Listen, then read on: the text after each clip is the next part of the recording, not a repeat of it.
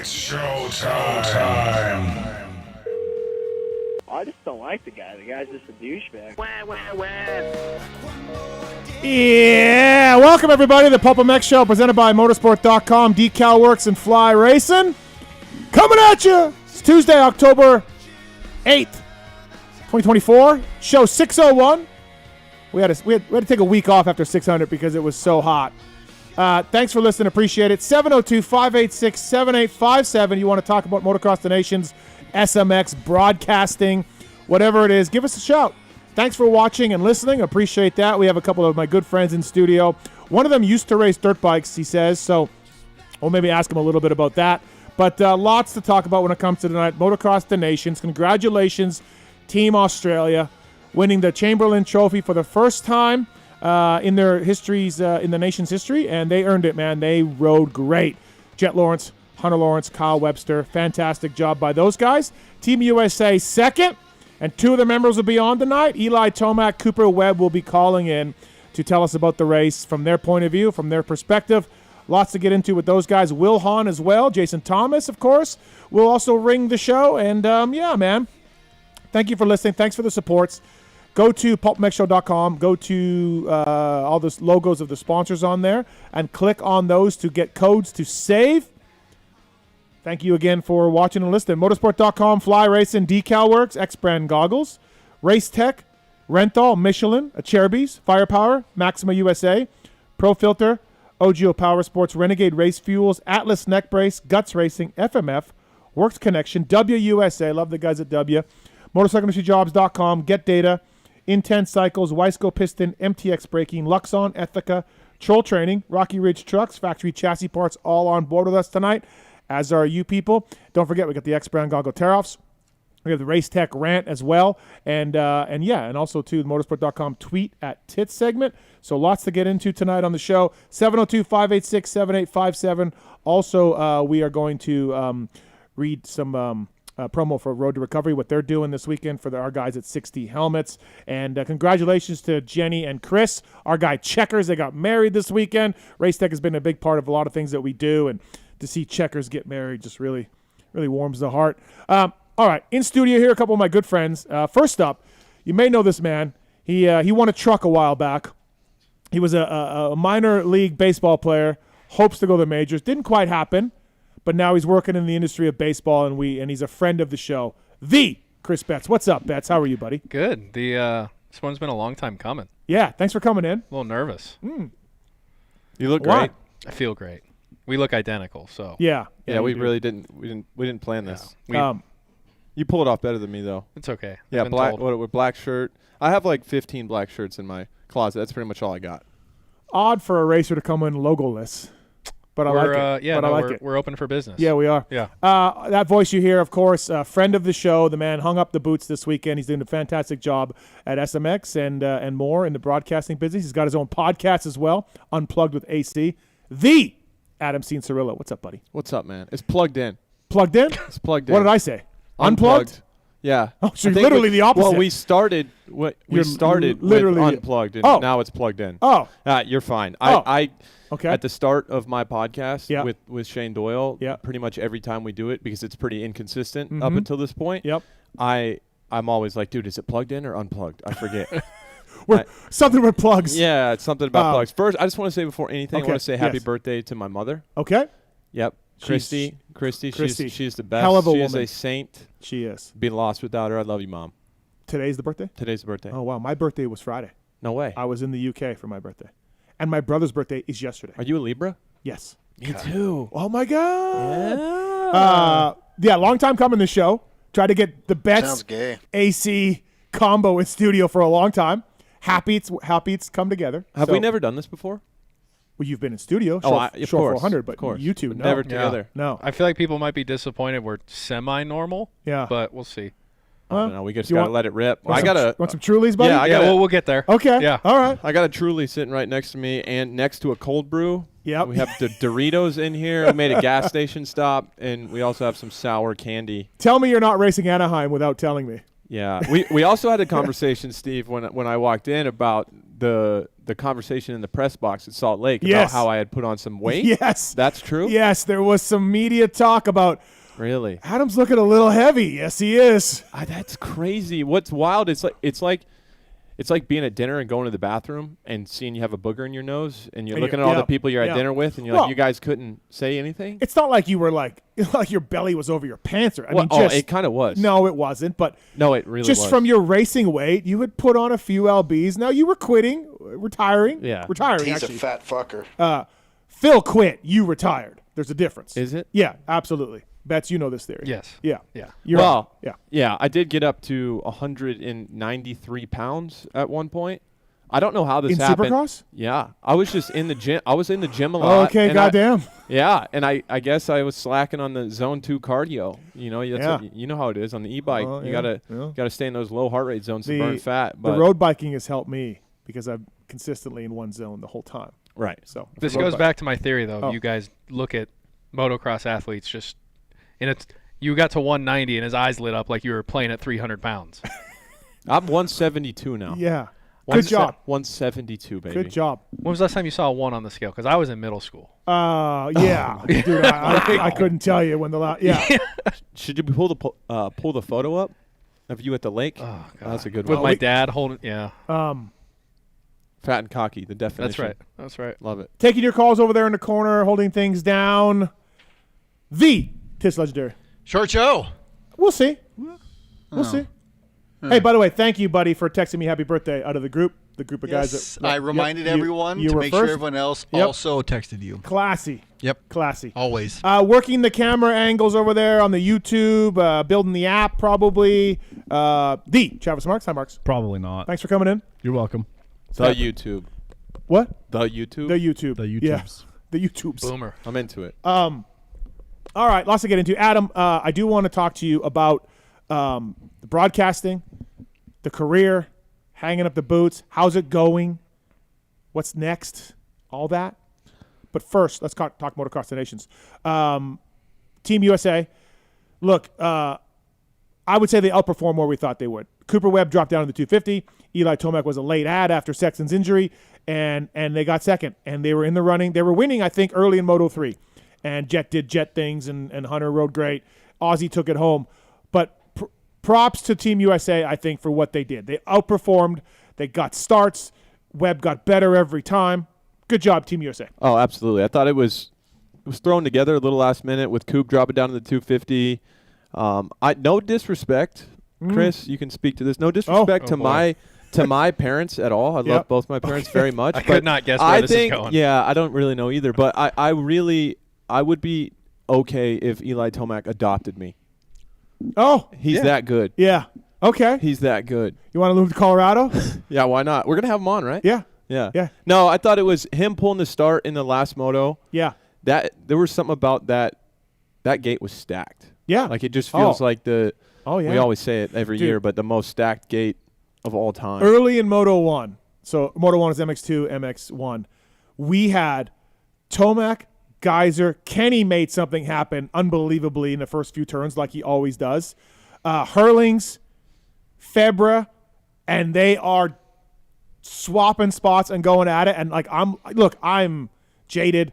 I'm old. Seen 8 million motocross races. Yes. Don't care that much about Yes. all of this stuff. And I'm sitting there and I'm just like, holy good. fuck, let's go. Like, let's go. You know, because these greats are there and they're dicing it out. And it's exciting. You know? I think it's the first time. It's kind of an interesting situation with. I feel like Australia was the favorite, right, coming in. Yeah, there they were. Yep. And for them to be the favorite and them having never won the event, it's kind of a unique situation. Yeah, absolutely. But you could see it coming from a mile away. I thought Kyle Webster, Yep. That's his name? To MX2 Unbelievable. guy. He was second to the Unbelievable. DF. He did his job. Of course, Jet and Hunter deserve a lot of the credit, but he can't be slept on either. That was he overperformed. How about Geyser's pass in Moto 3? Crazy. Listen, Jet is the best rider in the world. Yes. Okay. Geyser went 1-1, but I'm standing with my Jet Lawrence is the best rider in the world. But Geyser to get caught and passed, and then Jet doing his thing where you're like, okay, well, he's got this one now, and he's just going to mark Tim and go as fast as he needs to.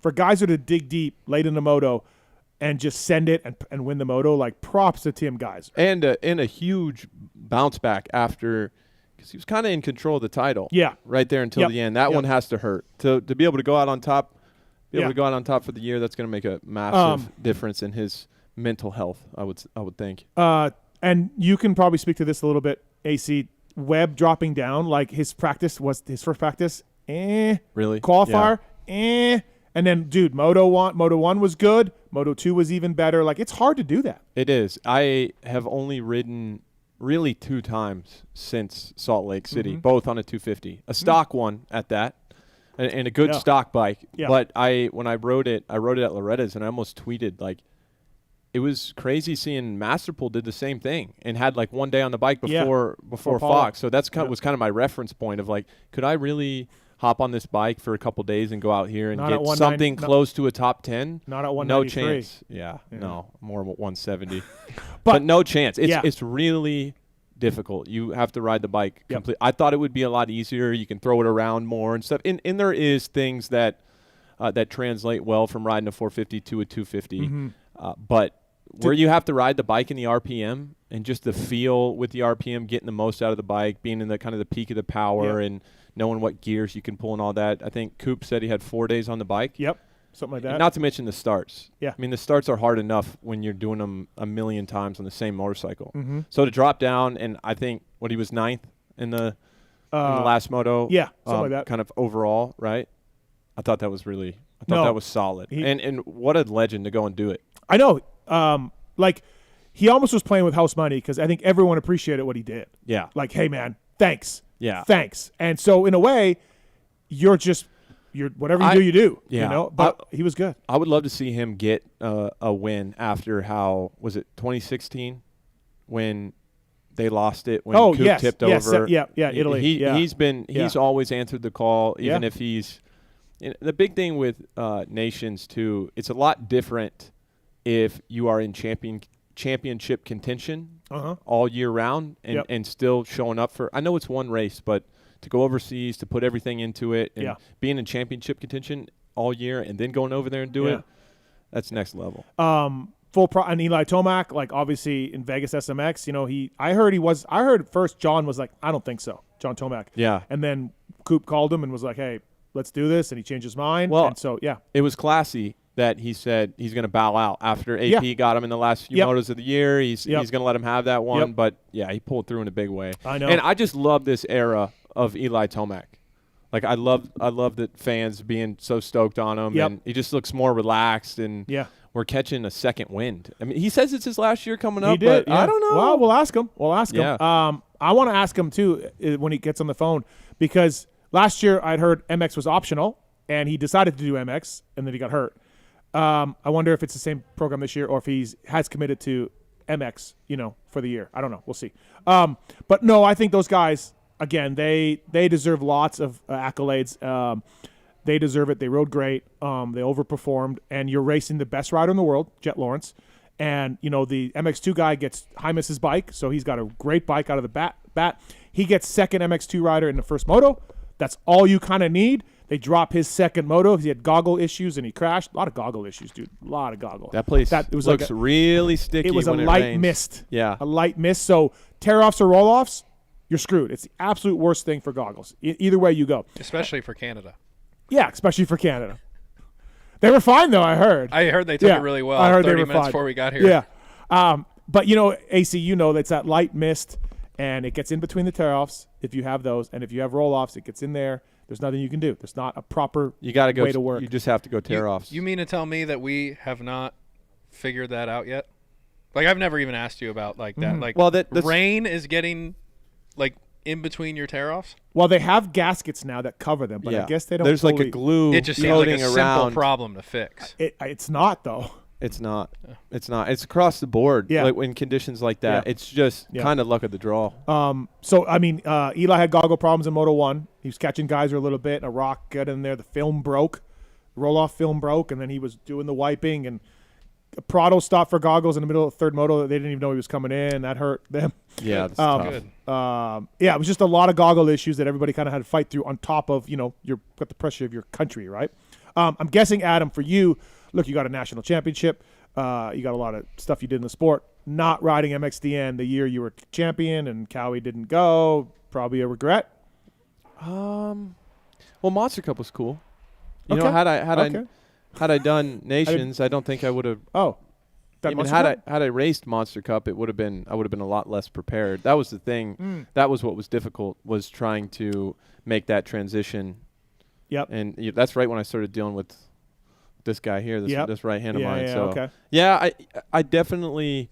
I wish I got to, especially watching it this weekend. Like the atmosphere is just. I think the race has gone through a bit of a lull the last, especially in the U.S. and just how fans view it. Yeah. The last, call it 5 years or so. But I think it's starting, just like everything in society, it sways one way and then starts to sway back. Comes in, and I think it's kind of making a resurgence in popularity and in what it means to go and do it. And that's kind of driven by the riders too. Yeah. Yeah. Right. Also, no hate comms, but European MXDNs are better. They just are. Red Bud, Thunder Valley, all good. Budds Creek, all good. Good races. Great to be there.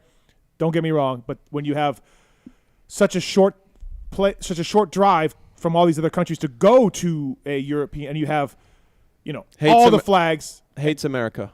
Can I just get ahead of this? Like, you will get some death threats because you said that. I understand that, but those people had never went to a European destination. You got guys dressed as leprechauns. Before the first moto, tight. You can go to a Notre Dame game and get that. Before the first moto, there's 5 guys dressed as leprechauns on the track running around. On the track. On the track. And no security there's no security. No one cares. Just vibes. Let the leprechauns go, everyone. Yeah. And then a guy dressed as Elvis comes out, and he's got an American flag, and he's doing the Elvis things on top of jumps. I'll keep this story short. Okay. But 2005, I went to Brussels, Belgium. There was some big amateur race over there. I raced on a Cobra 50. I remember it's like a core memory of mine. It's like one of those ones you can see clearly in your head. I was 8, maybe 7 or 8. Okay. And I was winning the race, and the last lap I came around, fans stormed the track. Yeah. They were 5 or 6 deep in some spots, and they made it like I was riding single track. Yeah. Like I'd never seen that level of passion before. So I would love to get over. I would love to get over to one, and I've never been to a nations in the Europe. parade lap. A dude crashed because he couldn't see the track because of the smoke bombs. No. There's just smoke bombs before every moto. And again, like, it's cool. Like, we got smoke bombs. Like, no problem. No security's freaking out. And the rider, a guy in a Honda. Is that just what he said? Or is No, it? I watched him. Oh. He was just like this, and he was all smoky. Then he just hit a rut and fell over. I mean, it could have happened without the smoke bombs, but he was literally in the middle of the smoke when it happened. I'm sure he couldn't see anything. He wanted the smoke. He got the smoke. He got the smoke. So motocross the nations in Europe is just they're great, man. Yeah. They're fantastic. And shout out to the fans that make it. It just yeah. Do we ever go to like South Korea or anywhere different? Or no, is it just we're Europe we're going to Ernay again. We just went to Ernay last year in 2023. That's and now we're Europe, going though, to right? We're going to Ernay in 2026. So do we ever go anywhere but Europe or the U.S.? We went to Brazil in '99. I think it was the last time. Was it muddy? No. Sweet. But yeah, no. To answer your question, we're going to France again. I think, honestly, there's only so many venues that can hold these fans too. It's massive, right? Where are we going next year? Jog my memory. I know this. Ironman. Yes. Dope. Yeah, it's gonna be great. Sign not as good as the Europe ones though, according to Steve. No, they're not. Hates they're not. America. Hey, here we go. Capitalism. Yeah, exactly. Here we go. Adam Cianciarulo, Chris Betts here in studio. I want to shout out the folks at Cianciarulo for bringing you Chris Betts. Cianciarulo, Betts. Yeah, I thought it was pronounced Axerbis my whole life until I started listening to the show. No, bro, on MX vs. ATV, you can Tits. This is a very famous part of the show. Which part? Acrobus. Oh yeah, that goes way back. Growing up, you can. Who knows? It's a Cianciarulo. Thank you. Yeah, You can select makes way more sense. Upgrades for your bike on MX vs. ATV growing up, and I always just was throwing the Axerbis plastics on it. Yeah. Well, Cianciarulo. Yeah. They're bringing you Chris Betts tonight. Great Happy to guys. be here. Also, Askerbis. That too. Also, Cianciarulo USA at social media. They got a cool bike builder thing on their website where you can punch in your bike and look at the colors and pick your different plastics. And thanks to the guys at Cianciarulo for bringing you Chris Betts. Also sponsor Monster Energy Kawasaki. Great handguards. Great handguards. The best. Yeah. Yeah. At Cianciarulo. Thanks to the guys at Cianciarulo. Firepower as well. Firepowerparts.com. Shane McElrath just signed a Firepower for World Supercross, and Dean Wilson did, and Joey Savacci did. So they're all going to show up for the World Supercross, guys. Firepower Honda. Firepower makes batteries, chains, a lot of hard parts as well. Firepowerparts.com. Please check them out at your local dealer or at firepowerparts.com. I just got a Firepower loading ramp. Love it. Really? Love it. I just Loads recently my bike, the greatest thing ever. I recently loaded a KLX 140 in and out of my truck. Made me feel like a real man. Yeah. You know, doing my own maintenance. I tightened the spokes. Oh, yeah, it was awesome. Seems a little unnecessary. When you do that, do you lift it or ramp it? Ramp it. Okay. All right. Ramp it. And I ride it up. Okay. All right. So looking at what Jet Lawrence did at SMX and looking at Jet Lawrence in Supercross and looking at Jet Lawrence basically almost going 1-1 this weekend. This third moto, he was on the outside gate, so he was like 10th off the start, 12th off the start, and just caught and passed Eli Tomac and Hurlings and Sewer and Geyser. Now, Geyser, again, we talked about it, full props to Geyser. He got him back, 2 turns to go. But any doubt in your mind, Adam, that Jet Lawrence is just the best rider in the world? No, absolutely not. There's been no doubt to me since about halfway through outdoors in 2023. Yeah. Just that guy. Yeah. And what's crazy about it, I always forget that he's what, 20? Is he 21 yet? I don't know. Yeah, 20. He's 20 or 21? Yeah. I feel like even the best racers of all time, they come in and they develop, they add skills. They come in and they have the things they're already great at. Yeah. And that gets them podiums, that gets them wins at certain venues where things are flowing for him, right? But what's incredible is how well he adapts in so many different conditions. And we could say the same thing to an extent about Deegan as well, but just how well-rounded he is so young. Like you said, a bad start, high-pressure situation, muddy, slick, ruddy. It's the way that he rides the motorcycle, it works everywhere. And he knows how to ride at that 90%, 85, 90% where things are happening slower in his mind, and that's why you see so very little mistakes. He's so smooth. He's not like, Eli's just on the and just like aggressive, or Hurlings, or even chases like that, and he is just like a ballet guy, but he has the technical skills, and then he has the speed. Sometimes the technical guys, Hanny, could technical the shit out of anything, but actual speed, not always there, right? Yeah. Jet's got all of that. Hanny was just somebody I just pulled out of my head, but I'm sure there's other guys like that. And honestly, Hayden is a lot like that. Hayden's a little more loose than Jet. Definitely. But the fact that Jet can put the lines and the skill and the technique with the raw speed is phenomenal. I'll ask you a question. I'll ask you both a question. What's his weakness? Jumping triples down hills after parade laps when they were knocked down. Maybe he doesn't eat his vegetables. I don't know. I haven't seen one yet. I don't know, man. I don't know, because like you said, bad start, good start. The only time mud, sand. The only time I saw him bleed this year was Anaheim 2 Triple Crown. He had a couple mistakes. He started overriding the bike a little bit. Bike was a little bit too soft. Sure. Yeah. Yeah. Went down the whoops. That's it. So if I was coaching somebody up on how to beat him, I guess I would tell him to just run into him a bunch and try to fluster him. But he's stone cold under pressure too. Yeah. Jet's 21. And another thing too that doesn't go said much, but the Honda is really good. It's like very torquey, low in the RPM. Yeah.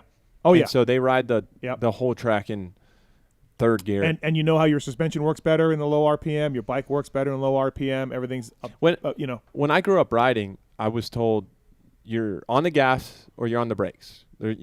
Coasting wasn't really Alan's School of Motocross. Maybe it was. Incredible. You turned out so good. Ronnie Tishner too. I did Ronnie Tishner Schools, 1987 125 East Coast champ. Ronnie Tishner, but got his helmet up there. Oh yeah, that's RT's helmet. That's tight. Wait, right there. Yeah, he's a bad dude. Number 11 on Suzuki. Yeah, right? That was 12. But anyways. Oh, anyway. Bad dude. Yeah, I mean, it used to be like Tomac. Yeah. Like how Tomac rides. Yeah. Really fast in, really short, hard braking, Yep. on the gas right away. It was Yep. like MC started getting on the gas in the middle of the turn, then RC came in, started getting on the gas in the beginning. Mm-hmm. Now there's so much pace going into the turn with lack of braking Yeah, it blows my mind. You're really like MotoGPing it. It blows my mind. You're sweeping, right? And that's what Jet does just phenomenally. I've said it before. I'll say it again. After 2022 outdoors with Eli and Chase, the sport has never been the same. It took a massive step up then and there. Okay. I think also it's frightening when Jet in Supercross or motocross does make a rare mistake and he's on somebody, he makes a rare mistake, and they gap him, and he goes, "Oh, I'm just gonna like really charge this next turn," and then he's right back to the dude. He just sucks up back to where he was. You're just like, that mistake should take you a lap to make that up. You know what I mean? Slowly. And he just like, no, I'm gonna make it up in one turn by maybe going 100%, and then now I'm back to 90. It's phenomenal. What's interesting about Jet too, and with anybody in any sport, he's been so good. He's been so good that it's almost we're already used to it. Yeah. Isn't it wild how the standard goes so high that we forget like how amazing, like what is happening in front of us? Well, you speak about those outdoors with Chase and Eli, and you're just like, no one can go faster than that. Nope. No one. These two are it. And then the next summer, a dude just takes off. Yeah. And wins every moto. Yeah, you're right. It's phenomenal. But Geyser won one. Props to him. Props to him. Tim Geyser. That guy is a bad dude. He is a bad dude. We were talking before the show, Adam, and you think that not having a country in contention, Slovenia, might have helped him a little bit? Like, just like, hey, I'm just going to send it on this last lap? I think so. Yeah, like a little bit of that. Like, hey, not taking away the win because Tim Geyser's a bad dude. Yeah. But a little bit of like, fuck it, like, right? It's part of me that thinks Jet simplifies it so much in his mind that he doesn't ride with a lot of the cautious, Australia's got the title on the line type of thing. Yep. But he probably does. I mean, it probably affected it a little bit. I would think he knew that they were going to win. Yeah. The pit boards weren't working great because of the wall. Yeah. But the track was hammered. Yeah. And Geyser, I think it worked out perfect. Yeah. Can't be too mad if you're Jet. Huge quad there. I want to talk to Eli about this quad. Oh yeah. I mean, that thing looked 120 feet. It's a tiny landing too. Yeah. Like that hurts. As somebody who takes a while to even jump a tabletop, what's a while? Could be all day sometimes. Really? When I see something like that, you're just like, what? Like, because like in the first moto, Eli's not doing it. Now he probably did it in practice. I didn't watch. But at some point, so Geyser's doing it, and maybe Kenny, and Eli's just like, okay, like here I go in the middle of the race, or lap 4 or 5, because it did make a difference. It was faster. Not always faster, but in this case, it was faster. And for Eli to just be like, all right, cool, man. Yeah. You're just like. You've seen a lot of that from him this year, I think. Like second moto, Dallas, SMX. Saw him make some mistakes. Track was beat. Yeah. And he's just like, nope, not today. Mm-hmm. But it goes the other way, too, where he'll just he'll pull something out, too. I think when you're racing for your country, if you're Eli, you're like, I'm doing this, right? Is he Captain America? Is that what we're. I mean. Yeah, him or Webb. I don't know. Could be either. Yeah, could be either. James is on one. James, welcome to the show. What's up, man? What's up, gentlemen? Good evening. So I had to call in, man. MXON, you are absolutely right, Steve. I hate to admit it, but I was stationed in the military in Germany back in the mid-'80s. And I went back in 93, or actually I think it was 94 with a buddy of mine, and we went to Schwanenstadt. Oh, yeah, and, that's 93. Yeah, that was 93. It was amazing. Emig, Kudrowski, and MC. Yep. And, Emig battling with Yves DeMaria. Guys were going freaking crazy. Stefan Everts that day was on another level. And then the week before that, we actually they had a race in Geildorf, and we checked that out. And actually, DeCoster and Mikola were racing that week. I don't know, if it was like a plus 30 or whatever the hell they were doing, but that in itself was just amazing. So I'm hoping to check it out next year stateside and kind of compare it. But you just can't beat Europe, man. It's just everything goes over there. So it's like you got guys in leprechauns running around the track, man. Smoke bombs. Oh yeah, it's insane, man. It's just insane. If you did that in America, there'd be lawsuits. Like, a leprechaun assaulted me, or the smoke bomb got in my eye, or whatever. Get me too'd. Yeah, me too from a leprechaun. Brutal. No, you're right, man. Steve would be the one to do it. Yeah. You're right, man. I agree. Thank you. Before you hang up on me, AC, my guy AC. Listen, what up? I know you're a California. What's up, brother? I know you're a California transplant. I think we're a little hurt. We're a little hurt by that here in little old Central Florida, man. You're living the life out there in Cali. But here's what I want to ask you, man. Why don't you reach out to Dean Diaz next time you're in Florida? We got to have you out to Orlando MX, man, and celebrate your career, man. We owe it to you. You owe it to us. What do you say? What do you think? Can we put something like that can we put something together? Celebrate? His agent will speak. Mr. Betts, can you put this together? Absolutely, yeah. There's a cost to enter, though. Well, while we're on this topic, good to talk to a local. This track, Orlando MX Park. Yeah. Dean Diaz, Big Dean. I want to give a shout out to Big Dean, who was a very central figure in Florida motocross racing when I was growing up. Was always great to me and my family. He passed away recently.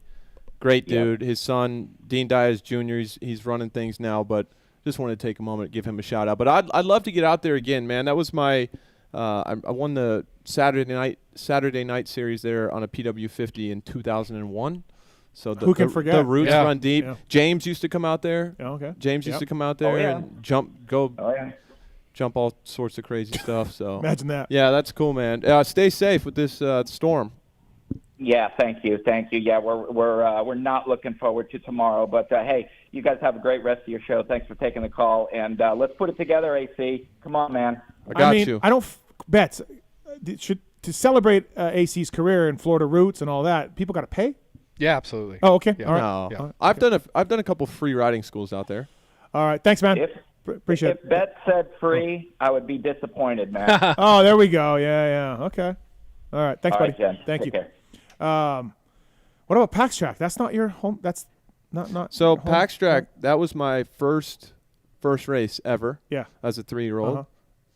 That was the closest track to my house. Okay. Orlando. That's what I thought. Yes. Bithlow was an hour. Okay. PAX was 30. Okay. But PAX has been there forever, right? It's an amazing racetrack. It is an amazing racetrack. Big bowl corners. They actually have concrete like in the faces of the jumps. I rode Roxon's bike there last year. No way. Yeah, they let me ride So it. great. You know how it is. Oh, yeah. Unbelievably fun track. Yeah. I was not allowed to ride there because it was too easy.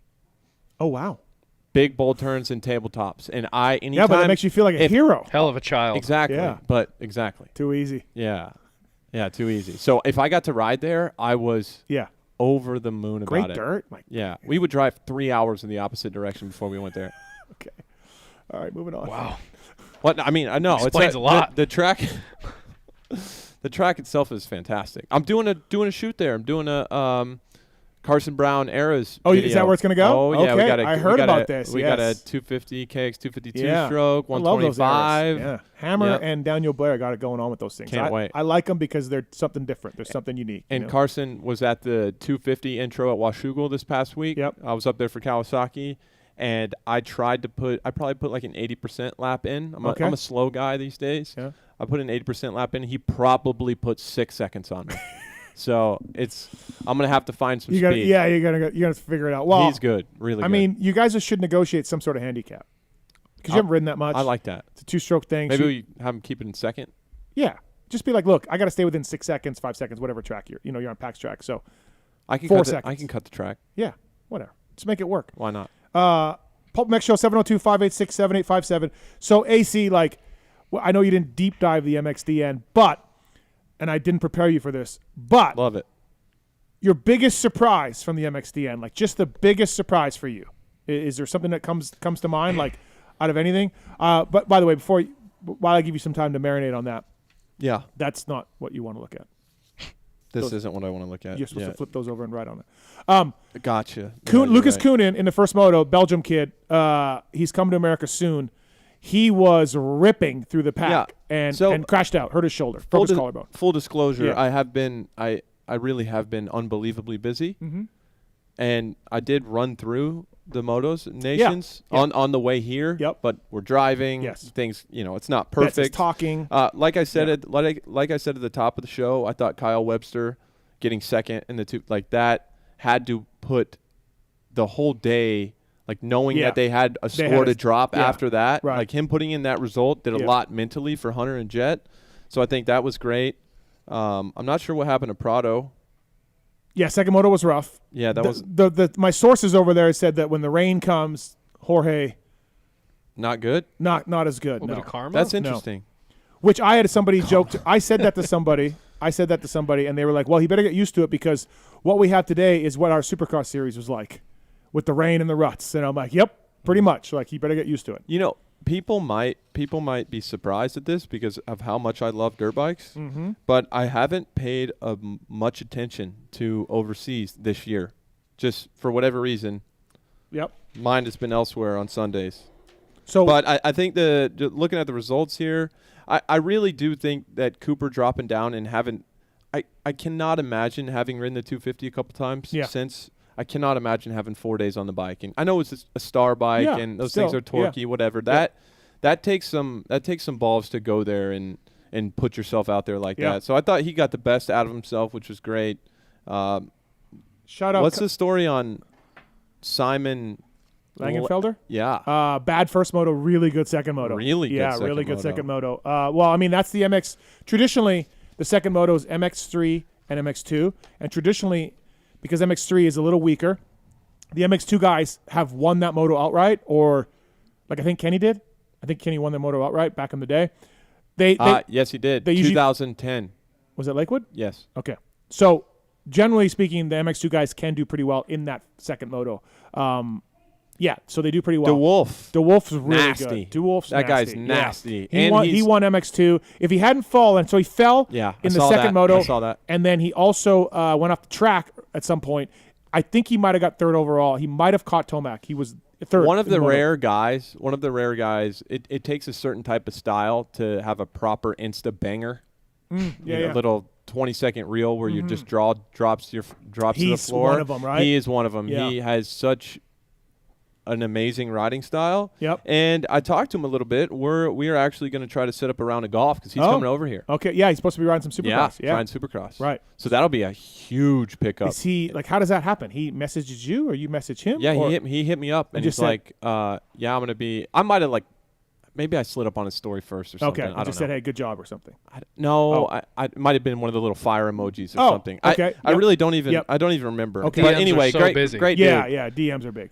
Oh, geez. Great dude. Yeah, he seems like a really nice guy. And he's supposed to come over here and ride some Supercross. Look, the Coonan brothers, Sasha and Lucas, and then DeWolf. A lot of talk about them. They're coming here. The brothers. Yes, they're coming here. Maybe not next year. Probably not next year, but 2026, they're here. And I think I think the guy in Corona, the green team, very much wants to sign DeWolf. And with Austria going through cutbacks / whatever they're going through, there may not be enough money or spots to keep Coonans and Vial and, so on and so forth. 26 teams out there. Right. There could be a moment where DeWolf's open. I heard you made more money last year than the KTM group. Stop it. That's the rumor. That's the rumor? I heard that too. Yeah. This is Adam's first time in this house, by the way, too. It's fucking It's massive. Incredible, man. It's incredible. You could house a whale in here and not go to PETA with it. It'd be fine. It would live a great life. You said we discussed the price of our homes. Yes, we did, of our homes. If you would have walked into my house prior to the renovation and then you walk into yours, you would be like, I'm glad I live in Vegas. You were talking pre-renovation on yours when you told me. Pre-renovation. It looks pretty good now. Yeah, We're no, I've seen the renovation. cabinets. Oh, we are? Still. Cabinets, man. I know. Like you always say, no one listens to this show. Yeah. How much you make before taxes? I don't know. I really don't know. What about after?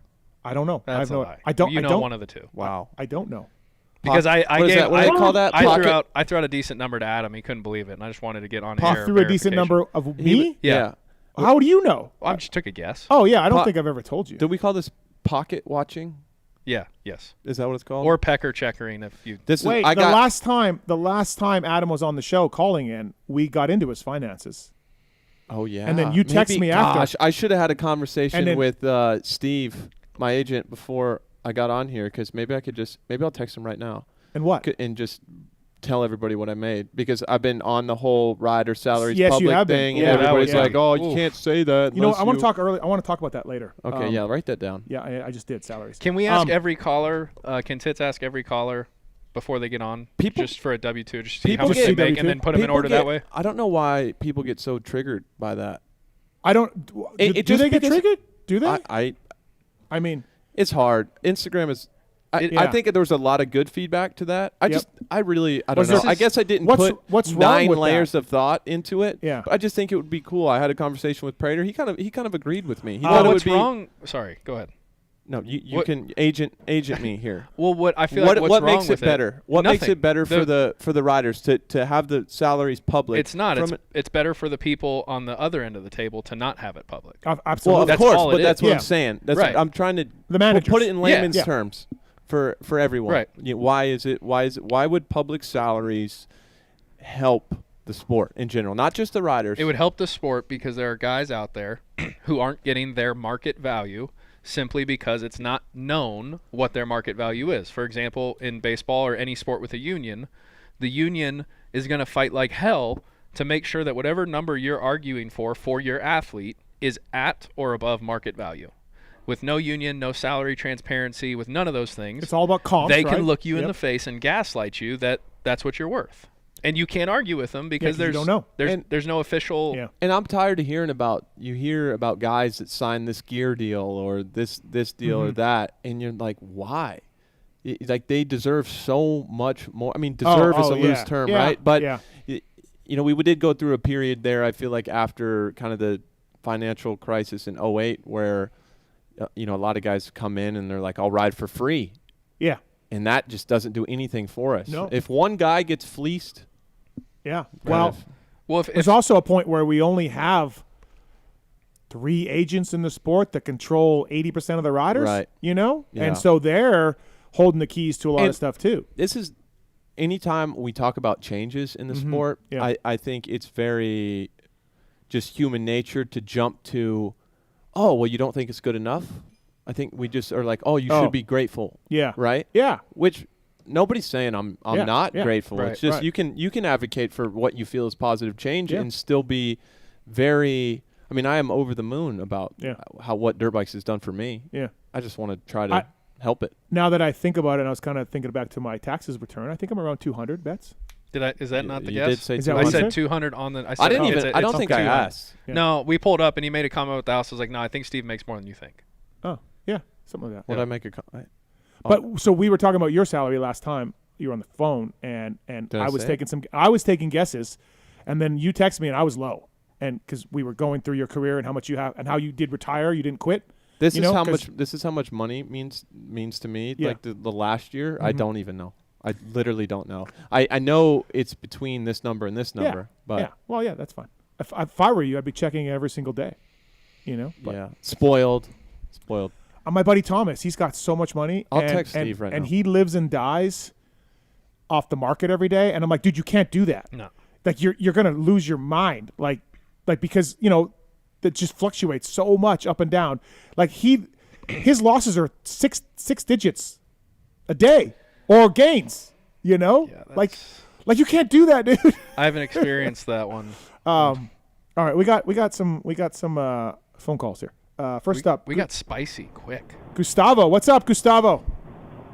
Hey, Steven, what's up? I want to ask you guys about, you were the Nations and you saw the Brazilian team, right? Yeah, Enzo Lopes, bro. He crushed it. Yeah, that was a Yeah. great he ride. rode great. Do you have some, deep information about Enzo? Because as a Brazilian, I'm curious about his... He's doing World Supercross for Rick Ware, which I didn't know until this weekend. So he's doing World Supercross. He is. I've talked to him a little bit Yep. throughout the last couple of years. Uh-huh. He was kind of trying to get some.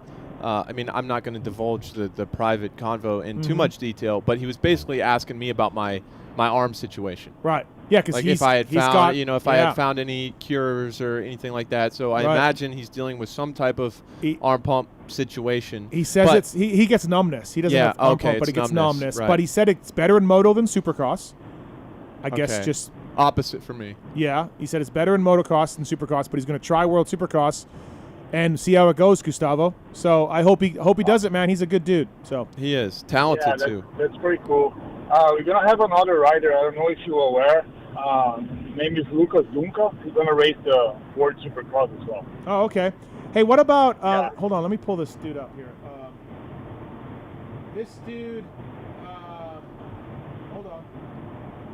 Oh, this Fabio guy from Brazil. He didn't have a good race, but he had a good qualifier. It was really good. Oh yeah. He's a short guy. He's really short. Yeah, he's our national champion 6 times there. Like 3 MX1. That guy. 3 MX2. Dude, he pulled a hell of a start in the qualifying race, and then, like, I know his motos didn't go good, but he looked really good until, it's a good job. Yeah, that was our best result overall. Yeah. Destinations ever, and we went straight to the finals, so that was cool too. Yeah, that's awesome. No, it was really good. Yeah. Good job for you guys in Brazil. Crushing it. Yeah, proud Brazilian here. Vamos! Vamos! Yeah. Oh, so that Lucas I mentioned, he battled he battled who? Arena Cross in Brazil. Oh, okay. I love the passion. I love the passion that the Brazilian fans show and how much support you guys put behind your riders. It really adds a fun element to the sport. So props to all you guys.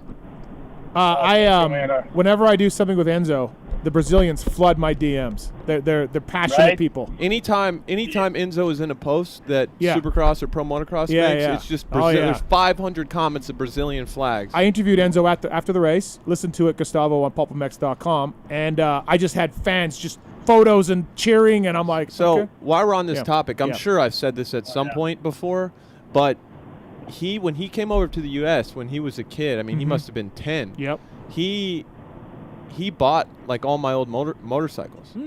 And his sister was probably 13, 14 at the time, and she was the only one that spoke English. Oh yeah. So she negotiated the deal to buy my bikes, and they left the 92 graphics on my bikes for like 2 years. Oh yeah. Yeah, he just ran 92. Nice. Yeah, and he's always been such a kind kid to me. So I hope it works out for him. Alexia, I wish Phil and Alexia would have stayed together. Yeah, could have been stay together for the kids. Could have been a real power couple. But instead, her getting worked over by Alan in the negotiations is why she's a sports management professor now. Single life. Thanks, Gustavo. Thank you, man. Yeah, thank you, man. Appreciate it. Thank you. Logan, what's up, man? Logan.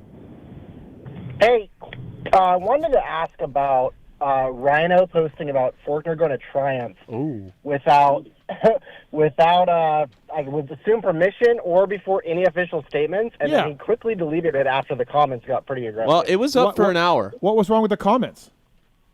Everyone was blown away that he posted it. Rhino's out there, man. He's cooked. Well, so what do you expect? I think Triumph can't be happy, right? No, for sure not. It's especially Triumph. They're super secretive and kind of honestly too much. They're too much. You and RC beefing again? No, but Triumph. Sure? I think there's something. No. Their way. Triumph is weird. Okay, they're just weird. I got a good therapist. So, anyways, not that good. So I guarantee you, Triumph lost their shit when they saw that. But I mean, whatever. We've been talking about it on the show for a while. Like, hey, looks like Faulkner's going to Triumph. Question though, as a manufacturer, as a team, you say lose your shit about what does that mean? Internally, are they? I think it's calling Faulkner. But also, you've been saying it. Everyone's been saying it forever. Like that post, when you say freaking out or losing their shit, who can they air out and why? Well, they call the rider and the agent and just yell them, give them read them the riot act. Yeah. The teams don't like talking to the agent. Okay, but they're the ones that are negotiating for contracts while the rider's under contract somewhere else. Listen, and what I don't get is Rhino is Faulkner's guy, so why would he do anymore? That? No, but before, he still likes before he and went stuff, right? Whatever. But why would you do that? I'm not sure. I'm not sure why that is. Rhino's always been extremely kind to me, and Faulkner, I'm rooting for him. I was bummed to see that post because him and PC have had a very long and loyal relationship. Mitch still wanted him this year. Mitch is, we all know. We haven't got a departure post yet. Yeah. That's what what I'm saying. Yeah, that's what I'm saying. It deserves its moment, right? Like both. I know it didn't work out the way everybody would have wanted it to, but I think he won a lot of races. He did win a lot of races, and I think sometimes, they did a lot of really cool things together. So I'm imagining Austin wasn't like, go ahead and post that, of course right? Not. No way. No, so and it's Rhino being Rhino. We'll let them work it out. But Logan, I saw that. But I mean, again, we've been talking about it on the show for a couple months, like he's going to Triumph for a month or whatever. So yeah, I was pretty surprised. I went even back to see if someone else posted about it first, but I was like, it was surprising. All right, thanks, man. Guys. Have a good night. Thank you, appreciate it. Thank you. Brian's on too. What's up, Brian? Hey, you guys were talking salaries earlier. So I work for a big tech company, and I just was wanting to know, like, AC, do you guys get like options for stocks in a company when you guys get paid, or like your contracts? Outside sponsors sometimes, like especially the big guys, like there's Jet, Hunter, like these outside sponsors. I believe there's some equity involved, but a lot of the time, I'm not sure. Maybe RC and James back in the day did some stuff. There's a real famous story of James turning down the Monster stock that was going to be worth $150 million or something. Yeah, there's a real famous story that Monster said to James, just take this in stock and money, and they were like, "Nope, we're sticking with Red Bull." And apparently that stock would have been through the roof, right? Because this was early on in Monster's deal. So that was probably a bad financial move by Stu. Gotcha. Yeah. Okay, I was just curious. And then why isn't there like longer term deals in the sport? Like I've been following the sport like 30 years now. Like just curious why there isn't like 4 or 5 year contracts. Because they're all cars that break down at 20,000 miles. Ken Roxon, when he signed with Honda, I believe that was a 5-year deal. And it was, I think it was 5. Okay. Yeah. Yeah. I think it's just you have a short shelf life in dirt bikes. A lot of things can happen really quickly. The chassis are completely changing every few years. That's another thing I was thinking. Yeah. So I just think. Yeah, I mean Bradshaw had a 5-year deal, I think, at one point, but it's pretty rare to get anything over 3 is not seen or heard. Yeah, 2 with an option is like big time. Yeah. Big time. Like, oh man, they really believe in you. Yeah, big time. Who holds the option? The team or you? It depends on how good the guy is. I think it's results. Well, like somebody like like Tomac right now, that's his option. Well, so like in baseball, there's team options and player options. Basically, if the team picks up the option, it means the player's worth more than what they agreed to. I think on ours it's results back. So if you get a top 5 or whatever, automatic renewal. Can the rider opt out of the renewal? I don't think so. So it's not an option. Not that I know of. Yeah, it's just auto renew at top 5 or something. With this salary, with this when we base get back to salaries, yes. I do have a text back from Steve Asifin with exactly what I can say and not get sued. Okay, so, fantastic. We'll stick around. Stick around, everybody. Yeah. We're gonna talk about this with about 15 minutes to go in the show, so we'll keep the show going. Yeah, click farm. Yeah. Thanks, buddy. Thanks for the call. Appreciate it. Thank you. All right, thanks, man. All right, everybody. Race Tech Rant of the Night. Eli Tomac's coming up here right away, but Race Tech Rant of the Night. Again, thank you to the folks at Race Tech and Pulp24. If you tell them you listen to Pulp, they'll give you a deal. Suspension seminars are going on, too. I don't know if they're sold out yet. As of like a few weeks ago, they were not. So if you want to learn how to do suspension, a lot of guys like Kaipo at Factory Kawasaki and others have started with Race Tech suspension seminars in Corona, California. And there's Race Tech authorized service centers all across America as well. Racetech.com, motor, suspension work, all of it. Betts, what's your rant? You can go first. Boom. Fans of sports. Oh. Wow. Straight to the people's throats. Yep. I love it. And this, I'm glad he's here. I'm glad you're here. Yeah. So I was at game 1 of the Dodgers Padres series, and Dylan Cease. Shout out Kellen. Dylan Cease, who I believe he ended up leading the National League in strikeouts, is on the mound, and it's ended with 220 plus strikeouts in the regular season, and fans everywhere, not just sitting by me, but like all Dodger fans are cursing their players for swinging at this or doing that. And then same in dirt bikes, where when one of these guys cross ruts and flails 100 feet away, they're just like, what an idiot, I can't believe he did. And the lack of appreciation, even while you're watching your team and you're rooting for them, for how fucking hard this stuff is unbelievable to me. Like, these guys are the best in the world in both these sports I'm talking about. Yeah, but fan is short for fanatic. That's so, fine. That's fine. Right. But just the simple math and with how much access they have to all these athletes and all the information and videos and breakdowns of all these sports. Mm-hmm. In baseball, these pitchers are moving like they've never moved before. And in dirt bikes, these guys are jumping things faster, higher, farther than ever before, and like more technical and less transition and all this stuff. What little has to go wrong for them to cross rut and go cartwheeling down a rhythm section is like frighteningly fractional. Right. And they just sit there and they act like they are not doing everything in their fucking power to accomplish the task at hand at a very high level. And it blows my mind, and it might just be because I experienced it below the highest level, but just how jaded fans are to how hard the sport that they are fans of is. I've got a couple. I can go. Are you done? Rip it. Yeah. That was awesome. That was awesome. I'm good. I don't really agree with it, but whatever. You're fucking out to lunch. I mean, we can get into it later. We'll get into it. I've got a couple. Yes. First, broadcasting hate. Yes. People that hate on the broadcast. It's amazing. Remember when Ralph and Jeff were doing it? They hated them too. Hated them. Bar to bar is a tough watch, though. That's art. No, there's some their clips are brutal. Look, everybody that's been in those positions has deserved it. I've enjoyed it all. Okay, I'm not saying who's better than who or what. Nostalgia plays tricks on your head. Yep. But when guys are keying in on a certain person, right? Mm-hmm. For one, you have to realize that this is very subjective.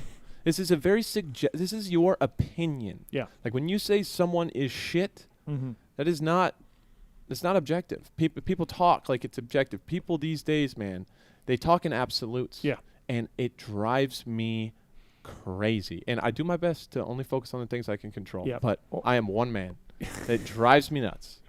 When you're turning on the TV, like before I walked into this studio, if you told me if you said, point out everything in here that's green, okay, I would walk in here and I'd say, okay, that helmet, my jersey, that helmet, this, that, this. Okay. And I wouldn't have noticed any red or blue or white or gray or black or anything. Yeah. So when you turn the TV on and you think, oh, this commentator really sucks, right? Yeah. You're looking for it. Coming in, yeah. You are looking for something to attack. Mm-hmm.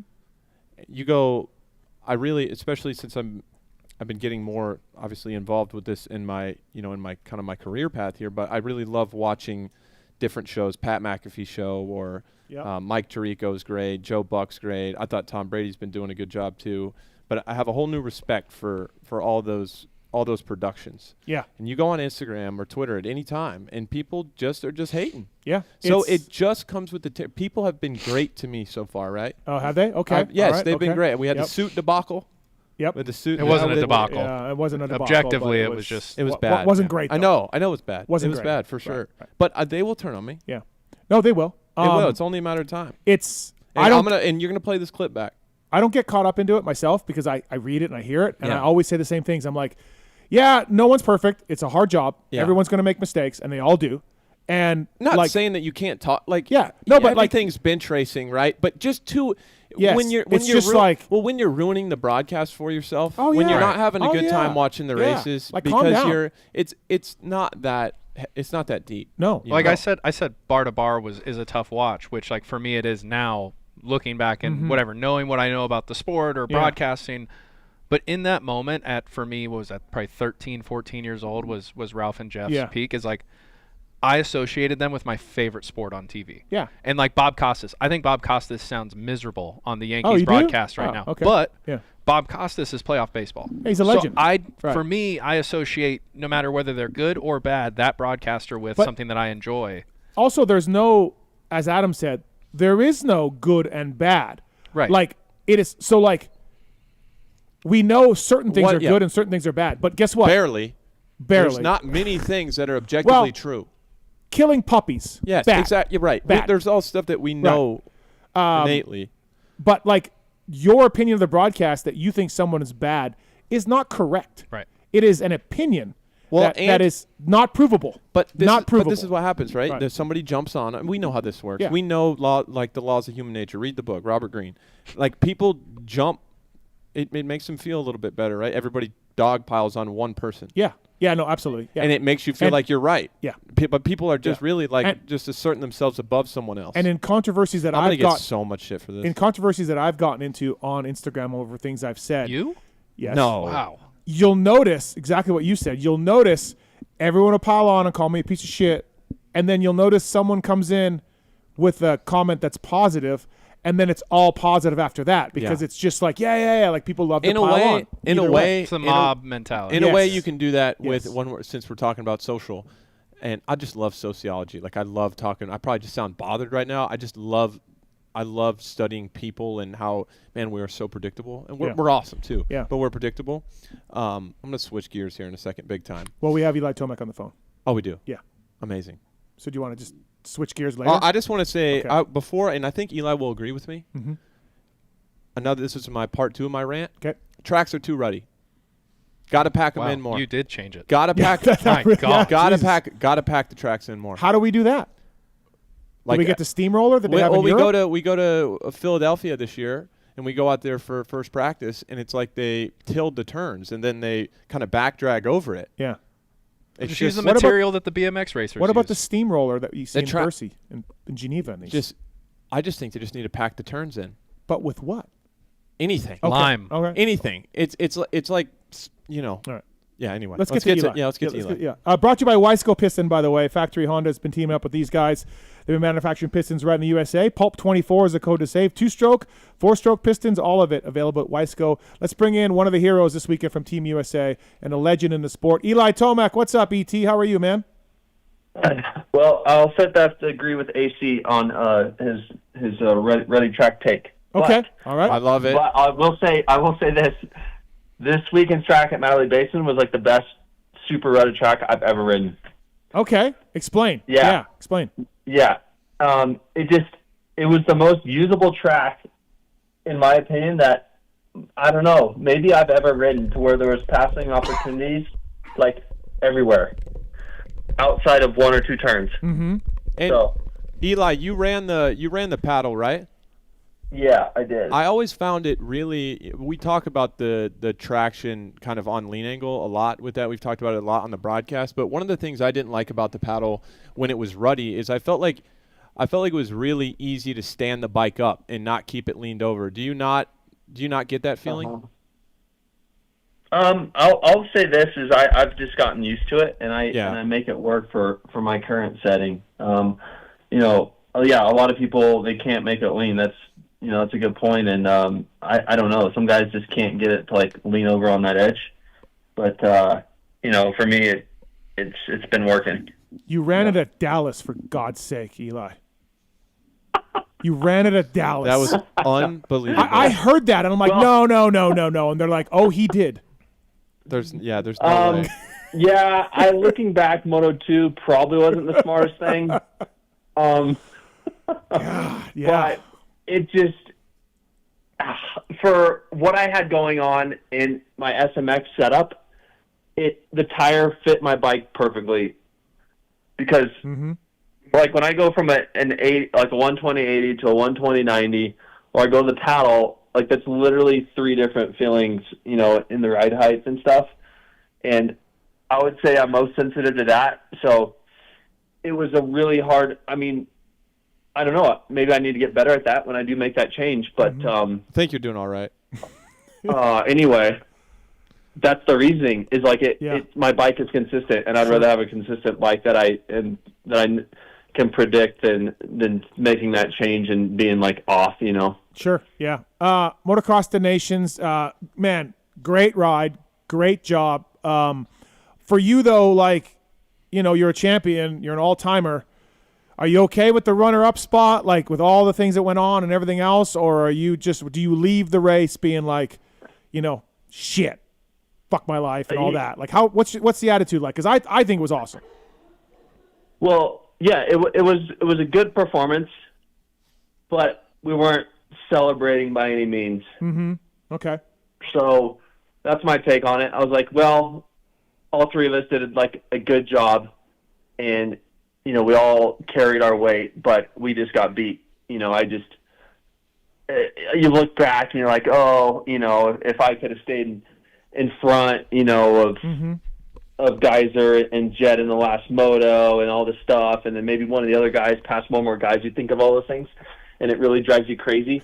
But yeah, I mean, I felt like we were super consistent and we put up a good result, but by no means was I celebrating and be like, I was only expecting top 5 and we got second. Like, this is super, super awesome. Okay. All right.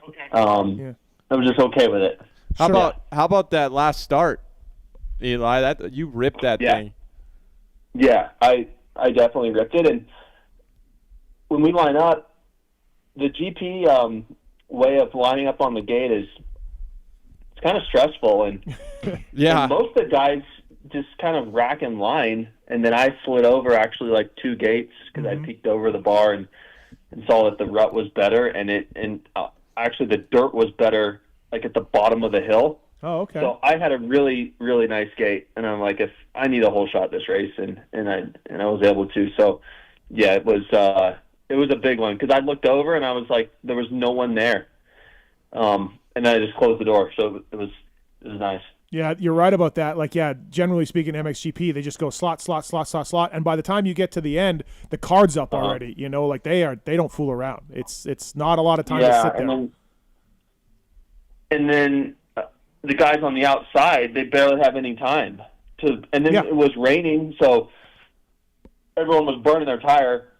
And guys were still spinning out even after burning their tire. Yeah. Did you change the height of the start hook, or did you leave it? No, I didn't. But it's an easier grate to spin on than what we have in the AMA because there was people spinning on our dry start practice.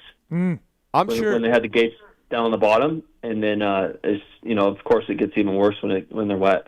I'm sure you've talked about this plenty of times, but what do you think about the grates in general? Do you feel that a great starter is still a great starter and the grate's not going to hold them back, or do you feel like, I don't know, I felt like it made it a bit to where you're coming into the turns and you're kind of locking bars with dudes, everybody's a bit more even, and I thought that it makes the first turn a bit more sketchy. What's your take on the grates? If you have any. To be straight up, I personally am a better starter on them, so. Right, yeah, that'll affect. I prefer them. I don't like it when it's a super short start, and say if it's a short start in a 90 or something, yeah, that's when it becomes a problem. Like the Fort Worth race, that thing was way too short, and you were just smashing each other going into that turn. So, I mean, guys are more stacked up. Like if it's a short start, I would definitely agree with you that it's very even. Eli, how was that quad? What was that thing, do you think, 100 and something feet? I think it was like 140 feet. My dad stepped it off. Oh, wow. Bigger than I thought. He said it was 147, so maybe plus or minus 5 feet. It was. So how was it? He stepped it off, and we were just like, wow, that's a big jump. And it was wide open. Get your tires on the ground on that little double before it. Yep. Stay low and get your tires on the ground early because a couple times I overshot it and then landed kind of in the ruts and I had to back out of it. So, yeah, you had to scrub, stay low, and then do wide open. And the landing was short. It wasn't like a big landing. It was a small landing. Yeah. But, I mean, you gained a little bit of time just because of ramp speed. But it was a fun jump. It was a super fun jump. And really, a lot of the jumps there were really fun. The finish line section, then into that next floating tabletop, and then go back around like a couple straightaways after the start. We had that right-hand floater one. Yeah. If it wasn't for the ruts in the landings, it would be crazy, crazy fun. But a lot of those, you landed and you were landing into the ruts, and it was a little bit stressful.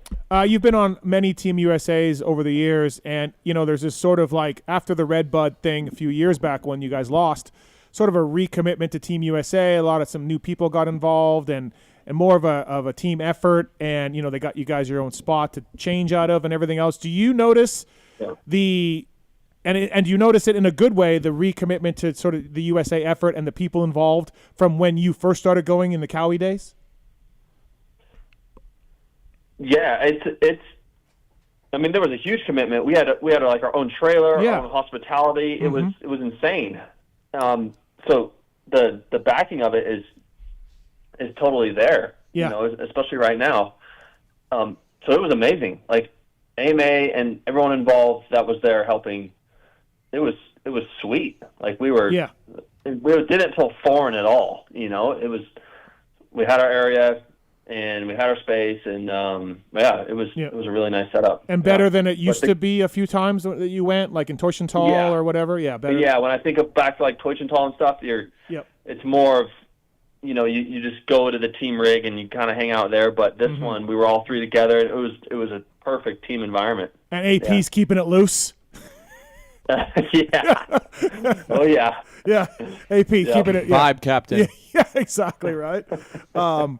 No, it was a really cool race for sure. And like I said, I thought you guys rode great. So when Sexton gets hurt, I heard John was like, I don't know. And then Webb called you, and maybe you slept on it for a night or two before you decided. How close was it? Yeah, how close was it? I slept on it for a night. Yep. So whatever, came home from Vegas, and then I think it was 2 nights. I don't know. It was 1 or 2 nights, and then I was like, we have to go, you know.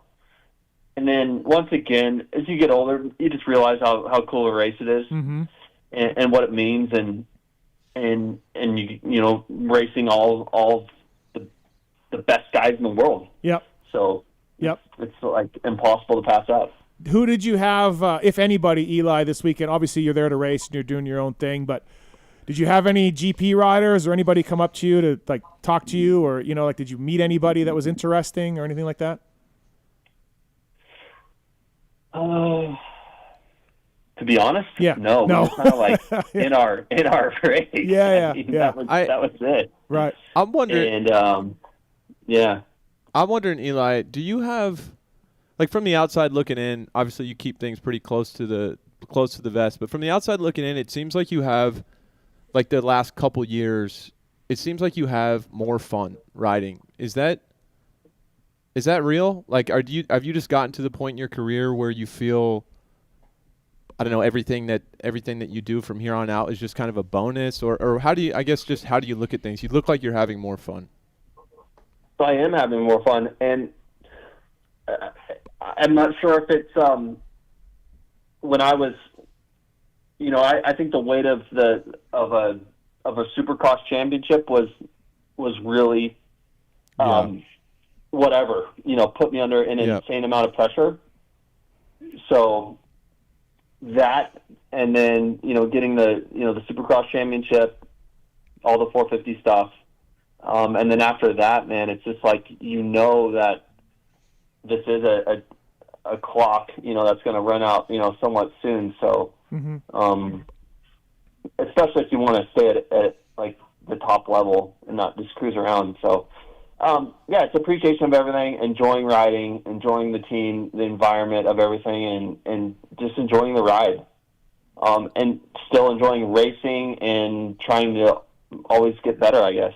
Yeah. I saw a photo of you from the Disnations. You had a bloody nose. It looked like a rock got you. And then I understood, too, because you did catch Tim a little bit in the first moto, and then, you know, he kind of pulled away again. And I guess, like, from what I heard, you had goggle problems like so many other guys, and then you got a rock to the nose, and you were like, okay, fine. Like, go ahead, Tim. Was that basically how it went? Yeah.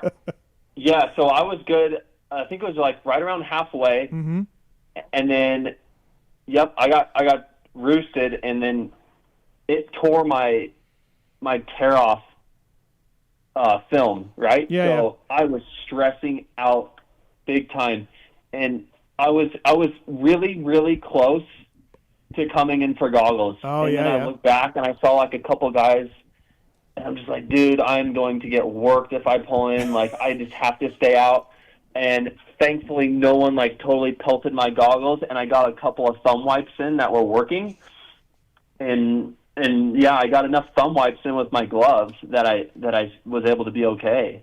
And I was also terrified of taking my goggles off, knowing how bad that roost was, especially coming back like on the start straight and stuff. So it was. I was basically gonna keep my goggles on until I like totally couldn't see, Dude, you know. It's never worth going blind, right? Yeah, it was scary.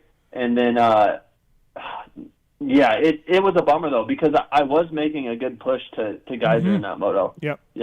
Eli, I tweeted, I don't know, it's maybe a year ago at this point, but I tweeted something about kind of just a funny tweet about how you seem to not mind roost at all. Like I just, there's been so many races I've watched over the course of your career, even as an amateur, where you will just sit, like I'm out there trying to make a point to get out of somebody's roost, changing lines and whatever, and it just doesn't seem like it affects you much.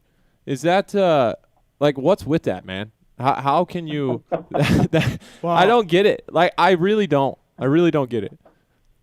Well, like this last weekend, I was ducking and trying to get out of the way, but Just built different. Dude, I don't have an answer for you. It's like I don't have an option, right? Yeah. You just have to deal with it.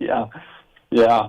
That's one thing. That's one thing I think in racing that it's another thing in dirt bikes where you're just expected to be that tough, right? But you kind of feel soft talking about roost. Like, you really do. But sometimes I'd come off the track at like Unadilla or Washougal, and I'm like, how is nobody talking about this? Like, I'm bleeding, bro. I'm bleeding. My neck's swollen. Yeah. Like what? No. Yeah. And it's just you can't even talk about it. You know, if you talk about it, you're like, I can't imagine up the hill at Washougal.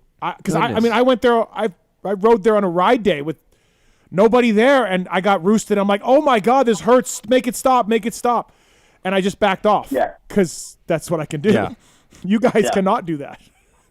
I feel soft talking about it even, but you get it, Eli. I mean, you know it still hurts you, right? I mean, you do feel pain. Yeah. Yeah. I mean, I guess the only good thing is like when we race, like you got all the adrenaline running, but I mean, it still sucks, but what do you do? Totally. Yeah, I mean, what do you do? Speaking of that, Eli, I got that new plasma under chest protector. Are you wearing that for Alpine Stars? Yeah, and I wore it this last weekend too. What do you think of it? You like it? It's good? Yeah, it's really nice. Yeah, it's like it just fits your back really well. It fits everything good. Yeah. And, yeah, it's good. All right, okay. What is he supposed to say? Well, I don't know. Yeah. I guess what's he supposed to say? They pay him a lot of money, I guess. You're right. But I was running the I can tell you this. I was running like the normal A1 up until this race, and then they told me I had to run that plasma one. That was one of the first times I actually ran it during the race versus the older A1. Oh, because it was probably CE approved. I think they have that rule. Exactly. Yeah, they have that. They make that wear that CE protection. Yep. Right. Okay. Yep. All right. Are they actually gonna are they checking? I don't know. I think so. Yeah. Yep. Oh, wow. They checked in practice. They never checked in a race, but why would you risk it? But hey, let me peek down your shirt real quick. It's Euro, dude. They don't fool around there. Speaking of speeding on the gate too, right down from you in the third moto, I think 2 over from you was Ferrado, and he went completely sideways off the gate. And he's a GP guy. Yeah, saw that. And he just I'm like, what are you doing, dude? But that's how slippery it was, right? Yeah. So. I don't know. Maybe he didn't burn his tire. I think the knobby tires don't hook up as well either on that grate. Yeah. So I think that was another advantage when it was wet. I think my scoop was hooking. We have a question for you on line 1. It's a mountain bike question from Jason, but we're happy to take it here. Jason, welcome to the show. What's your question for Eli Tomac? Hey, guys. Thanks for taking my call. Eli, massive fan. Right away, not a question, but just want to reminisce on 2022 Spring Creek. Oh, man, you and Chase, Moto 2, you were coming up, hunting Chase down. You guys both went up Mount Martin side by side, came off the top of Mount Martin, and you came off absolutely sideways. You were perpendicular to the track. And what do? You straighten her out, wide open down Mount Martin. I think you passed them later in that lap. But, dude, that is something that will be ingrained in my memory forever. It was so sick. You remember that day and how gnarly you guys were? I remember that moment off the top because that was some serious butt pucker. That was a little more sideways than I wanted to be. Here I was thinking there's no way Eli remembers some moment from Millville 2 years ago about getting sideways, but he does. That one I do. I totally do because, I mean, that hill is so big and I can't even imagine crashing right there. It would just be a disaster. Dude, yeah, it was absolutely psycho. And then to hear the Yami barking after it, it's like, dude, Absolutely insane. Legendary moment. Thanks for the call, man. Thank you. Appreciate it. Adam, actually, we can talk to you about this because we've had so many riders on this show talk about there's only one guy that sounds like Eli Tomac when he's behind you. Oh, yeah. There's only one rider out there. Scary. Everyone knows when Tomac is behind you. Oh, Eli, you put the fear of God in me at High Point. He does it for everyone. High Point. Well, this time was different. Okay. I sometimes see this when I try to fall asleep at night in my That's dreams. some real estate. But it was High Point 2021. I think it was the second moto. I was out front for like 10 minutes. You came up, and I knew I was ripping. I put together like 5 really good laps, and at the time, I thought, if there's anybody still right on me, it's got to be Eli. Like, nobody else can do this right now. Yeah. And wow, you were so loud. Like, you were just on it. Like, it was one of the, I think you had like a kind of an iffy first couple rounds, and it was one of those days you were just feeling it. And I remember you passing me and going through the mechanics area at High Point. You kind of go down that long straightaway, you can hit the single or go around it, go across the start straight, and then there's a left-hand turn, and there's almost like a wood berm. Yeah. And I thought I was ripping, and I saw Eli go through that, and he literally railed the wood. And I was like, I guess I just don't have it like that. Yeah. From guys I talk to, they're like, dude, clutch is in, throttle is wide open, and then the way the Yamaha sucks air. Yeah. They're like, there's only one man who's behind me right now. God help me. It's Eli Tomac. Really, I mean, it's the clutch, right? Yeah. And yeah, I'm wide open, but I'm just a clutcher. Like, I don't know. Yeah, you regulate the power. School, but I regulate my power with the clutch. Yeah, and so does Alex Ray, but we're like, dude, you can't do it like Eli, That's so stop super it. disrespectful for you to say that. A-Ray tries to ride like Eli Tomac. We're like, dude, stop it. You can't. Well, you can't. When I was teammates with Eli that first year, I remember watching him do a 20 at K1 like right off the rip, and 3-4 laps in, bike smoking, going through because he Baggett did that kind of too. He kind of regulated it, with the clutch like that. But Eli, you've always been good at keep, especially in the whoops, like keeping the rear planted by dragging the clutch a little bit. So I get it. Exactly. A little bit of slip. Eli, we saw you recommitted for next year, for final year. You said with the team Monster Energy Star Yamaha. Is it a motocross option like kind of this year was, or are you in for motocross? Do you know, or it's like Supercross and we'll see? It's a full year. Full year. Yep. Okay. Yeah. Signed up full year. All right. Awesome. What did you think of your SMX series? I mean, obviously, like it was pretty damn good to me. That first moto at Dallas was amazing. The one moto kind of put you out of a winner take all thing in Vegas, but I still think it was pretty good. Were you happy with it? Yeah, I was, because I felt like I was a little bit off in moto. Going back to those last couple rounds of moto, and then I was able to make some good forward momentum there and get like in the game. I thought, like I felt Chase was just spanking me in the moto stuff, and then I was able to win a moto and SMX and be like totally at the front of the race. So yeah, I was happy with how that comeback was, and my first go at SMX. Yeah. So they were nice. Segueing off that, Eli, do you find that I'll take Dallas second moto SMX as an example? Maybe missed it a little bit with the setup with the tire, and the track was for sure the sketchiest thing we saw in SMX. I was very happy to be retired that day. But do you find it easier now to, like, when you just don't have it, when it's not going well, do you find it easier now to kind of just back it down and take what you can get? Or is that something that's always, like, you've always been smart enough to kind of see through the emotion of the moment? Yeah. I mean, just I don't know exactly when, but I just like you just mature, right, over time, and it's much easier to manage and make decisions, not like in the moment. So, I would say over my career, I've been pretty within my limits, right? Yeah. So, I could say the same. Yeah, Adam, you were real. Yeah, you really kept it on two wheels a lot. Smart guy. All right, we got another call for you, Eli, from Brandon here on 1. What's up, Brandon? What's your question for Eli Tomac? Hey, thank you very much for having me on, Steve. Yeah. Hey, my question, Eli, is would you ever consider doing a year of MXGP like Villapoto did? At this point, for me, it's too late. But I will say, like I said it right when I first came on, that was one of the best moto tracks I've ever ridden for like pure flow and technical and just like a good racetrack in my opinion, Matterley Basin. So I obviously haven't seen all the other tracks, but I know some of them aren't so sweet.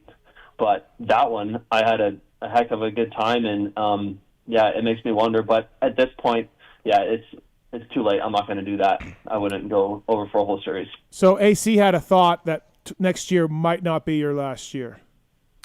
Like if it goes really well. You just seem like you're having fun. Yeah. Well, I'm having a lot of fun, and it's gonna be my last year. So okay, all right. Yeah, join me. It's gonna be my last year. Thank you, Eli. I love the Tomac era. Appreciate it. Thanks, Brandon. Yeah, appreciate it. Thanks. Thank you. Next question for Eli is from Jay. What's up, Jay? What's your question for Eli? Hey, what's up, guys? Eli, question on kind of your attitude and your demeanor and what leads to beast mode. Is that something that was instilled in you by your dad as you were growing up, or where did that come from and develop? Well, when I'm coming up through the pack, it's just straight up. It's everything's working, and like you're just comfortable on the motorcycle. You know, you're not getting tight. You're picking the lines that you or going where you want to go. The bike is reacting the way you want it to react, and at that point, it's just like a certain flow state, and that allows me to charge. Yep. All right, there you go. Thanks, Jay. All right. Thank you. Hey, Chris Betts looked a little bored over in the corner. Betts, why was Helen Keller's face burned? Oh, we're gonna get into. Oh yeah, we got to get into that one. We'll get into that later. Yeah. Thanks, Jay. Okay. Thanks, appreciate it. That's still Betts is still on that. Scott, what's up? What's your comment to Eli Tomac? Glad I got on. I'm getting a live show appearance, so this is fun on a Monday. I usually don't get this, but Tomac, I gotta say, man, I turned it on at 6:00 Sunday morning, saw that track, and I said, he's got to be super excited. And then I hear one of the guys, Paul Malin, said something about how he talked to your dad, and your dad said he was excited that the track was sticky. And I'm excited to hear what your excitement about the track. The day was beautiful. To hear you guys be a little bit bummed about second place, as a fan and as a huge fan of this event, please don't be bummed about it. Go have a beer for yourself. You guys are very well deserving of that second place, and take that as a win. That was amazing. I loved every bit of that event. That was so cool to watch as an American, just a moto fan all the way around. But cool. Thanks, Scott. Yeah. The off-season stuff, on the off-season silly stuff, do you get to go play now? Do you get to eat food that you haven't eaten in a long time? Yeah, you taking some weeks off, Eli, or what's the plan? I'm taking like 3 days off, and I'm riding Supercross on Friday, and I'm going Supercross testing next week. There we go. Light schedule. Stupid sport. That's what people I don't like, and I've said this on the show. Like, yeah, people don't understand the schedule that you guys hold. Like, it's nuts, man. And especially for someone like Eli that's been so durable for so long, it is. I mean, I did it once, and it was hard. Yeah. Favorite car? Well, Eli's like this. Like right now, like I signed myself up for this, right? So I got to go work on my Supercross stuff for WSX, get ready there, and then go do those. But I'm totally motivated for all this fall racing stuff. Like, it's going to keep me in shape. I'm going to be able to get gate drops, get racing in, and me taking off the summer. Like I still feel super fresh. Yeah. And I'm ready to go. I liked in the press conference when Chase and Jet were going a little bit off on the schedule and the long schedule, and Eli's like, I don't know, man, I was off, and this is a lot of money, so I'm good. Exactly. I'm like, stop complaining. Like, this is a super sweet person. We've never had this before. Like, I don't think Chase was pumped on that comment. I think Chase wanted some backing on that, and he didn't get it. Yeah, like here's the problem though is the sustainability. Like that's the problem is it's going to be hard for guys to make it past 30 years old. Like unless they just I don't know how to manage it. But dude, if you're burning motos just year after year, like oh God, I could just go on about this, but yeah, it is too much at the end of the day. But between 29 and 31, it doesn't make that much of a difference. Sure. Eli, do you think that the Achilles injury, do you think that'll end up extending your career because you had the time off? Yeah, it totally did. Yeah. It did. Yep. Yeah, because you had a run there for a while where it was pretty much every weekend. Exactly. Yeah. Exactly. But, I mean, that being said, I was in 23, I would have not raced. Well, I don't know if I committed or not. Maybe I'm wrong about that. I don't know if I was signed up for motocross then, but when right before I tore my Achilles, I would have to go back. Yeah, and, I think you were on the At fence. that time, I was signing Supercross only deals. You know. Yeah, well, you did that. So, I remember you did a post with Monster saying that you'll be there for Pro Motocross like the week before Denver. Yep, I think so. So you did. I think you were in. Yeah, it's a lot, man. I mean, even in my day at Yamaha, we would ride Supercross Wednesday after Steel City. We'd build our test bikes before Steel City, and then Wednesday we'd be at the Supercross track on Wednesday after Steel City, and I'd always be like, "Hey, man, can we get a week off? No, no, can't, no, okay." So, it's been that way for you guys forever, man. Eli, I think sometimes, and I just want your opinion on this, and you can also not have an opinion. Feel free to do that, but sometimes I think that like racing gets a little bit oversaturated. Like if we had a little bit more time between events, like when we're just knocking them out, when we do 13 straight from, February to Easter, I feel like the race almost isn't enough of a big deal in the public's eyes just because it's happening so often. Do you have any type of opinion on that, or is there anything that you would have an opinion on, like changing, that you think would be helpful for the riders? I mean, it would be interesting to go look to say, hey, if you did clip like 3 or 4 races off, and what is the points gap at that point in the series? That would be really interesting.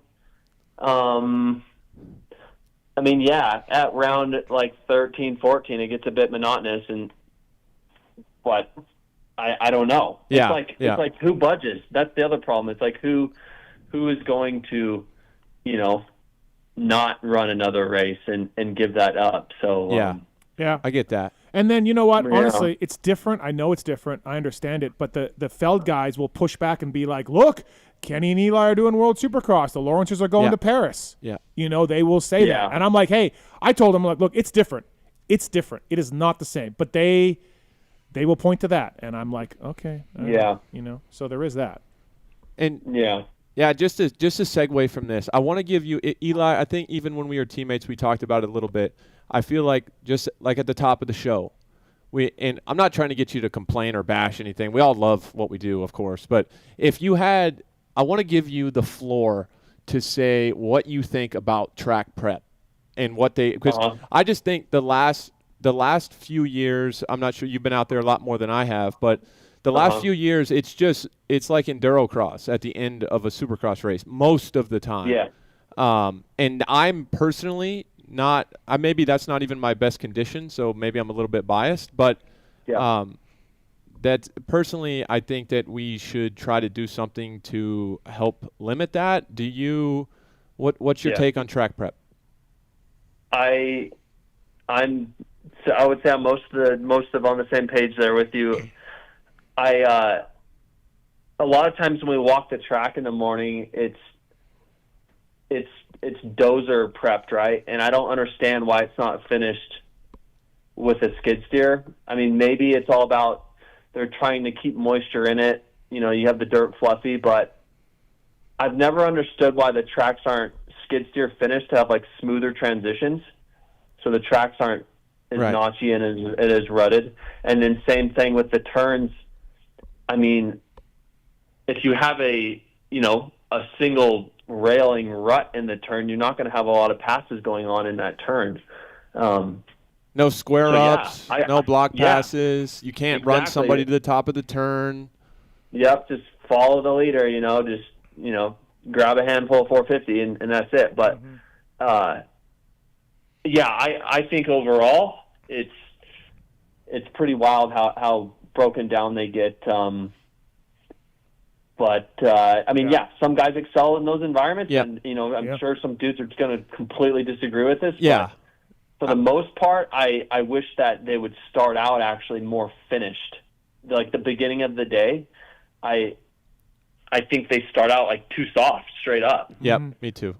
I just think they roll. They kind of they almost till the turns up, and they drag it's very loose dirt when you go out there for the first practice, and it ends up because we're all trying to get a heater in. We're going to the dry line. Is this a lime thing? It could be, went away from it? It could be, but even when I turned pro in 2014, okay. Man, the tracks were. If you even look back to 2010, like the tracks were completely different. People were going everywhere. Yeah. If you go, like 2010 or 2006 somewhere in there, and look at the tracks. Like there's no blue groove anymore, ever. No. Ever. Yeah, it just doesn't like that. That element is gone. It's weird in my opinion. Yeah. Yeah. Well said, Eli. Thank you for the time tonight. Appreciate it. Good job in England, man. Way to step up. Thanks for your time, Eli. All right, thanks, guys. All right, thank you. That's Eli Tomac, brought to you by Wisco Piston. From one Team USA member to another, this gentleman really, really dug deep and came through with the second place. It's Cooper Webb. What's up, buddy? How are you? What's up, Steve? How is it? We're good, man. Thanks for the time. I appreciate it. Hopefully everything's safe with the storm coming. I don't know if it's touching where you are up there, but yeah. Yeah, I think we're okay. Yeah. It seems like for the time being, but you never know with these things. We just had Eli Tomac on, obviously, as you heard. I guess let's just roll before we talk MXDN. Let's roll into that topic that Adam was bringing up: track prep, track dirt, and all that kind of stuff. I think a lot of it's related to the line, but maybe not. Coop, what's your thoughts on track prep for Supercross? I don't know, man. It's it's a thing that we could sit here and talk for the next hour about. I think like they were kind of saying I would agree with like the finishing side of things. Mm-hmm. Sometimes like when we walk the track, first thing in the morning, it's like the berms aren't quite finished. It's chunky. It's not packed in. But yeah, that's kind of always been a strange one for me. But then I think my opinion on things is like the layouts and the prep and all that. Like things are just getting like easier, if that makes sense. Like it's the same obstacles every weekend. It's a triple. It's 3-5-3.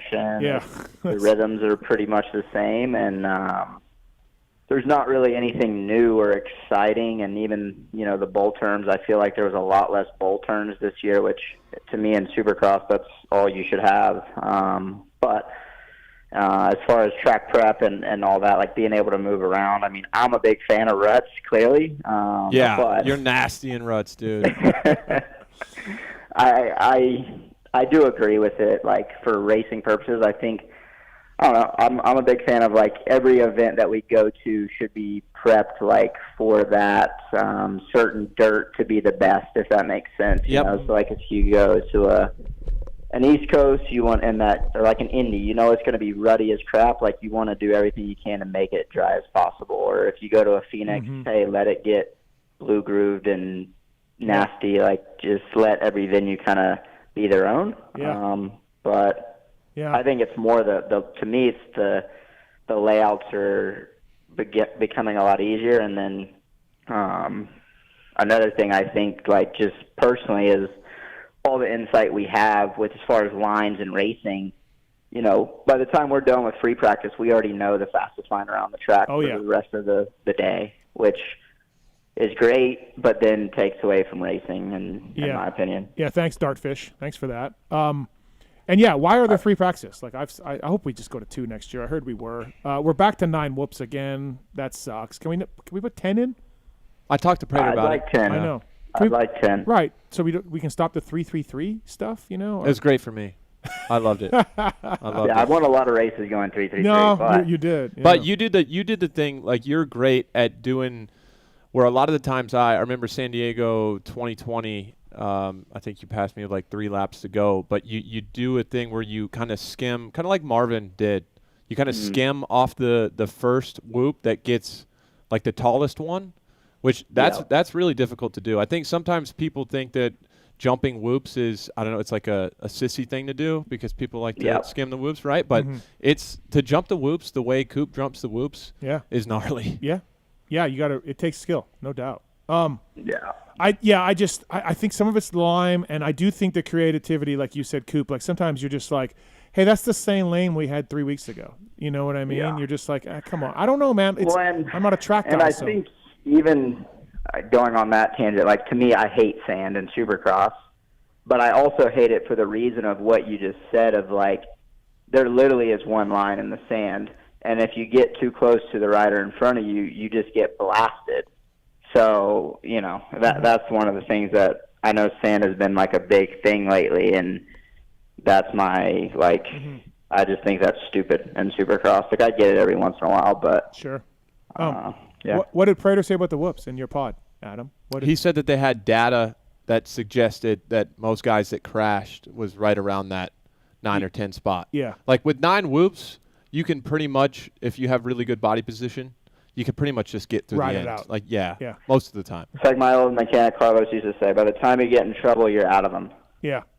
Yeah, maybe. Supercross is tough. Let's get to this guy's miraculous 250. Yes. Performance. Good, Coop. You got better every time you rode the bike. If there was another moto, I think you would have done even better.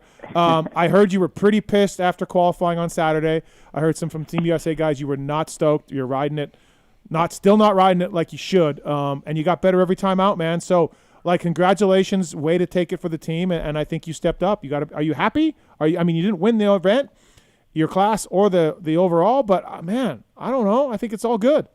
Yeah, no, it was good. Yeah, I mean, Saturday was, it was not great. I was definitely tight and just riding like a vagine, but at the same time, that was one of the gnarliest tracks I've ever ridden, and that's what I also was trying to explain to the boys when they were kind of harping on me. Like, they're like, "Oh, you look scared." I'm like, I am. Yeah, I am, bro. I'm scared. Hey, you take the bike. Go do a lap.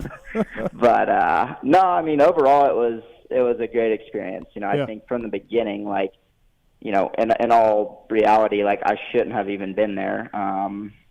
So with how it went, and the last minute, and coming down to Vegas, and Eli making a decision to go, and just how it all transpired. If you would have told us we would have got P2 on the day, I personally would have been like over the moon. Yep.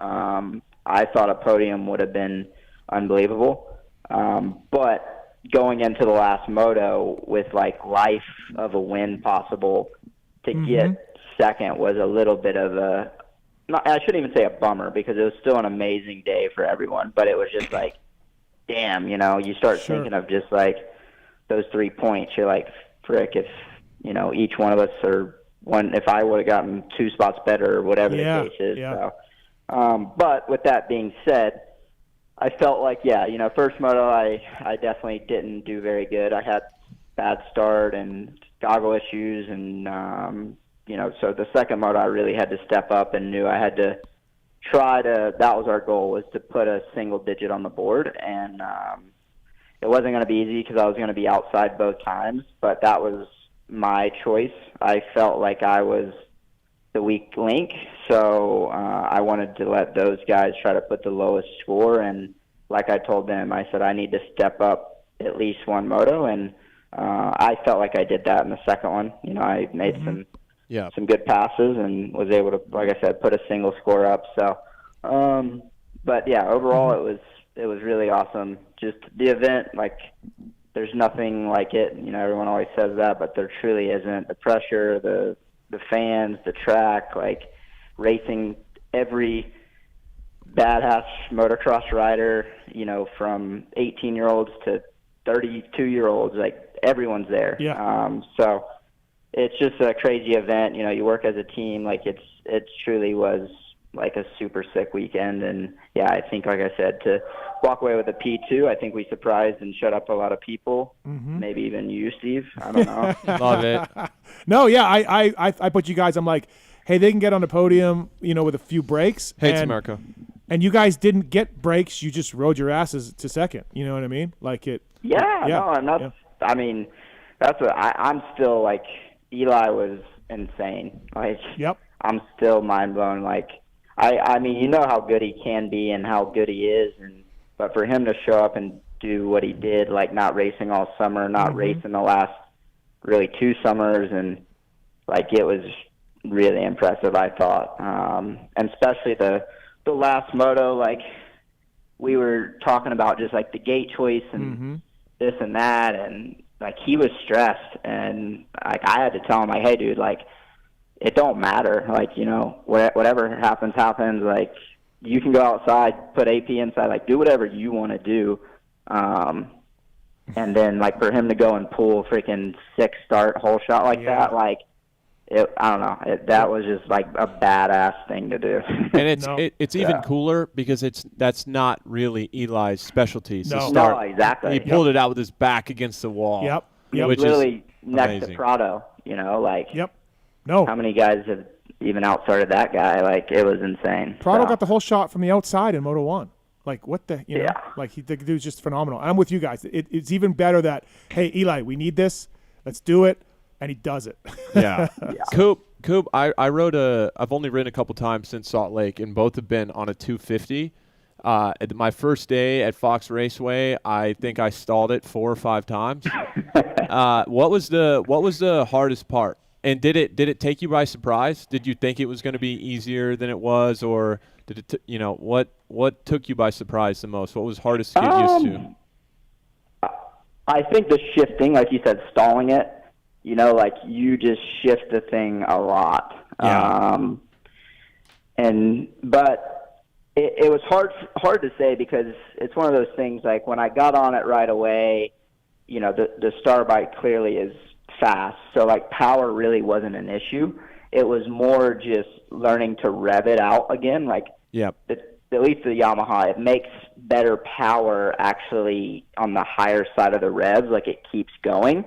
To where I was trying to like short shift it and ride it like a 450, and it sounded good, but it wasn't really working, like you should. So I think that was the biggest thing, was getting the gears and like the rev limiter, and then just remembering that you, like, as soon as you let off the gas, you're coming to a stop, if that makes sense. Like the momentum that you have to carry is twice as much than a 450, just the engine braking, how the inertia on the 450 will keep going forward. Like the 250 just stops, if that makes sense. So having to, brake later than normal, get on the gas way earlier than normal, stay on the gas, kind of ride the clutch a little bit. Like you really just have to ride the crap out of it. And I felt really good heading into England. Like we rode 4 times, and I had, like, I'd say by the end of day 2, I felt really good. That's crazy. But it's like same thing as I always say. It's at the farm where it's thick dirt. I know the track. Like everything feels perfect. And then we showed up to England, and I couldn't even like ride the thing how I was at all, because it was just so technical, so gnarly, so like just absolutely brutal that you had to ride it totally different. So I think that was the toughest thing, was actually getting to England and getting back on it in those conditions, and like, oh shit, this is gnarly. Everyone I think was struggling with the conditions on Saturday, and me still kind of learning the bike and learning how to ride it and trying to go fast. And then, you at least for me, I've never raced any of those guys. So the style's a lot different. As I see it every weekend, but like the 250 class, like there's no regret for anything. So no, everybody's like, Hampshire. First lap was just like, it was intense, So it was just a lot of different style of racing, and like I said, when you kind of get lackadaisical, it really catches up to you. So I think that was the hardest thing. And then Sunday, I guess I didn't realize how you were pretty underpowered.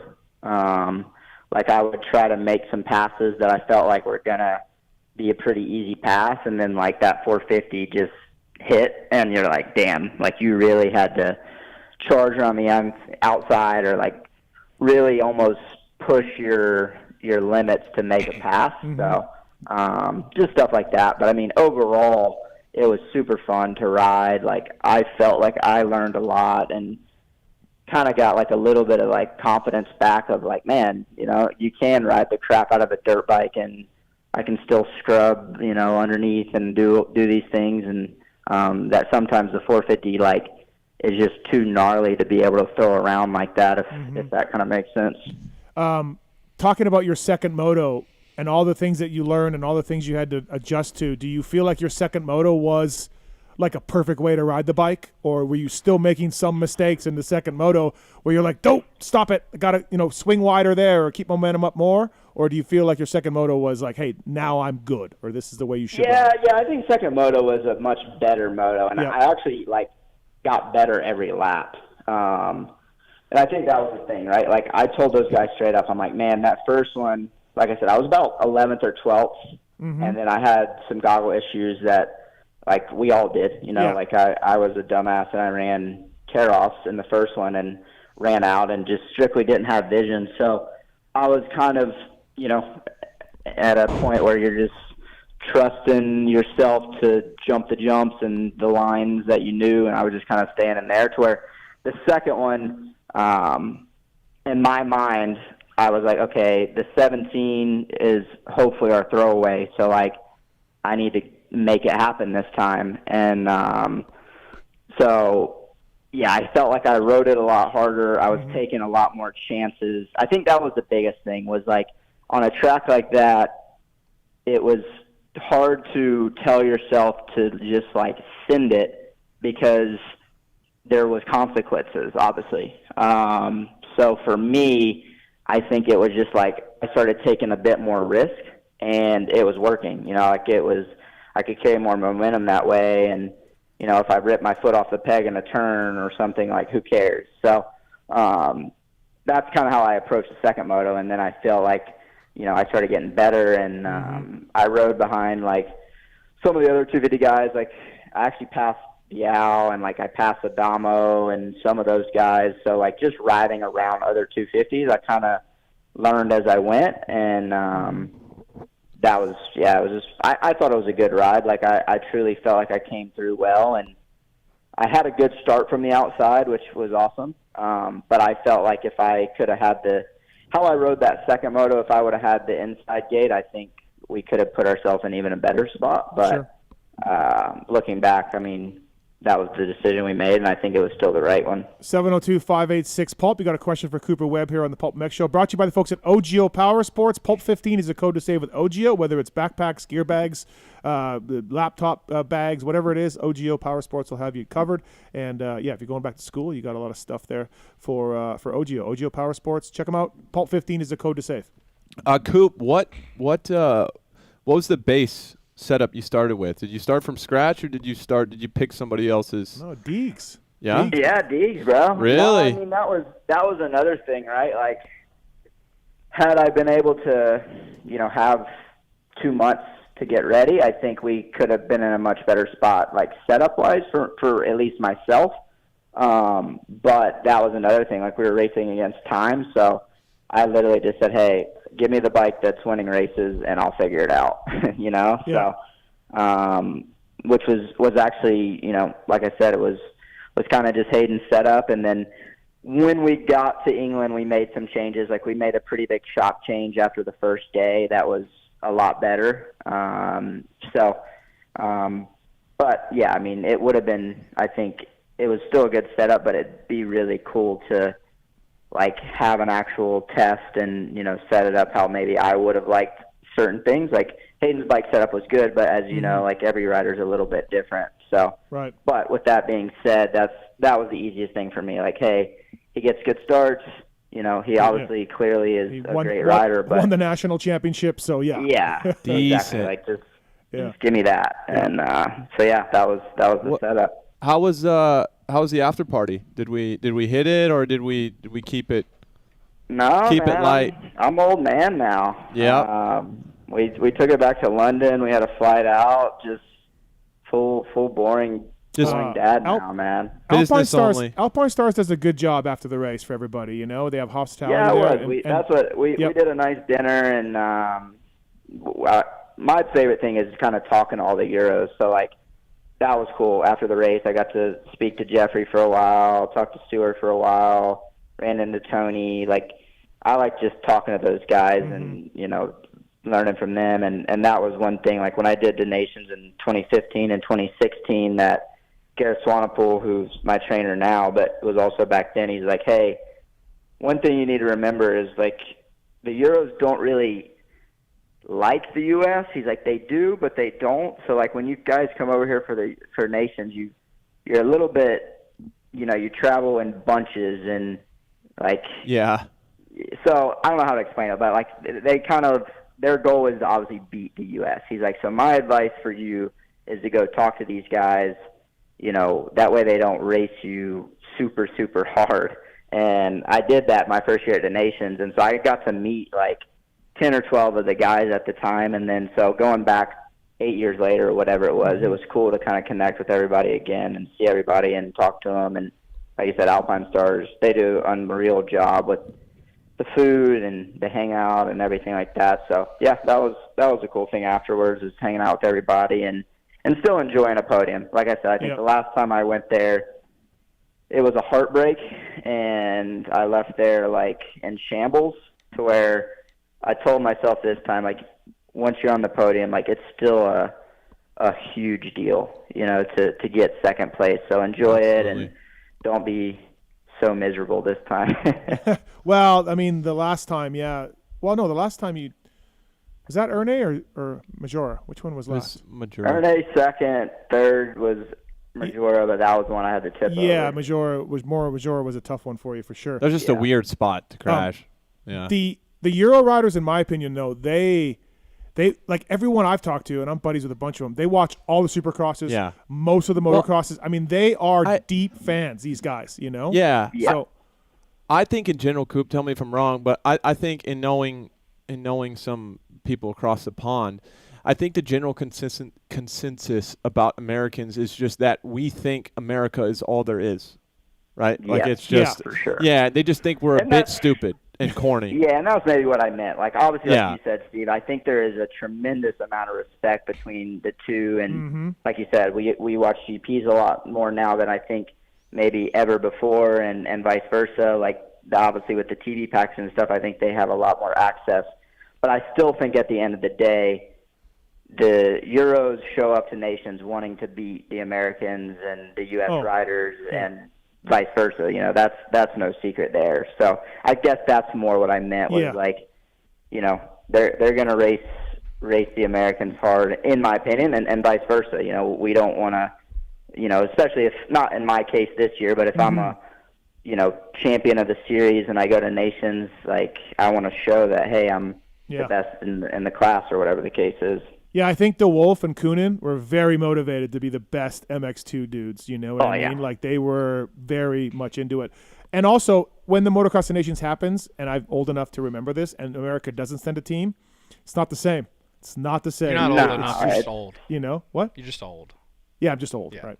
Well, and I think that's true. Like, to me, obviously Australia now has 2 U.S. guys, essentially. But, like, without us there, it's just another GP. Yeah. Yep. Well, and Canada. Don't forget about Canada. Yeah. We had a rough Nations. Again. Hey, man. You were in, though. We were in the A final. We got a question here from Nash, our resident Phil Nicoletti superfan. What's up, Nash? Gentlemen. How are you? Awesome. Love it. So much joy for what those guys did, and really, Coop and you and everybody on the team, AP and Tomac. Wow. One word. I speak for many people that were proud of you guys, and you guys did a hell of a job, and you put your heart and soul into it, obviously, as you disclosed. But you've been transparent and talked about the setup and everything. The real question is, how did Phil play into the success of the event? Was he in your ear on the start? Was he line selections? I mean, only as Phil can. Take us through. Hold on, before you answer, Coop. Both Phil and Seth were like, we just told him, man, he's got to figure it out. He's got to go faster. What the fuck's he doing out there? This is Saturday. And I'm just like, you guys sound like you're not helping Cooper Webb out at all, Seth and Phil. That was my rise. No. Yeah. Seth was good. Okay. But I mean, Seth, he's, one of my best friends. So, like, we have that relationship. And I was one of the guys that pushed for him to be there because the dartfish, that's him. Like, he's very good at that. And I trust what he says and the knowledge he brings. Phil was literally in charge of bringing me a snack that he stole from somebody, don't know where. And that's really it. He came in to annoy us.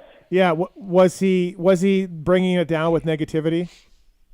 No. Okay. He's always positive around me, like in a weird way. I swear, now that he's not racing, it's the most positive I've ever seen him. Well, was he playing start line, please? He did come to me Saturday after practice, and he just started laughing, like in my face. And I'm like, what's funny? He's like, dude, you look like a squirrel dick out there. I'm like, thanks, yeah, Phil. yeah, I know. And I was like, well, what's funny is, like, I would love to see you out there. Like, imagine I'm making it look this bad. Imagine you. Right. But no, he was good. Okay. Phil was good. I thought he would be a little bit more, like, there for just a show and clout, and which he was. Yeah, I seen him up on the stage and drinking beer. Yep. But he was Team USA. I will give it to him. Yeah. I thought he would be a third Canada, a third Australia, and a third Team USA. Mm-hmm. And I think he was 50% Team USA, I will say. And 50% Canada?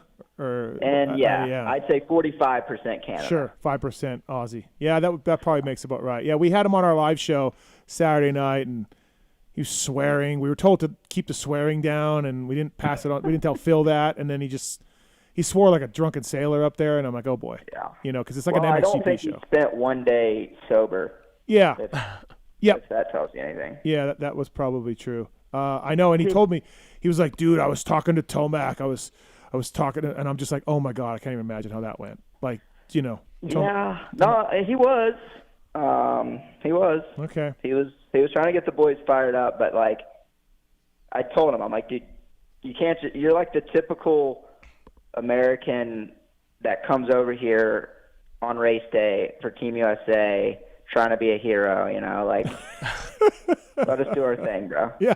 But, yeah. Listen, you're not on the. He was good. I'm joking about that, but he was good. Like he was involved in watching and just if he saw something or whatever. Sure. More with me. Obviously, we have that relationship. I think he knows AP as well, but he wasn't as tough as he portrays. That's for sure. AP kept the vibes high, kept everybody loose.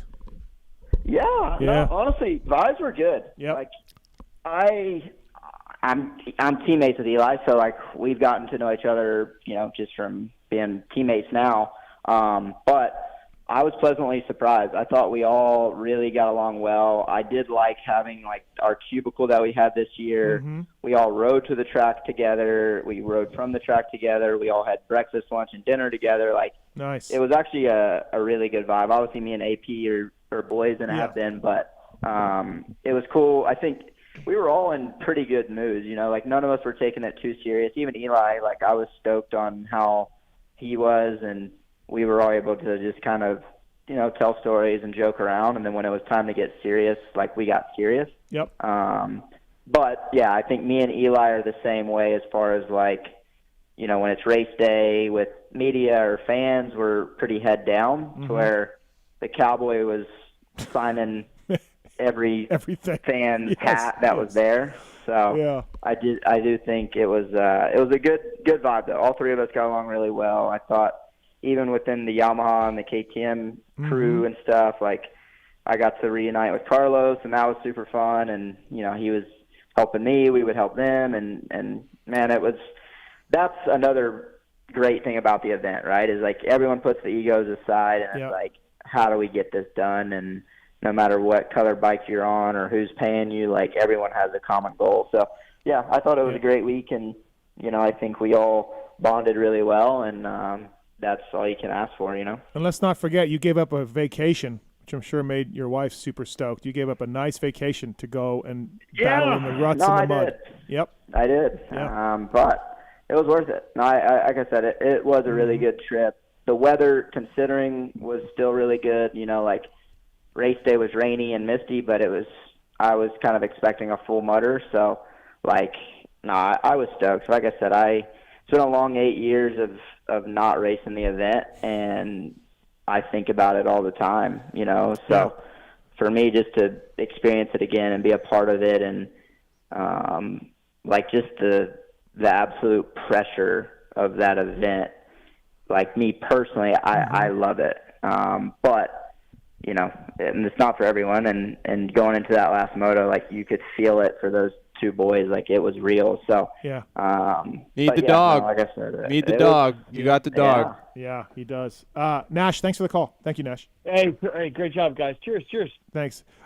So everything was great. I just got one complaint, Coop. I got one complaint, and this was. Well, there's always a complaint. I could complain too, but yeah. This was going to be my race tech rant later on in the show, but nice. So you're going to rant about Canada Let's right rant. now? No, I'm not going to rant about Canada. And you're a Motocross to Nations veteran. You've stood on the podium before. I don't know if nobody told you. I don't know if you didn't think about it. I don't know where the miscommunication happened here, but you got to leave the gear on for the podium. You can't go in jeans. I didn't know. Webster did it too. Webster's up there in jeans. I know you're done your moto. You got about an hour, to chill, but the photos look better when you're in your dirty gear with your two teammates that raced. And Jake went up there. Weimer went up there in jeans. I still give him shit. I remember that. 09. Yep. And so my only complaint is you should have put the gear back on. I'm sorry. It's okay. It's okay. It's fine. I didn't know. Webster did the same know. thing. Kyle Webster did the same thing. So it was my first time as a 250 rider, believe it or not. Yeah, you know what? Good point. Right. You never had that break before. Sure. No. Because you stepped up for the 450 in Ernay, and yeah. And dude, we were going in with a 5-way tie. Nothing's guaranteed, man. Yeah, but you got to think to yourself. You got to be like, hey, I'm going to take my braces off, and then just put my pants back. It's Seth's fault or Paul's fault. It's Phil's fault. Phil's fault. Yeah.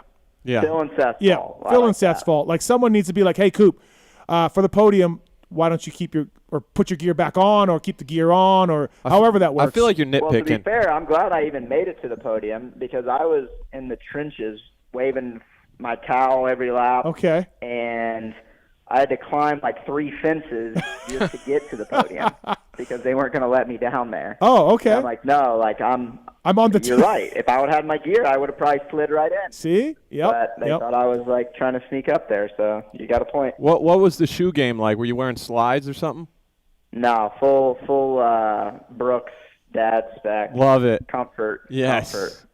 And again, you're second, so you're not in the center, but oh boy. Yeah, just Kyle Webster's got jeans on. It's like, Kyle. The Aussies go to the grocery store without shoes on, though, so it's. Yeah, I guess. I just, I don't know. That's it. That's my only complaint. And longtime listeners of my show will know that I still give Weimer. He's got a shirt tucked in with jeans with Dunge and Tedesco on the podium. I got a complaint about podium too. Yeah.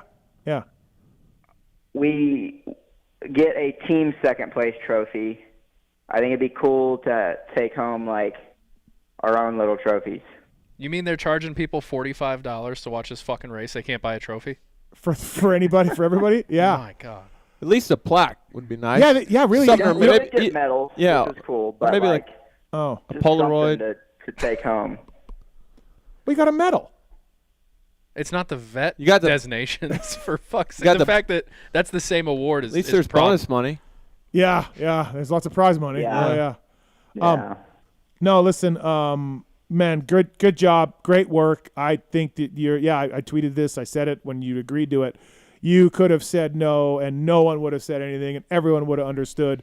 And instead, you took the hard route and did this, man. And you got you second place. And You have so much goodwill with the American motocross fans right now for what you did. It's great. No, I appreciate it. Yeah. No, I appreciate it. Like you said, it was. I'm stoked. Like when I look at it as a whole, it was a great weekend. It was fun. We raced hard. We did a great job. We got second. We were, a handful of points out from winning, and I mean, just with like you said, with everything 4 days, and it's been. Of course, Seth reminded me that it was only my second outdoor of the year. And I'm like, oh, okay. Sick. Coop, I got a question for you. Why do we think why to the public eye, why does it seem like nations is becoming less of a big deal? Like why do you think that is?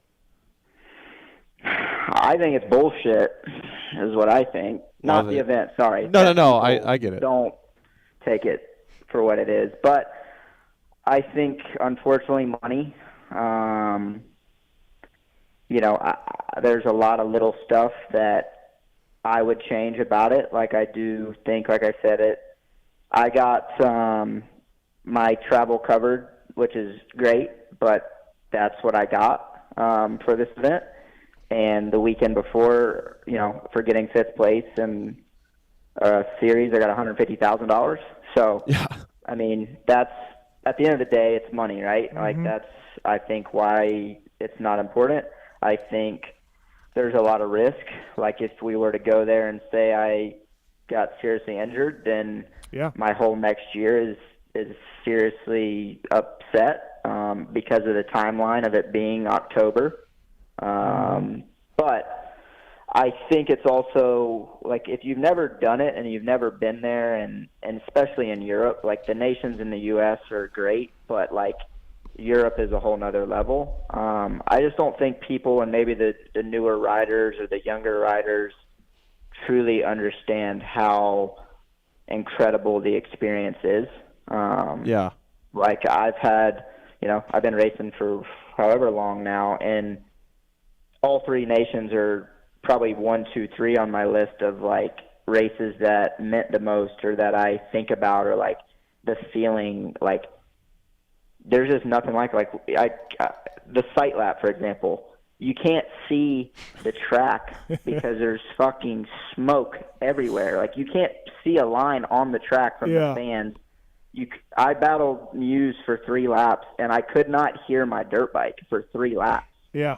Like it's just, you can't even put it into words. So but yeah, I think that's the big problem. And then it costs the teams money, with staff and shipping. Like it's not easy. I guess the ROI on it from a business standpoint is shit. Yeah, it's a passion project. The ROI from Infront is great. It's a passion project. The ROI on Infront is amazing. But you would say, Coop, obviously it's hard if you're not a rider to really understand because people just say, okay, one extra race, not too big of a deal. Season's getting a bit longer, but you say every time you've gone, no matter how you did, you still think that it's been worth it. Like you still leave the experience 100%. And you're stoked on it.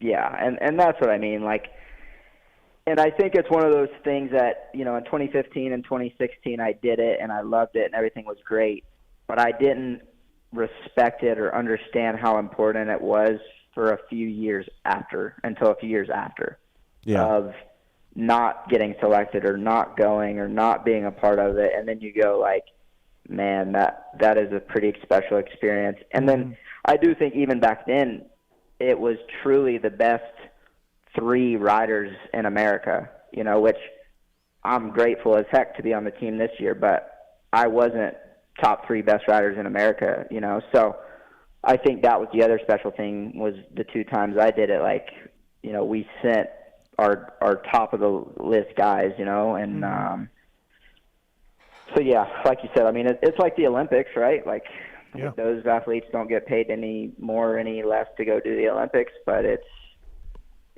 still the biggest sporting event in the world, Yeah, but the guys in the Olympics are amateurs technically.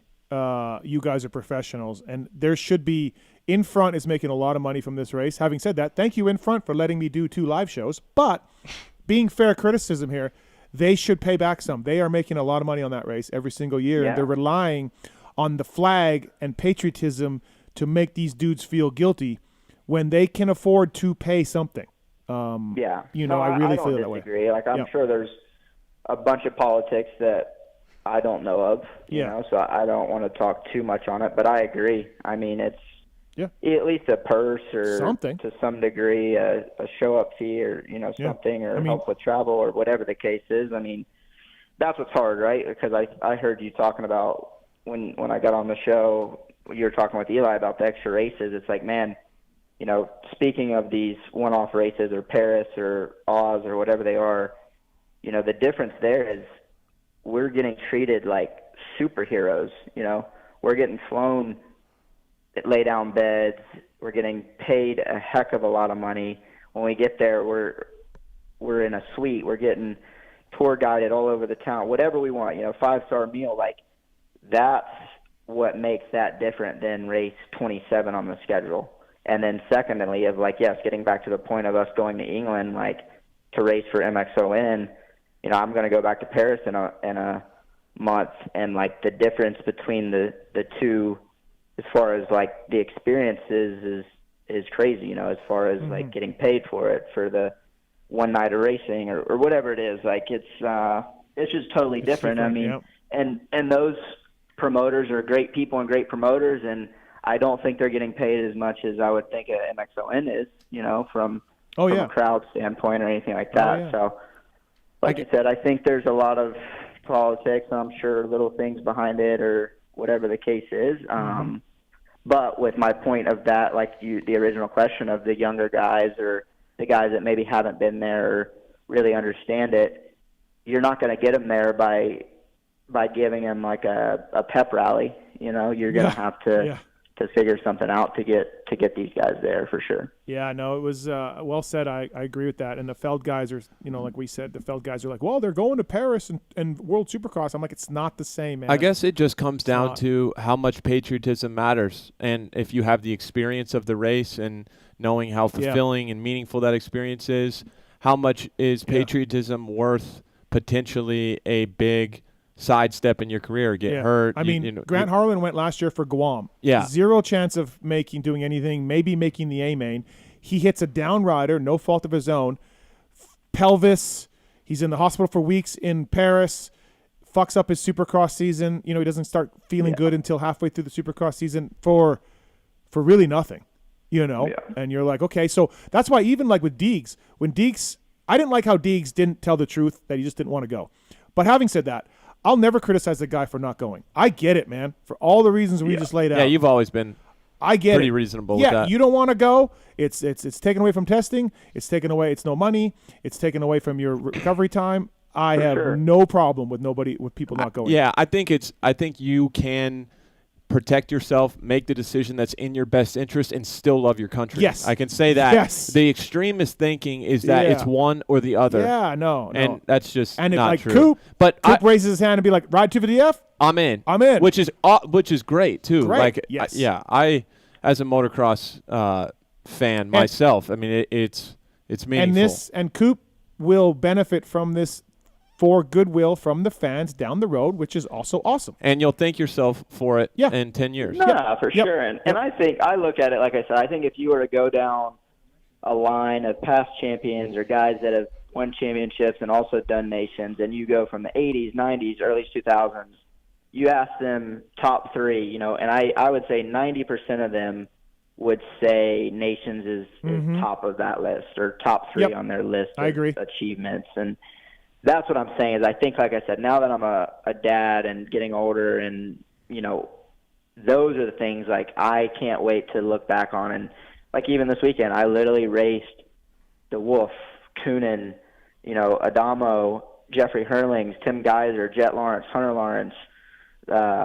Max Nigel, Dylan Wright, Ken Roxon, Dylan Wright. Like the amount of lists, you could write a freaking book on each one of those riders' careers, and I was on the same gate as them on a 250 at 28 years old, and like just it's crazy to think. It really is. And so I think that's the other part of it, you know, is going like, man, I'm actually racing the best guys in the world too. That's another huge thing that I think if you can be successful at the event, and especially even if it's in your own class, like then that truly means something as well. That's awesome that you have that appreciation for sure. Yeah, I think so too. Especially somebody that's you don't normally get that mentality once you've really you're an elite guy, right? Yeah, and you've won titles. 2 titles and all the things that Coop's done. All right, man. Hey, thanks, Coop, for joining us. I know it's late there. I really appreciate the late notice, too, and coming on. And shout out Team Canada. Courtney, Lloyd, dialed us all weekend as well.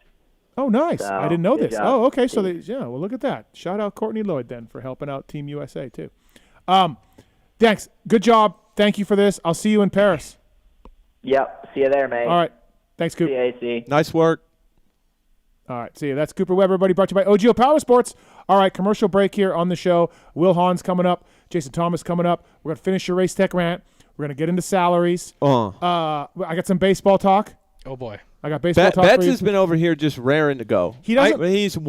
I had an Eli question for the first time ever, and I raised my hand and told you everything you skipped over. We don't have, I will say, next time we come and do this, I would like a cough button. On my side, so we can, because Betts is over here hacking it up, taking his mic off. We're still picking it up. Okay. Whose show is this? Whose show is this? I mean, it's an amateur show. Hey, an you amateur should show. see my podcast. Yeah. I'm holding these mics in my hand. AC, we'll have cough buttons probably in about 3 or 4 years at the rate we go. The same 3 or rate 4 at years? the website, solid. the new app. Yeah, that's about 5 or 6 years out. Shots fired. All right, Adam Cianciarulo, Chris Betts. We'll be right back after this commercial, everybody. Thanks for listening. I'm a kiki bastard, okay? 25 years ago, greatness was born. Since then, the only thing that mattered was riding. At motosport.com, we've made it our #1 priority to make your next ride your best ride. With free shipping on all orders over $79, dedicated and knowledgeable gearheads, and a huge selection of parts, gear, and accessories. Now, let's get out on the track, trail, or open road and make that next ride your best ride with motosport.com.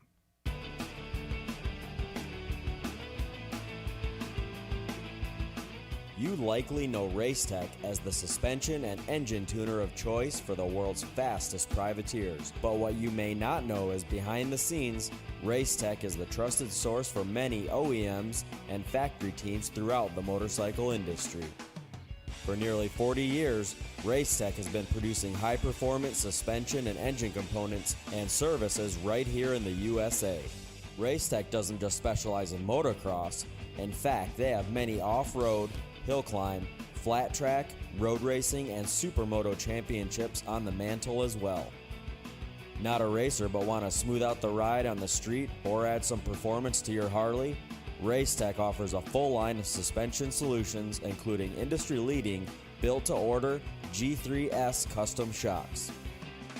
All Racetech products are 100% guaranteed to exceed your highest expectations. Don't wait. Experience the Gold Valve Advantage today by logging on to racetech.com.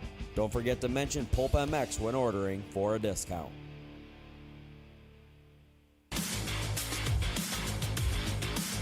Established in 1989, Eric Phipps had the idea to manufacture factory-styled products for the everyday rider. Working out of his garage, Eric quickly gained a reputation for producing quality products and having great customer service. In just a few short years, the factory team started calling looking for products as well, and as the saying goes, the rest is history. Fast forward to 2024, and they are on their 35th year of producing high-quality products while still providing exceptional customer service. While they are no longer working out of a small garage, they are still producing the finest products available. Teams like HRC Honda, Star Racing Yamaha, HEP Suzuki, Phoenix Honda, BarX Suzuki, AJE Motorsports, Solitaire Yamaha, and countless privateers still rely on the same quality products that are available to you too. Products like their Pro Launch start device, radiator braces, skid plates, clutch perches, and tons more continue to be a staple in the pro pits and amateur scene as well. Check all they have to offer for your ride at WorksConnection.com. Use the code PulpMX20 to save 20% off your order. With With over 80 years' experience manufacturing power sports pistons right here in the USA, Wiseco has evolved into a full range of performance components for dirt bikes and other power sports machines. Whether you ride a 2-stroke or a 4-stroke, Wiseco has a variety of pistons from reliable forged replacements to the performance-focused Racer Elite series. Wiseco offers race-proven components for the rest of your engine, too. From garage buddy engine rebuild kits, clutch and valve train components, USA-made Racer Elite connecting rods, and their CB4 thermal protection line. Wiseco is proud to be a technical partner with Factory Honda HRC for the 2023 Supercross and Motocross, driving professional-level product development that gets passed down to you. Visit your favorite online or local dealer or wiseco.com to find products for your machine.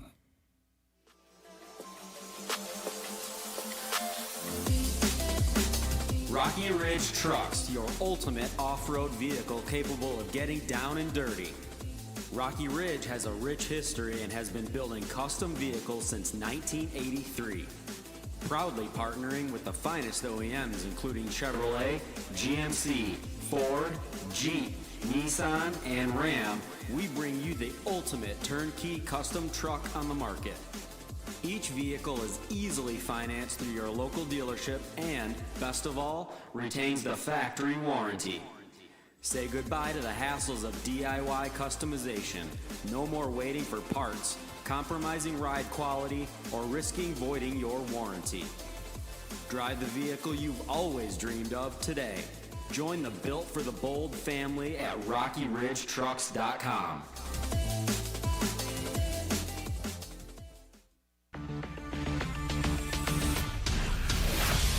Factory Chassis Parts, established in 2018, is the home of the original high-performance FCP racing engine mount kit, designed to improve traction, handling, cornering, and feel. Used by top-level racers and race teams worldwide, including Phoenix Honda, Justin Starling, the F&H MXGP Kawasaki team, Rock River Yamaha, and many more. CNC machined parts out of high-quality aluminum and titanium. They are easy to install and bring drastic improvements right away. Stop by FCPRacing.com to learn more and order today. Maxima Racing Oils was created for world-class racers who challenge the limits of possibility. Their demands on equipment drive us to look beyond conventional ideas and to exceed industry standards. It's in our DNA to identify problems, formulate solutions, and execute at the highest levels of competition.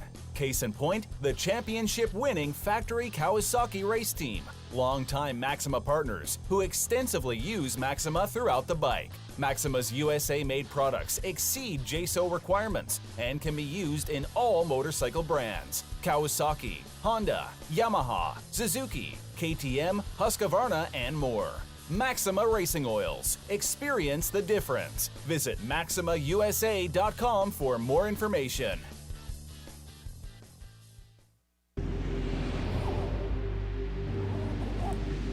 I'm Cooper Webb, and I choose OGO. I'm Christian Craig. I'm Dean Wilson. I'm Aaron Plessinger. I'm Jerry Martin. I'm Nate Thrasher. I'm Shane McElrath. I'm Hunter Lawrence. My name's Jay Lawrence. I'm Jordan Smith. I'm Town Hawkins. Stargate Hampshire. I'm Hayden Deegan. I'm Cole Nichols, and I choose OGO.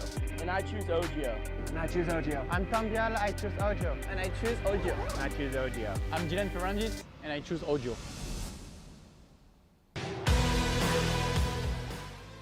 In 1990, my dad, Jamie Gregg, started Guts Racing. Guts stands for Greg's Ultra Trick Seats, because I was just a little kid that wanted a trick seat. And if you're out there looking for a trick seat, go to gutsracing.com, your local dealer, or Motosport, and place your order.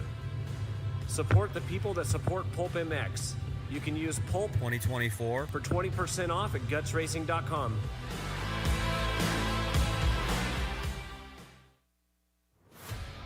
FMF Racing is proud to celebrate over 50 years of fun, building every FMF exhaust right here in the USA. Owner and founder Don Emler may have started FMF racing in his garage in 1973, but Don is still hands-on in our 100,000 square foot state-of-the-art manufacturing facility in Southern California. FMF's goal? Design and manufacture the world's best performance exhaust 100% in the USA under one roof. FMF, over 50 years of American-made power. Hi, it's Tomac superfan Dylan here. The only thing I love more than seeing Eli win... Whoa, wait, Dylan. Sorry to cut you off like Steve does his callers and guests, but a lot has changed. Similar to your favorite rider being on a new team, the new Michelin Starcross 6 tire range provides significantly improved performance and durability. Designed to win. The new Michelin Starcross 6 tire range offers up to 16% more traction when new and up to 19% more traction when worn in comparison to the previous generation. This means consumers will not only benefit from improved performance on their first few rides, but that this performance increase will continue throughout the extended life of the tire. Michelin is a legendary innovator in motorcycle tire technology, and thanks to Michelin silica technology, the Michelin Starcross 6 tire range provides up to 11% more durability than the previous generation. This means consumers will enjoy the significantly improved performance throughout the increased life of the tire. Take it from me, as I too have to buy my own tires, this added value is great news. The new Michelin Starcross 6 tire range is available in 6 versions, specifically sand, mud, medium soft, medium hard, and hard versions, with the naming designation corresponding to the type of terrains and conditions where the tires were designed to win.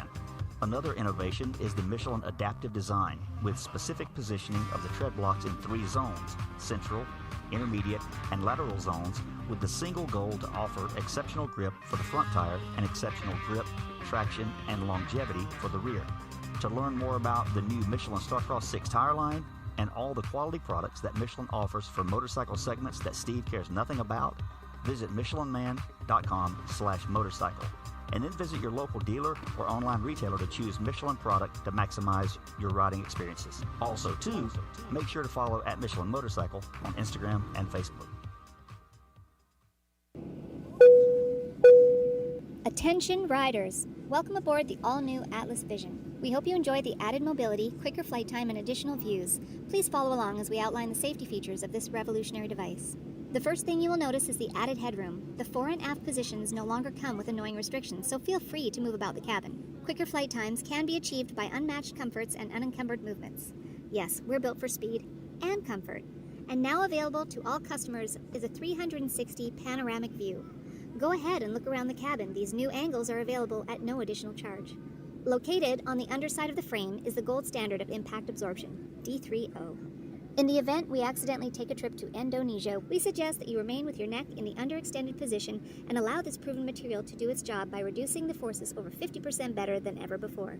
Although the Atlas Vision will not be noticeable, it will be there when you need it. If you are riding with a child or someone who requires assistance, secure your vision first, and then assist the other person with a Prodigy, Tyke, or Brole. We ask that you keep your brace on until your moto is finished. We remind you that Atlas makes flexible neck protection. Tampering with, disabling, or destroying the product is prohibited by the limited lifetime warranty. You will find this and all other safety information in the user manual located online at atlasbrace.com. At this time, we ask that you remain standing with throttles in the wide open position with your elbows up and hips fully unlocked, whatever that means. On behalf of the captain and entire crew, thank you for flying Atlas Vision. Enjoy the views. From beginners to seasoned vets, race teams, project builds, and magazine tests, Decal Works' mission is to cater to those who love to ride, upholding the true definition of quality, service, and knowledge.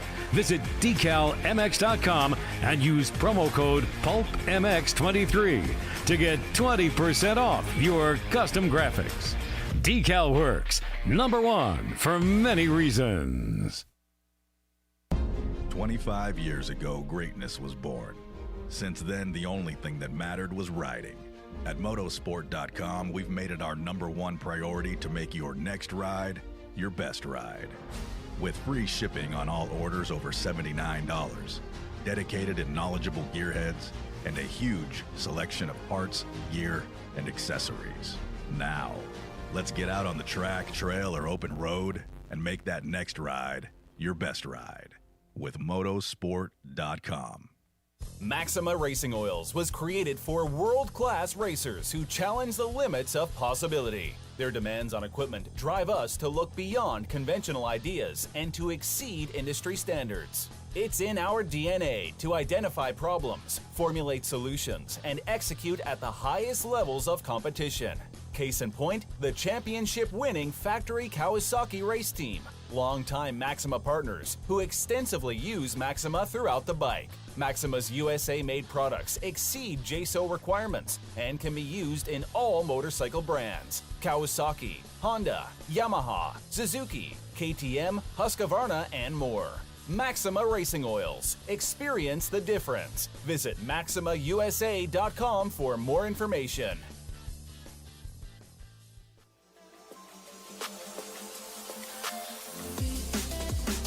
Rocky Ridge Trucks, your ultimate off-road vehicle capable of getting down and dirty. Rocky Ridge has a rich history and has been building custom vehicles since 1983. Proudly partnering with the finest OEMs including Chevrolet, GMC, Ford, Jeep, Nissan, and Ram, we bring you the ultimate turnkey custom truck on the market. Each vehicle is easily financed through your local dealership and, best of all, retains the factory warranty. Say goodbye to the hassles of DIY customization. No more waiting for parts, compromising ride quality, or risking voiding your warranty. Drive the vehicle you've always dreamed of today. Join the Built for the Bold family at RockyRidgeTrucks.com.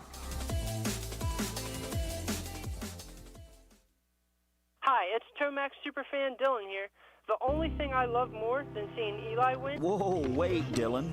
Sorry to cut you off like Steve does his callers and guests, but a lot has changed. Similar to your favorite rider being on a new team, the new Michelin Starcross 6 tire range provides significantly improved performance and durability. Designed to win.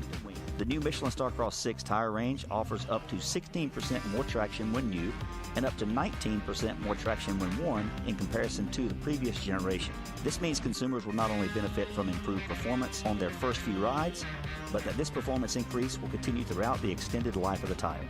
Michelin is a legendary innovator in motorcycle tire technology, and thanks to Michelin silica technology, the Michelin Starcross 6 tire range provides up to 11% more durability than the previous generation.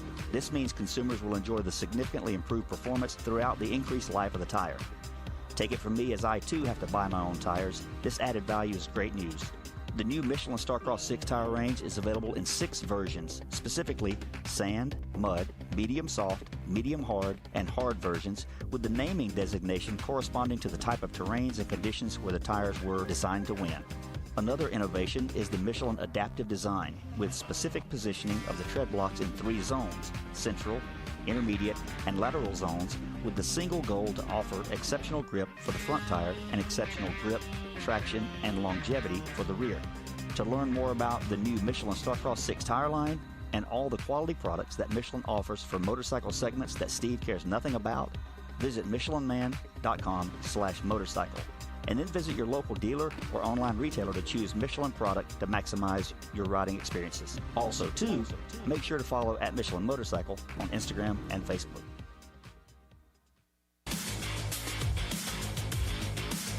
Established in 1989, Eric Phipps had the idea to manufacture factory-styled products for the everyday rider. Working out of his garage, Eric quickly gained a reputation for producing quality products and having great customer service. In just a few short years, the factory team started calling looking for products as well, and as the saying goes, the rest is history. Fast forward to 2024, and they are on their 35th year of producing high-quality products while still providing exceptional customer service. While they are no longer working out of a small garage, they are still producing the finest products available. Teams like HRC Honda, Star Racing Yamaha, HEP Suzuki, Phoenix Honda, BarX Suzuki, AJE Motorsports, Solitaire Yamaha, and countless privateers still rely on the same quality products that are available to you too. Products like their Pro Launch start device, radiator braces, skid plates, clutch perches, and tons more continue to be a staple in the pro pits and amateur scene as well. Check all they have to offer for your ride at worksconnection.com. Use the code PulpMX20 to save 20% off your order.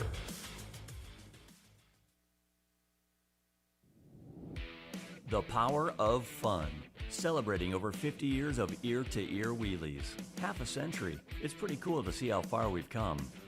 When I started the Flying Machine Factory back in 1973, we were just a bunch of California kids obsessed with racing motocross. The faster we went, the more fun we had. Throughout the decades, one thing has never changed. We come to work every day to help make riding dirt bikes more fun for everybody. The sound, the smell, and the feeling you get from twisting the throttle is something that can't be replaced. It's been one heck of an adventure innovating, engineering, manufacturing, riding, and racing. Thank you for being part of our family-owned and operated business, and we look forward to celebrating you here at the race and continuing to deliver quality products. Don Emler, owner and founder of FMF Racing.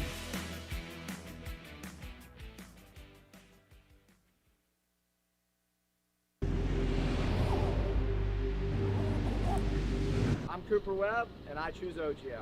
I'm Christian Craig. I'm Dean Wilson. I'm Aaron Plessinger. I'm Jerry Martin. I'm Nate Thrasher. I'm Shane McElrath. I'm Hunter Lawrence. My name's Jake Lawrence. I'm Jordan Smith. I'm Tal Hawkins. Stargate Hampshire. I'm Hayden Deegan. I'm Colt Nichols, and I choose OGO. And I choose OGO. And I choose OGO. I'm Tom Biala. I choose OGO. And I choose OGO. And I choose OGO. I'm Jiren Ferranjis, and I choose OGO.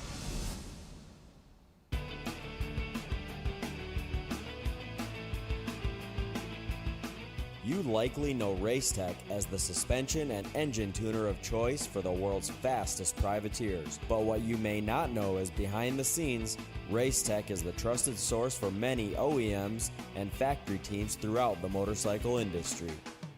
For nearly 40 years, Racetech has been producing high-performance suspension and engine components and services right here in the USA. Racetech doesn't just specialize in motocross. In fact, they have many off-road, hill climb, flat track, road racing, and supermoto championships on the mantle as well. Not a racer but want to smooth out the ride on the street or add some performance to your Harley? Racetech offers a full line of suspension solutions including industry-leading built-to-order G3S custom shocks. All Racetech products are 100% guaranteed to exceed your highest expectations. Don't wait. Experience the Gold Valve Advantage today by logging on to racetech.com. Don't forget to mention PulpMX when ordering for a discount.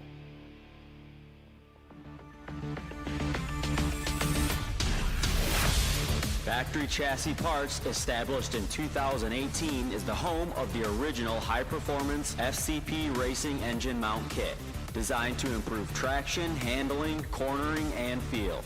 Used by top-level racers and race teams worldwide, including Phoenix Honda, Justin Starling, the F&H MXGP Kawasaki team, Rock River Yamaha, and many more. CNC machined parts out of high-quality aluminum and titanium. They are easy to install and bring drastic improvements right away. Stop by fcpracing.com to learn more and order today.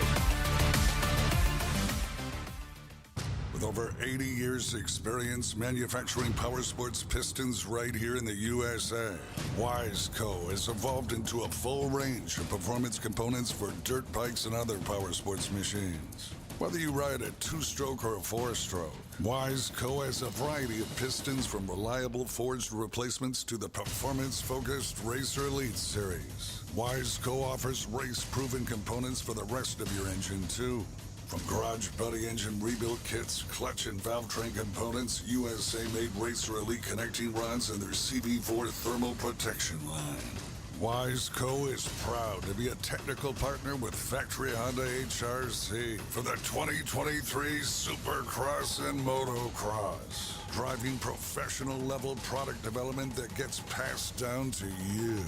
Visit your favorite online or local dealer or wiseco.com to find products for your machine. From beginners to seasoned vets, race teams, project builds, and magazine tests, Decal Works' mission is to cater to those who love to ride, upholding the true definition of quality, service, and knowledge.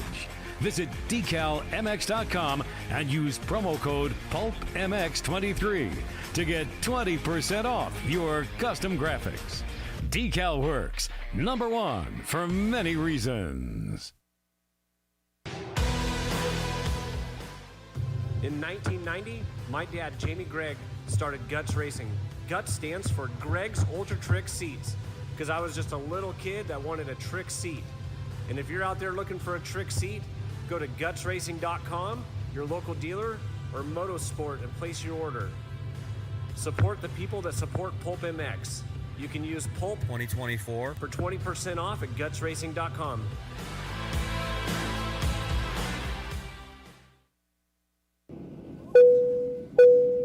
Attention riders! Welcome aboard the all-new Atlas Vision. We hope you enjoy the added mobility, quicker flight time, and additional views. Please follow along as we outline the safety features of this revolutionary device. The first thing you will notice is the added headroom. The fore and aft positions no longer come with annoying restrictions, so feel free to move about the cabin. Quicker flight times can be achieved by unmatched comforts and unencumbered movements. Yes, we're built for speed and comfort. And now available to all customers is a 360 panoramic view. Go ahead and look around the cabin. These new angles are available at no additional charge. Located on the underside of the frame is the gold standard of impact absorption, D3O. In the event we accidentally take a trip to Indonesia, we suggest that you remain with your neck in the underextended position and allow this proven material to do its job by reducing the forces over 50% better than ever before. Although the Atlas Vision will not be noticeable, it will be there when you need it. If you are riding with a child or someone who requires assistance, secure your vision first, and then assist the other person with a Prodigy, Tyke, or Brole. We ask that you keep your brace on until your moto is finished. We remind you that Atlas makes flexible neck protection. Tampering with, disabling, or destroying the product is prohibited by the limited lifetime warranty. You will find this and all other safety information in the user manual located online at atlasbrace.com. At this time, we ask that you remain standing with throttles in the wide open position with your elbows up and hips fully unlocked, whatever that means. On behalf of the captain and entire crew, thank you for flying Atlas Vision. Enjoy the views. Yeah, welcome back, everybody, to the PulpMX Show presented by Motorsport.com. Decal Works and Fly Racing. Thanks to Pookie for the Chick-fil-A. Adam Cianciarulo and Chris Betts in studio here. Wil Hahn coming up right away. I want to thank the folks at Renthal. They're bringing you Adam Cianciarulo. He's a Renthal rider for pretty much his whole career. Did you run Renthal on Cobras too? Who knew? I believe so. But Renthal.com, the undisputed global leader in manufacturing design since 1969. Renthal has become notorious for relentless obsession to detail and quality. Renthal swept all three motocross nations positions on the podium. Fat bar, crossbar. A lot of them, some fat, some not. Really? You went to different phases on your I handlebar. did. You went through a lot of when I was on Mitch's team, there was really no fat bars allowed. It's crossbars only. He has relaxed that stance. Very relaxed. Yep. And now the stock 250 comes with a fat bar. Does it? Yes, it does. Renthal.com, bringing you Adam Cianciarulo. I'd like to think that I had a very pivotal role. Even though you weren't the first one to do it? Correct. Okay. Yes. I would like to think me specifically, I am very important. Also, thank you to Michelin as well. Michelin Starcross 6 tire range provides up to 11% more durability than the previous generation. MichelinMan.com/motorcycle to learn more about the complete offering of Michelin motorcycle tires. Great mountain bike tires now too. They have the E-Wild series. They have redone it, revamped it. They've taken the DH mountain bike tires and the E-Wild tires and merged them together to make a great mountain bike tire. And thanks to the folks at Michelin for coming on board. And finally, Renegade as well. Renegade Race Fuels. You know who won a championship with Renegade Race Fuels? Wil Hahn. Wil Hahn did. And Wil Hahn is on the line. PulpMX24, the code to save with Renegade Race Fuels. They got a new Supercross Mini 50 as well. And it is an AMA legal, auctionated, high-performance, unleaded, and ethanol-free fuel. PulpMX24 Renegade Race Fuels will deliver right to your door. What's up, Wilbur? How are you, buddy?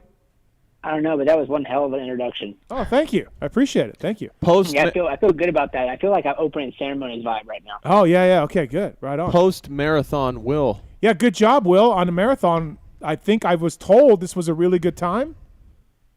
I mean, I was really stoked. Like, I had a goal in my brain where I kind of wanted to finish and where I thought I could, and I'd say exceeded it by a little bit, which was really cool. And I weirdly enjoyed the whole time, which I didn't think it would be like that. So I got a question. I'm not a runner. I'm not even an athlete. No shit. And I'm not even brutal. Sorry. So on a marathon, is it straight watch pace? Like, I could go faster right now, but I don't want to because I want to pace myself. Or do you like start out, say, above pace, back it down as you go on? Like, how does that work for running a marathon? No, so I went in with the plan of slower is better at the beginning, right? Like, I wanted to be able to, if need be, turn it up, not manage at the end, if that makes any sense. Sure. Like, I didn't want to be put on the ropes at the end where you're like hanging on by that thread. I wanted to be able to give a little bit at the end. Okay.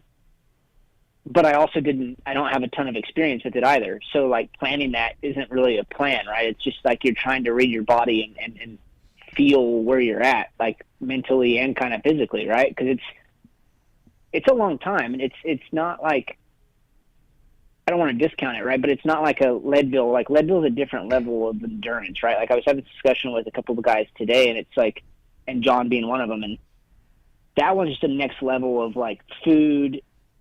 You're depleted at another level of hurt, right? Mm-hmm. So it's a really long race. But this was like, to me, it was weird. Like, I woke up, didn't really sleep that good. It was one of those normal nights where you're like, it was like a race day, right? Like, it felt like that again. Like, the nerves came in the night before. You kind of start feeling that, like, did I do enough? Have I did too much? Like, kind of all those second guesses. But, like, I went in with the plan and just kind of just stuck to it, and it really worked out, just straight up. Like, I just tried to execute as close to plan as I could, and I just literally did 1 mile at a time, keeping an eye on my pace, and I knew that if I was keeping within this pace range, I was on track to, either be right at my goal or better. 6:30 pace for 26 miles. What was the longest run you did in training, Will? So, and that's the cool thing about this, and, like, learning on this side of it now, and even, like, moto wise, right? Like, this helps me more mentally on my side of it to help with the guys. I didn't run anything over 15 miles leading up to this. So, like, that's a big difference to another 11 miles, right? Yeah. So I didn't do anything more than 15, and I did a lot of cycling work, and I had a good coach that helped me with the program. And especially, I think I did all my training and all my prep while traveling, that's even kind of a little bit gnarlier because you're cramming. And I see you on Strava too. You're, in Indianapolis at 4:30 in the morning getting it in. You were super dedicated. But the reason I ask about how long the run is because when I was training with Peter Park, we had a summer where, because everybody does 30+2s, right? But marathon runners, notoriously ultra marathon runners, all these guys, they don't. Marathon guys aren't going out there and running 26.2 during the week. Right, so that's Will. No. That's kind of what you're saying. You've learned throughout this process. Yeah, it's like you're self-teaching, right? And a lot of this stuff in my role is like I'm trying supplements, I'm trying drinks, I'm doing this stuff in my training because it's the only thing I can get. I don't ride that much anymore, really at all. So it's more fun for me because you're dabbling in this and figuring out things that, like, dude, do we really need to be doing any 30s during the week? Like, truly. In the season, probably not. Like, I don't really see any point. Like, the exertion that you have on Saturday, and then everything I've learned on this side of it now, just the travel day alone, like, not even training, nothing, what it actually does to your body and how much it actually does fatigue you and affects your overall recovery and just your overall body balance. It's way harder way gnarlier than I ever gave credit for in my riding and training overall my career.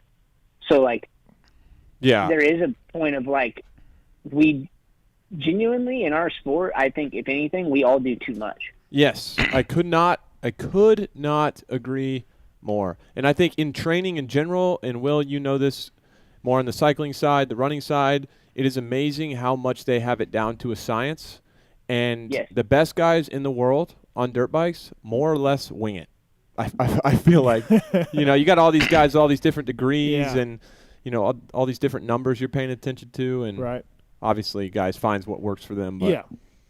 Go ahead, Betsy. No, you're good. Go ahead, Will. No, go ahead, Bets. I just say. No, hold on. Go ahead. Bets has been trying to jump in here with a question, and he had a question for Eli, Will, and I didn't get to him, and he's It was upset. a great question too. I wasn't upset. So, okay. No, it's your janky show, not mine. Okay.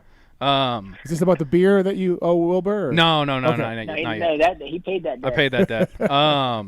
It's wild. So Will's the first person I know to run the Long Beach Marathon, like not the half, not the 5K. Yeah. And when he posted his results, I was looking at the route of it. And, like, you think 26 miles, and you think about how crazy it is.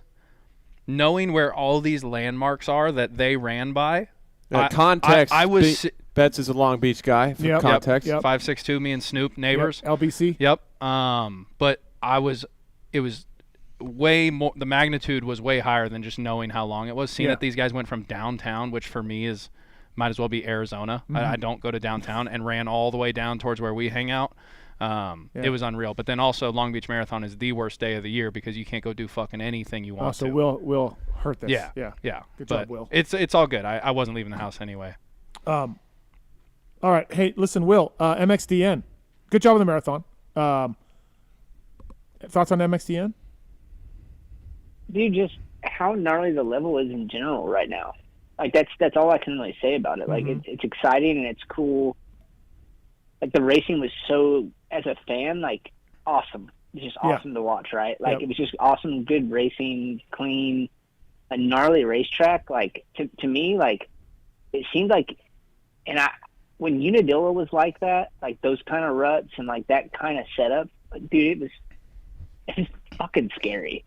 Like, so I'm just putting myself, it looked like Unadilla on steroids, because if it looks bad on TV, it's bad. Listen, I went and talked to Kenny after the race, and he didn't have a good race. He was in early. He was up front early and dropped back to 10th in both motos, and he goes, honestly, I wasn't even tired.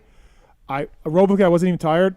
I was just worn out from the track and trying to keep the bike straight and trying to hit ruts and trying to – Wait. What? He said, I wasn't tired. I feel like you're making this up. I was worn out. Strength-wise, he just had no strength going on. You sound like you're lying.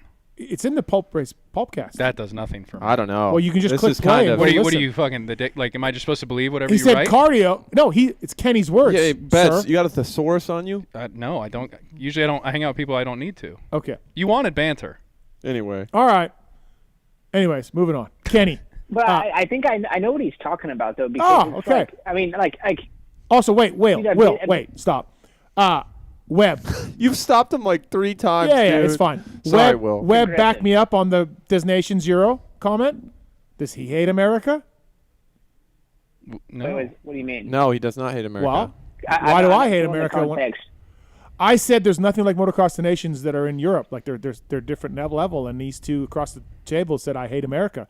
And then Cooper Webb came on and said the exact same thing, Wilbur. Yeah, but he's him. Well, yeah, but it's fair. I know what you're saying, though, because, dude, anywhere in Europe that I've ever raced or been at any kind of event, it's a different atmosphere, dude. Like, they really give a shit. Like, I'm not saying we don't give a shit here, but they really give a shit. There's chainsaws everywhere. People are smoke like, bombs. It's Red Bud. It's Red Bud on steroids. Yeah. Remember when we went to Paris and I cut my hand putting your graphics on?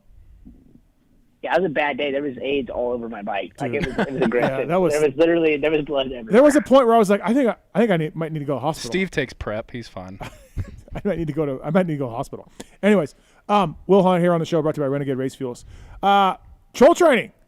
Congrats, Will. You joined Troll training. That's awesome. Yeah, dude, I'm stoked. Alex, John Westling, working together.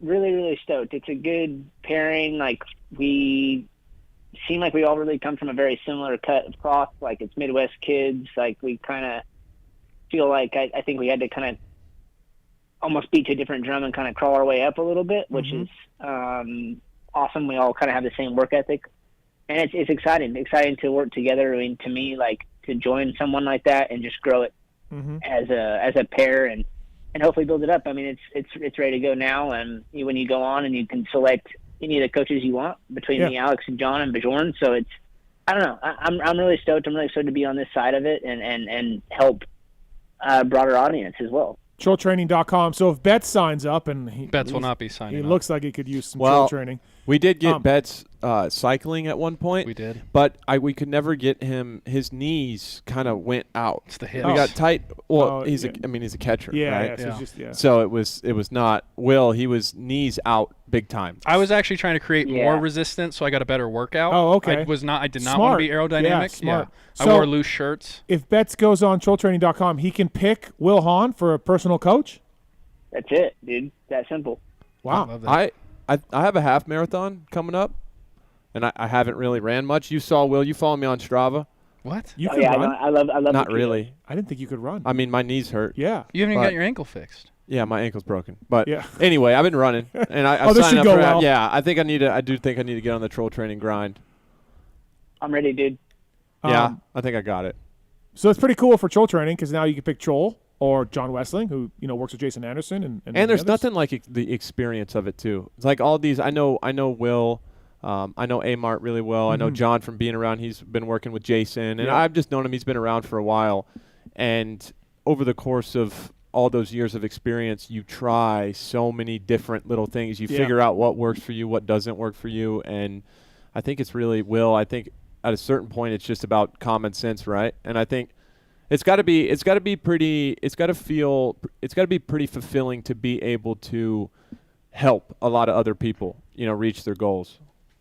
No, and I had this discussion like even earlier today, and like it's funny you kind of reflect back on it. Like it sounds so damn corny, but I almost feel like racing brought me here. Like I feel like this was more of a purpose for me to like kind of give back because there's so many zigzags that I took in my career that were so dumb and like could have been prevented, right? But like didn't have the access, didn't have the knowledge, any of that stuff, or just in general, like know what we just didn't as a sport at that point. And like I feel like right now you can really bypass a lot of dumb things, and it's like the main thing that I kind of relate back to everything, and what you just mentioned, like we almost overcomplicate it in a sense of we search for that magic thing that's going to make the difference, right? Where like what got you there?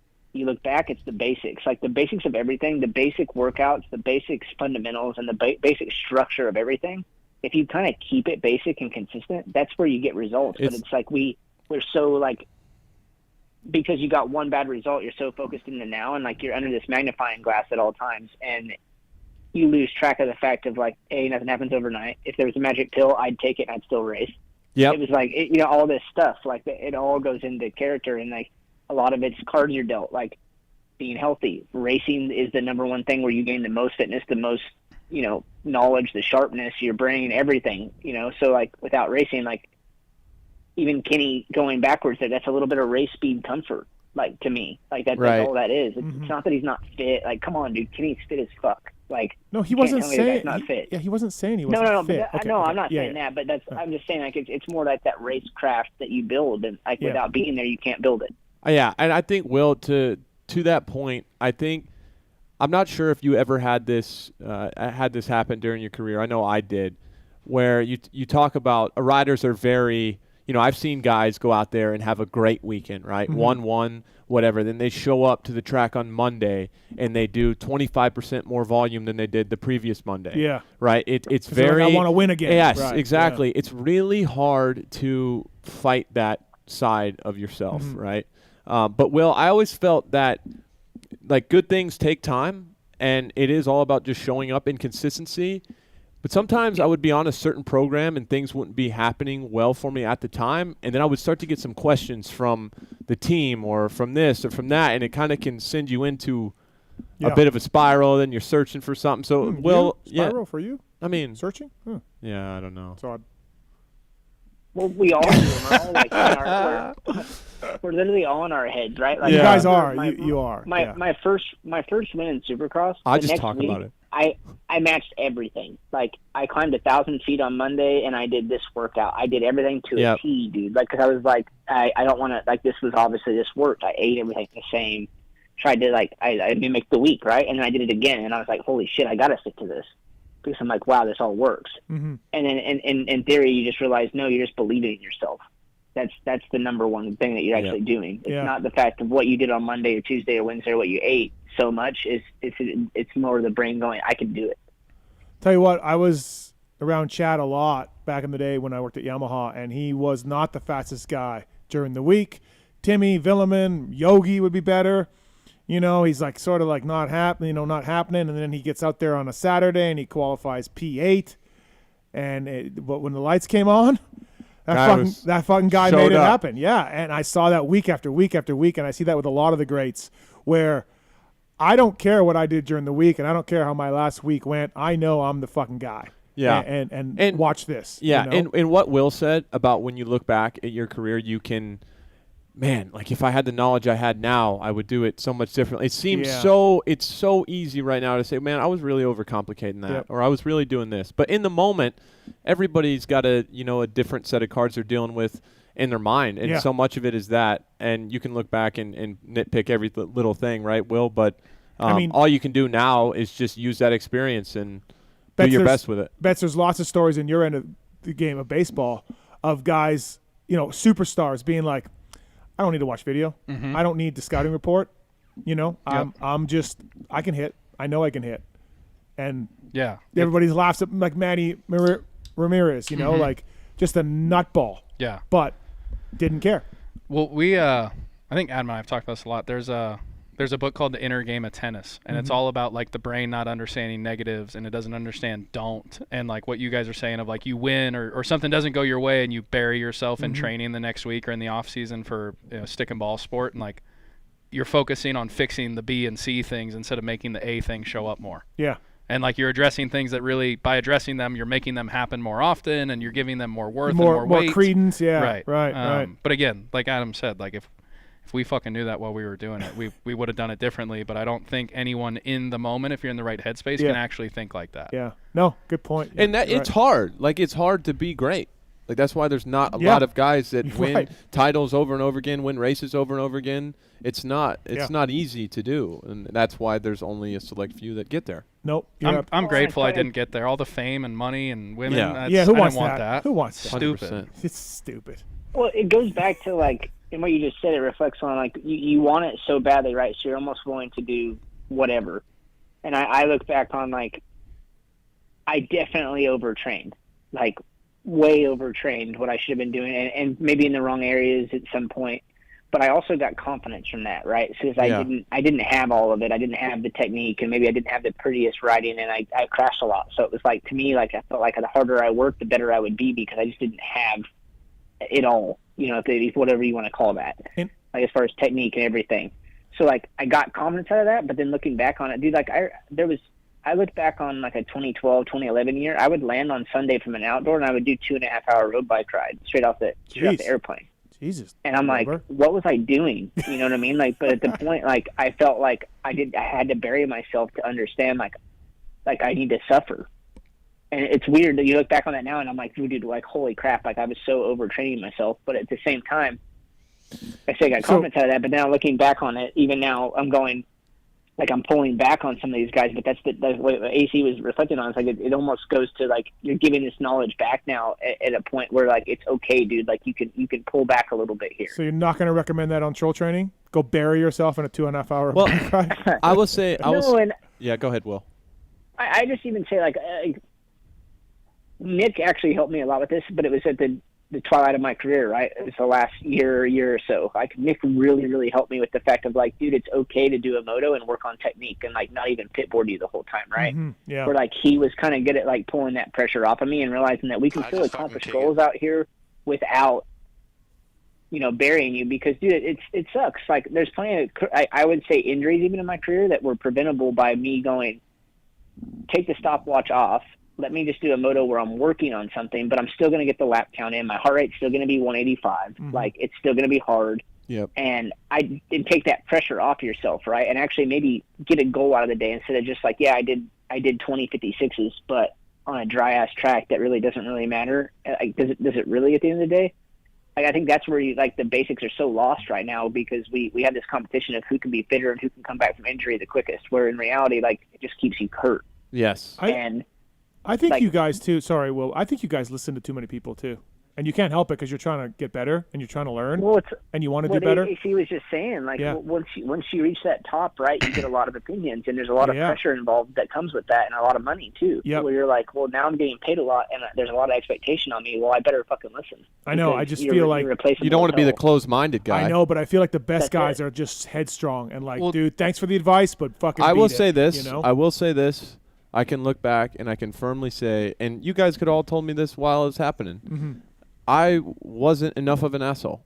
Yeah. Like I should have had. Yeah. I should have been like, no, I'm not doing that. Right. Or like, no, we have to get the bike better. Like this isn't good enough. Yeah. Or this or that. I should have done that, but it just wasn't me in the moment. But I can take that time. I can look at that now, and I could pass that on. Yeah. This is where I feel like moto's archaic. Is like never in any mainstream sport is the head coach, the manager, the hitting coach, the pitching coach making a medical suggestion or a strength coach suggestion. Or everyone stays in their lane and pulls from the same end of the rope, and the development is a lot more linear. Yeah. And like some of the times that people speak up and say things, it seems like in this sport is like, okay, so outside of being around it, what's your knowledge here, right? Like it's like a plumber doing roofing. Like why? Yeah. There's no need. No, Let the roofer do it. I agree. But I think what we have though, and you're right about that, but I think you'll see this in NASCAR and other motorized sports because it's very family centric. You race as a family. You don't hand off your kid to a team and a coach and he goes on and goes to college and becomes a baseball player or whatever. In our sport, it's such a, family unit growing up, and all of a sudden, and then this independent contractors coming in everywhere. Right. There's no team atmosphere, right? So, Wilbur, controltraining.com, by the way, check it out. You can select Wil Hahn as your trainer. And do you got anything for me to get ready for World Vets in like 3 weeks? Steroids. No. I'm fucked? No, I think number one, work on starts because that hasn't been a strength. So let's start there. True. Fair. Is it reaction time or clutch control? It's technique. It's all the above. Love it. It's everything. All the above. We can work on that first because honestly, your riding, I feel like you're calm. Like you stay in your lane, you do your thing. So like I think the riding's fine. Yeah. Let's just bring what we got. Okay. There's nothing that needs to be like flashy. Maybe a couple one-handers would be good. I wouldn't mind seeing a photo of that. Okay. Fair enough. But no. Yeah, because you saw me ride at Glen Helen. You saw me like a few months back. Dude, I was fine with it. Right. Okay. No issues. Okay. Just starts. Yeah. Starts. Yeah, the start technique. We got a whole shot feels good. That's a win. Yeah. Okay. I'll work on that. Hey, so we were talking salaries earlier, Wilbur, and because AC brought this up on his podcast. Why aren't salaries public? And we all know why. No union, no association. It's probably never going to happen in our sport. Like Bet said, it's great for the managers to not have the salaries out there public. But Adam, what can you share with us? We won't get paid what we deserve. Right. Adam said he was texting Astafan. Okay. I hope I don't get in trouble here. Like this is the thing. This is the thing with this kind of stuff, right? Like I'm not trying to flex. Like I could care less, right? Like I'm not. Yeah. I think as Chris talked about at the top of the show, I do think it would be cool to have. I think people in general. Maybe not the hardcore fans, but in general, people would be blown away that most people. When I say I race a dirt bike, like that's what I do. They ask me what I do for a living. Yeah, and I just don't think it needs to be that way. And money, even you can see with the playoffs, money gives credibility, and that's just. Yeah, I've told people around what Eli makes, even in the industry, what I feel like he makes, and some people are like, what? I'm like, yeah. On which end, low or high? They think. No, they think it's low. They're just like, our sport pays that. Like motocross pays that. I'm like, yeah, it really does. It pays like a good mid-level baseball player. If you can afford to take your family of 5 to the club section and buy everyone food and drink throughout the whole day, you're probably making more than half the guys out there. Yeah, I can share. Okay. I can share. Not any specifics. I can not bonuses, but I can say for last year, the base was 1.8. Yeah. Okay. Yeah. Taking home. Like if you don't get hurt, if you get hurt, anything, you're taking home 1.8. That I would have to check on.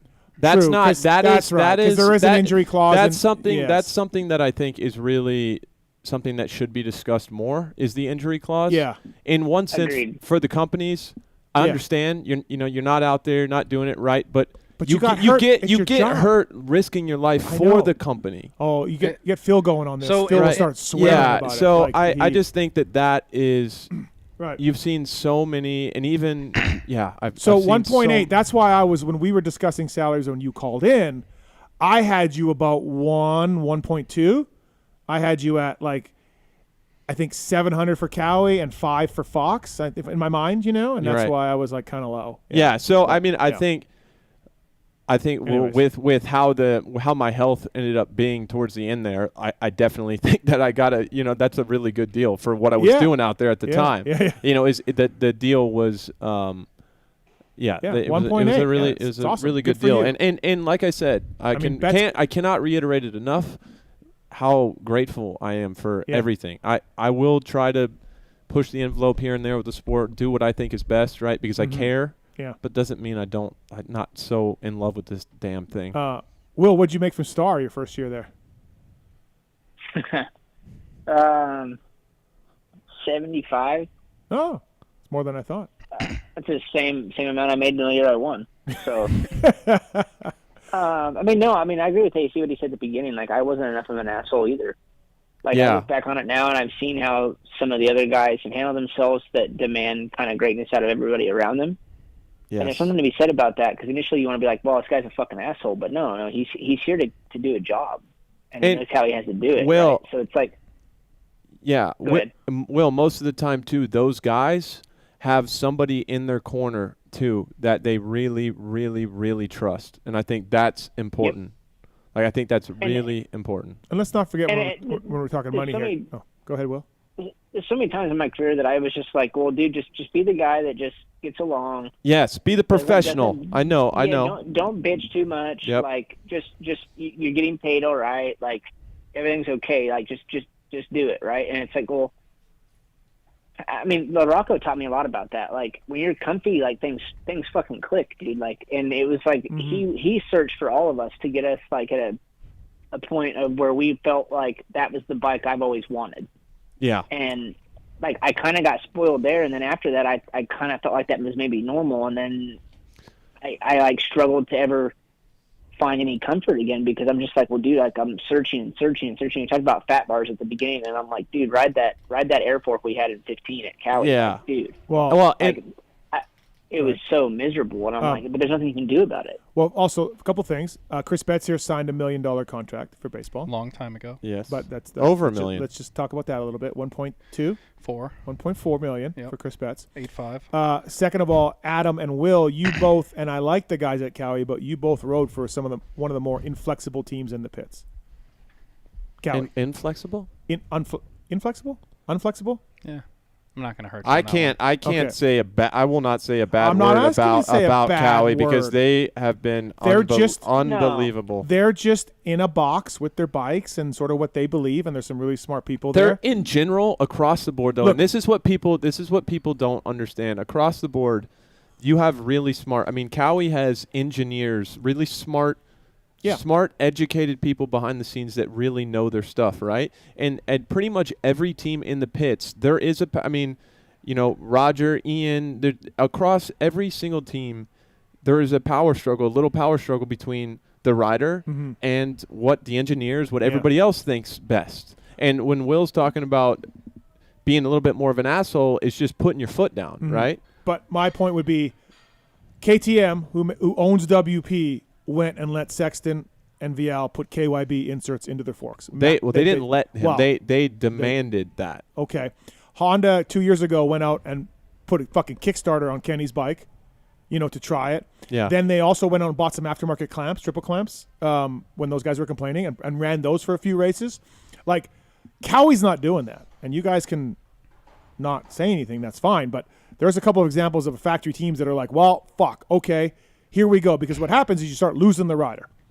The rider starts throwing the white towel in because Cowie's like, sorry, but that's the it. issue isn't on the race team side. The issue is on the business, like, corporate side, right? Of all those sometimes things. And sometimes not. Yeah, sometimes because like baseball, we're starting to get into this. Other sports, we're starting to get into this. Like, there's a lot of people in power that have never done the task. No one's stared down the barrel of a 100-mile-an-hour fastball. Yeah. No one's taken a hit in the A gap. No one's jumped a Supercross triple. Yeah. And those people are starting to get more say. And the good ones know that they've never experienced that. Yeah. And the ones that are kind of making life difficult for these guys are probably the guys who have never done that. And there's the push-pull between engineers and real-world feeling here's all the the time. thing. Right, And here's the thing that must be said, too, is that everybody is doing what they feel is best for the overall success. Yeah, no one is like, fuck everybody's, this guy. you know, But everybody's success of you and the team are two different things. Not really. You don't think so? No, I don't think so. No, everybody wants the same goal. Results, You cross the finish line first.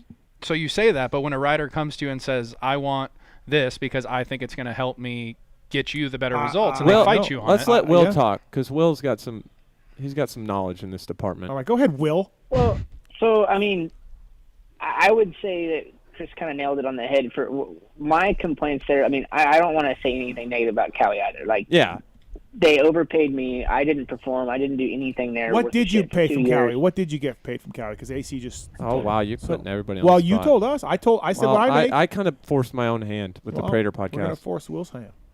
Well, I mean, I think it's pretty.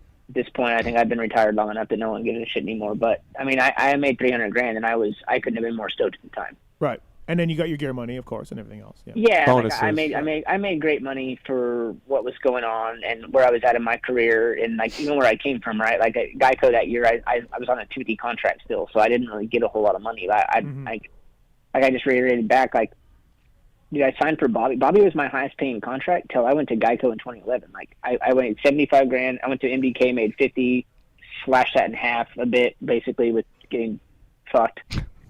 No better way to say. Yeah, totally. And then going to TLD, I made $30,000 in salary, and our bonuses were not typical racing bonuses. They were about $7,500, $525, and I was on the podium a lot, but I was only making $2,500 a weekend. So that's insane. It wasn't much, right? Then I went to Geico, and I got paid I think $125, $130,000, and I was like, dude, basically, like, I'm basically retired. You were basically Elon. You felt like you were Elon at that point. Like, I'm like, I can buy whatever the hell I want. You know what I mean? Like, this is unreal. I can eat good. I can do all this stuff now. Like, and then even thinking back to like my title year, like you got to think I was on a $75,000 contract after being hurt for 2 years. So like, you're just thankful for what you can get.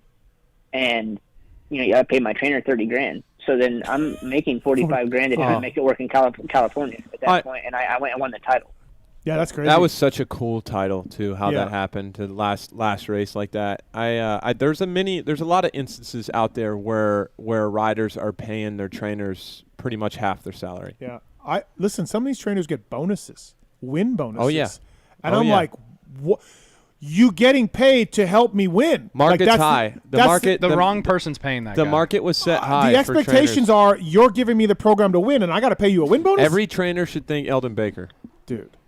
I like Alden and I like those guys, but win bonuses for trainers are jokes. Fucking jokes. I'm proud to say that I didn't take them, and it was like a big thing. That it was a big thing that I wanted to kind of stand up for because like we're training to win. Like what else are we training? Yes. And if you wanted to give me a bonus, would I tell you no? Hell no, I wouldn't. Yeah, that's exactly. why it's a bonus. That's why it's a bonus. It doesn't need to be in a contract. Yeah, same thing when I was a mechanic. I never had a deal with a rider for a bonus. If you gave me a bonus, great. You also never had anyone that won, but that's okay. Wow. Okay, cool. I guess I forgot about Summercross and High Point 2000. Bud Creek. Bud's Creek First Moto. Yeah, I'm just saying. Yeah. Anyways, go on, Will. Yeah. No, I don't have anything else. It's just one of those things where like we could go on this for hours, but it's like, I mean, I don't know. Like you're there for a purpose, and the whole thing for me, like the reward to this is giving back at some point. And I don't care whether you're a C-level rider. I mean, you can give back on so many levels. You can move the needle for people to feel that improvement, whether it's on the bike, off the bike, whatever it is, or just lifestyle better and in general. So I think overall, I'll say it's really fun. I'll say this. I'll add to that one-liner. I would say, helping yourself, happiness. Helping others is joy. Oh wow! Yep. Well, wow, what's going on? Just moving it along. What's happening there? Love it. You okay, Tits? They're playing the Oscars music. Yeah, fuck up, dude. I'm over this. Next segment. He's got all the teams are calling him, telling him fucking stop this right now. It's hard to get good help, guys. And I'm still working on it. So. Will, you're awesome, man. I can still be fired. I appreciate it. Will, you're all right. Yeah, I deserve that. I've given you a lot of shit this year, so. You have. trolltraining.com. Select Wil Hahn or select John Westling or Alex Martin or the other guy. Will, did I guess what that move over there, are you just going to get more clients that you wouldn't have gotten on your own? Like, what's the what benefit do you have from being under the umbrella over there? I think as a whole, in general, like, admitting that we're all human, we have self-doubts, and like even through my process of moving to trainer from Star, I mean, I leaned on John pretty heavily. And like Alex and I have always talked over the years and gotten along really well, but like I felt like John was someone I could truly trust and like lean on without it, going in too many other ears. Like, oh, Will's worried about this or something, or asking me questions about this, doesn't know what he's doing, type of thing.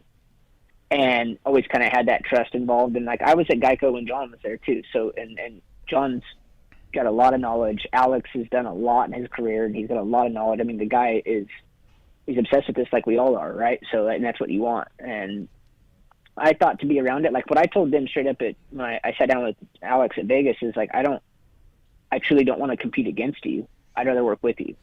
Like to me, like that truly meant something to me, where I'm like, we're going to be doing the same thing. We're going to be offering the same thing. Why wouldn't we work together and like build this into something even cooler? Like, even if we did some riding schools throughout the year, like all three of us at a riding school together is extremely valuable, in my opinion. Absolutely. So I think that in general as a whole, like to give back on, we could do a couple of years, something like that. I mean, this is all like forward thinking, right? Like I don't want to speak for the group, but like that's something that I pictured. Like we could do 3 schools a year and really like truly in a weekend knock out some good fundamentals for a lot of people. Yeah, and obviously Troy Lee's going away, right? We know all that. You did good work there, but you're holding on to Colt Nichols, right?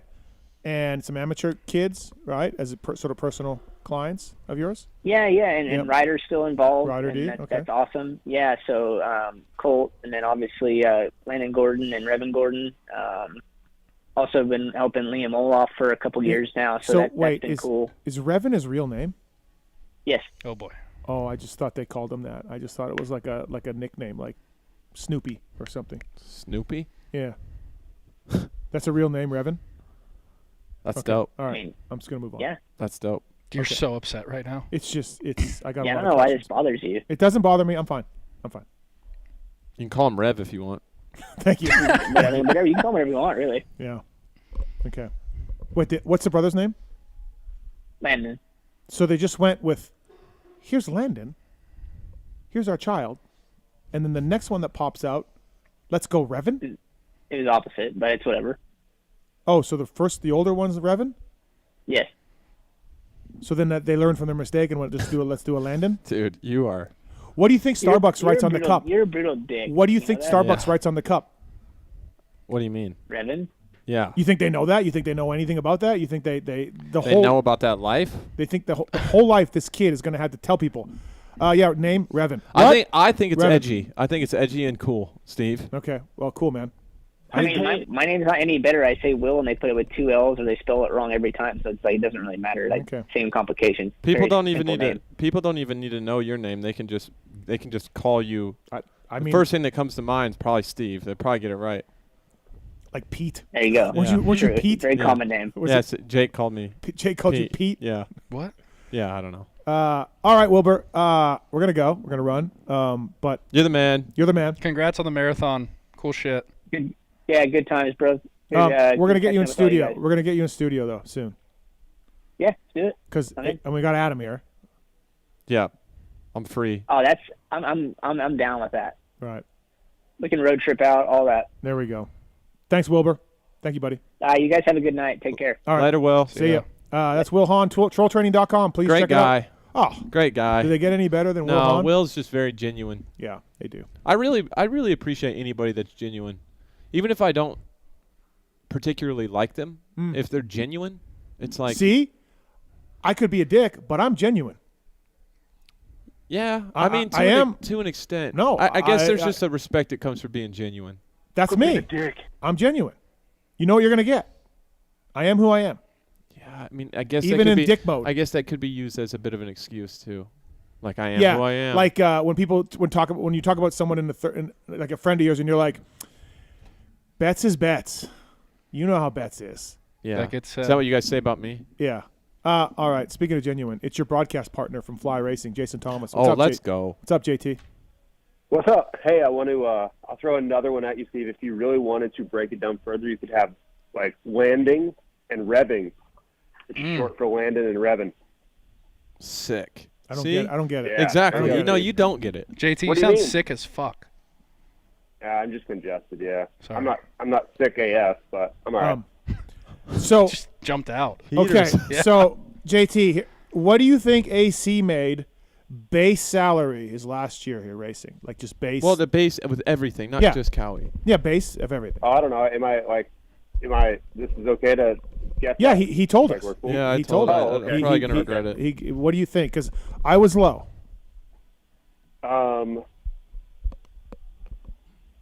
Say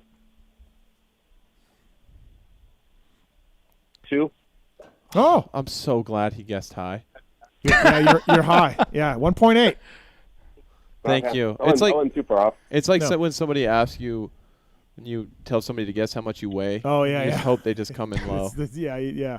So he told us because he did a podcast with Prater, and one of the things Adam said in the podcast was, "Hey, we got to make our salaries public. It's good to know for these people because Tomac's that's $2-3 million.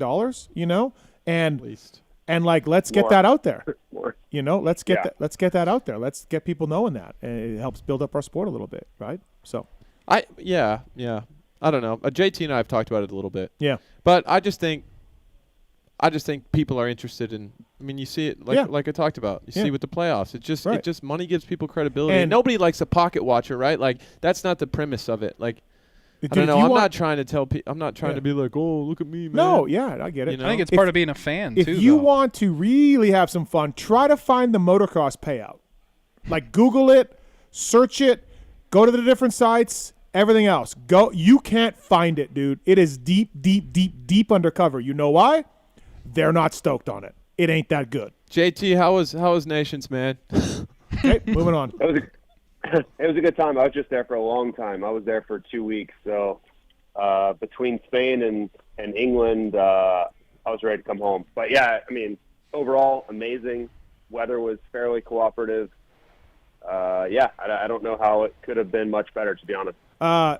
Well, probably was getting some proper fucking shower doors. I'm sure you didn't have any of those. Well, see, Steve, like I don't let these silly things bother me the way you do. Like I'm not going to rant about them for a decade. No, but they're a joke. They're a never joke. going to change. They're a joke. I mean, I get it. If you need content for Twitter, it's awesome. Did you room with Anthony, or did you get your own room the whole time? No, I was not rooming with anyone. Okay, all right, because that's also a joke over there, where your buddy, you're rooming with somebody, and they're 6 inches from you. That is way more of a complaint than the shower door. You might as well just make it one bed. Dude, and they have room. They have a nightstand, but it's on the outside. So there's room for nightstands, and they say, let's put them on the outside and push these two beds together with two straight friends staying with each other. What better way to Shouldn't be a bond? problem. Yeah. Okay, all right. Just ridiculous. It's not progressive enough. Fly Racing, You know what I found? flyracing.com. I found a way around that, Steve. Hmm. Just stay in like a Western style hotel, like I stayed in Hilton. Yeah. Most of the time. Yeah. You get to avoid all that nonsense. Oh, you're right. You're right. Generally, sometimes you have no choices, but yeah, generally speaking. All right. More impressive, JT, for you from MXDN, and this is kind of a tough one because one gentleman only made it about 15 minutes. But Coonan or DeWolf? Because Coonan, before he crashed, was going for it. I need more context. Are we talking about like long term? No, impressive or at the something? race, at the in Matterley Basin. Yeah, Coonan's speed was more impressive to me, but that's not anything new. Yeah. Coonan is very much like if he was a rapper, he would be 50 Cent, like win or die trying, right? Like he is just going for it at all costs all the time. And you could argue that strategy cost him a legitimate shot at the World Championships. There were lots of weekends where he should have backed it down and taken a third or fourth, but he has no interest in any of that. Pretty impressive, though, huh? Yeah, Before he crashed. The guy's unbelievable. Right. Yeah. Right. I mean, he is going to win a lot of races in his career. It's just going to be interesting to see when does he make the turn to understand that you can't crash out of 20% of the races if you want to win championships. You Okay, can't do that. this is a hot topic. but this was definitely on my Instagram DMs and everything else. If Deegs races, oh boy, I feel like he's right with the Wolf. Do you think he's better, worse, or right with the Wolf? What I said. Man, that's hard. The track is so different to what our guys ride on. I don't know that DeWolf and those guys would be passing through the 450. Like, I don't know that Deegan would be passing through the 450 MXGP riders the way that those guys were, because I don't think he would have been as comfortable with the conditions as those guys were. On a neutral field, yeah, I think it's on. Like, I love the things that Deegan has to bring to the table, but that track and those conditions, it just changes. It changes the equation for me in lots of ways. I had somebody, I think it was John Tomac, he told me this track was a lot like half of our Supercrosses this year. And I'm like, yeah, good point. Not really, but you know what I mean with the ruts and the mud. So, yeah.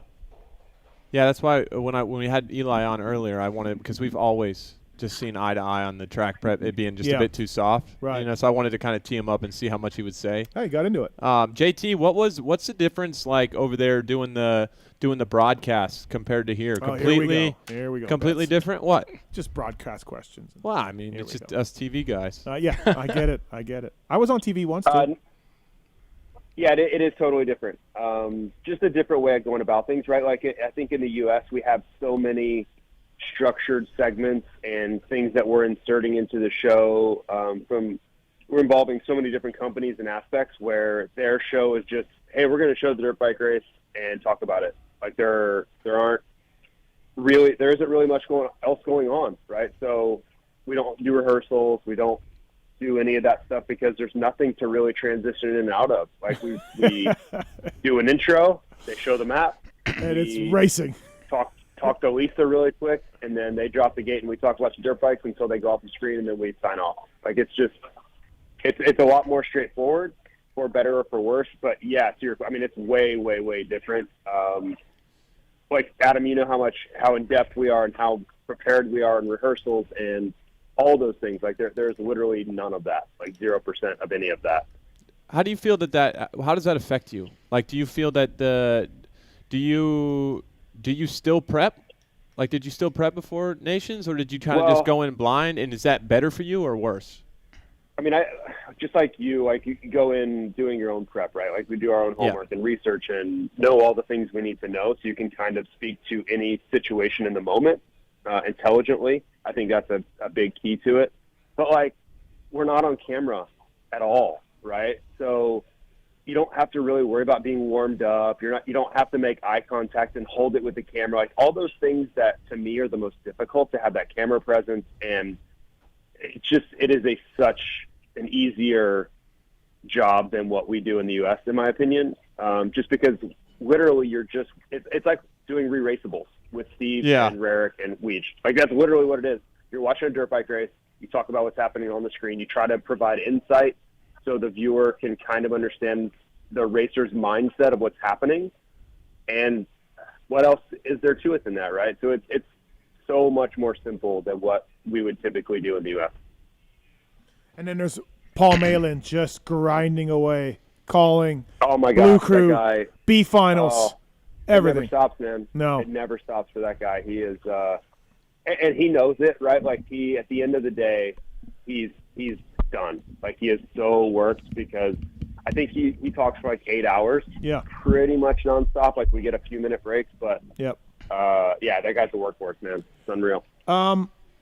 Betts, what do you think of, and this could be like the Costers Team USA manager? It's mind blowing that you don't like it. No. You're not. Just from the outside, you're not. You wonder why. If the year that Marvin didn't run for France because of a gear thing, right? Red Bull thing or something. Whatever it was. Like, if that's the logic we're using, like, couldn't he have ridden for us? Like, I don't know if it's such a national pride, patriotic event, and soccer does it too, which is where I'm like, I don't really give a shit, because soccer has different nationality coaches. Yeah, I don't remember the last time U.S. had an American coach. I think they've had some different nationalities for a while. It's just wild that for this event, they do it of all events to do it. But I mean, the dude, yes, he's Belgian, but he's living in America since 1980. Totally, and he's more American than you are, than I am. He's been here longer than I have. Like I get it. Okay. It's interesting. Like in baseball or other sports, it's just it always blows Bet's mind, JT. Not as much as other things in this sport, but that was one that I was like, when I learned about it. But also again, I had sorry, I didn't mean to cut off that. No, you're good. I haven't really spoken to Roger a lot. Like we've had like passing conversations, and he's always been super respectful to me, which I don't deserve. Like he has no reason to do that, but he has been. But I was in a conversation with him this weekend, and Weege talks to everyone, right? So Weege sees Roger, immediately engages and starts just asking him every question possible, because that's what Weege does. And I happened to be in the midst of this, and I didn't know how much success racing Roger had at this event. And it was early days, right? You're talking 60s and 70s, but there was a 10-year span where he did not lose at the Motocross Nation. 10 years in a row, he did not lose at that race, right? So, like, that was 69 to 78. He never lost in the 250 class consecutively. And, like, that was the year before I was born, was the end of him dominating. So you think about the context and the, like, big picture insight he has to an event like that, man, I don't always agree with him, but I had a newfound respect for when he looks at that event, where it's come from, and the things that maybe I don't have perspective on. I don't know. It just made me look at it a little bit differently. The other thing that I just Googled it. Is Roger talking about his own race or the country? Because Belgium lost. No, Oh. no, him racing. Okay. Him racing. Right. 1969 to 1978, he never lost at the Motocross Nation. All right, because Belgium didn't win every year. The other thing too that I should. You want to take it up with Roger? Steve, you can take it up with Roger, but I don't think he's wrong. The other thing that I should include as well is it's not about, like, I don't know who should or shouldn't. It's just like in my world, that's just not. And also, it's cool that Roger isn't. You said he's Belgium. He's from Belgium. Yeah. Like, it's cool that he's not running that team and choosing to run ours. It's more just I was surprised that how do I put it? Just the way they go about that, and that it's not allowed. But you know what I'm saying, JT. Yeah, I mean, I don't know. He's I think he's proven himself time and time again. And honestly, like, if the powers that be, it's been such a long run. I don't think, or I would say it's beyond question where his loyalties kind of lie, right? Like, at some point it's going to turn over, right? And I think you're kind of seeing slowly the passing of the torch with Mike Pelletier's involvement and Christina Denny's involvement, and Paul Carabinos, and all these people progressively getting more and more involved in team organization. I think you're going to see that eventually switch over, and whether that's one person heading it up or a committee type situation where they're all sharing responsibilities. It's been a very long time since I've seen synergy on the organizational side the way it is now. So if I had to take the way it was 5 years ago versus now, I would take now every time. Is it perfect? Maybe not. Yeah. But I absolutely think they're trending in the right direction. We have a call for Adam and JT from Austin. Go ahead, Austin. My question was, if there is discussions in production meetings about, like, there's always talk about, hey, like, trying to grow the sport, gain viewers, and with that, you're going to have people that don't know anything about moto, and you're trying to educate them. And I don't know in production meetings if there's talks of, hey, let's cover this topic or this point. It may seem very basic, but just like trying to have it as a teaching point. Because I feel like sometimes, this is a bad example, but like NFL or MLB, they've been around so long, there's been less changes than, say, moto with like laps to minutes and formats and stuff like that. But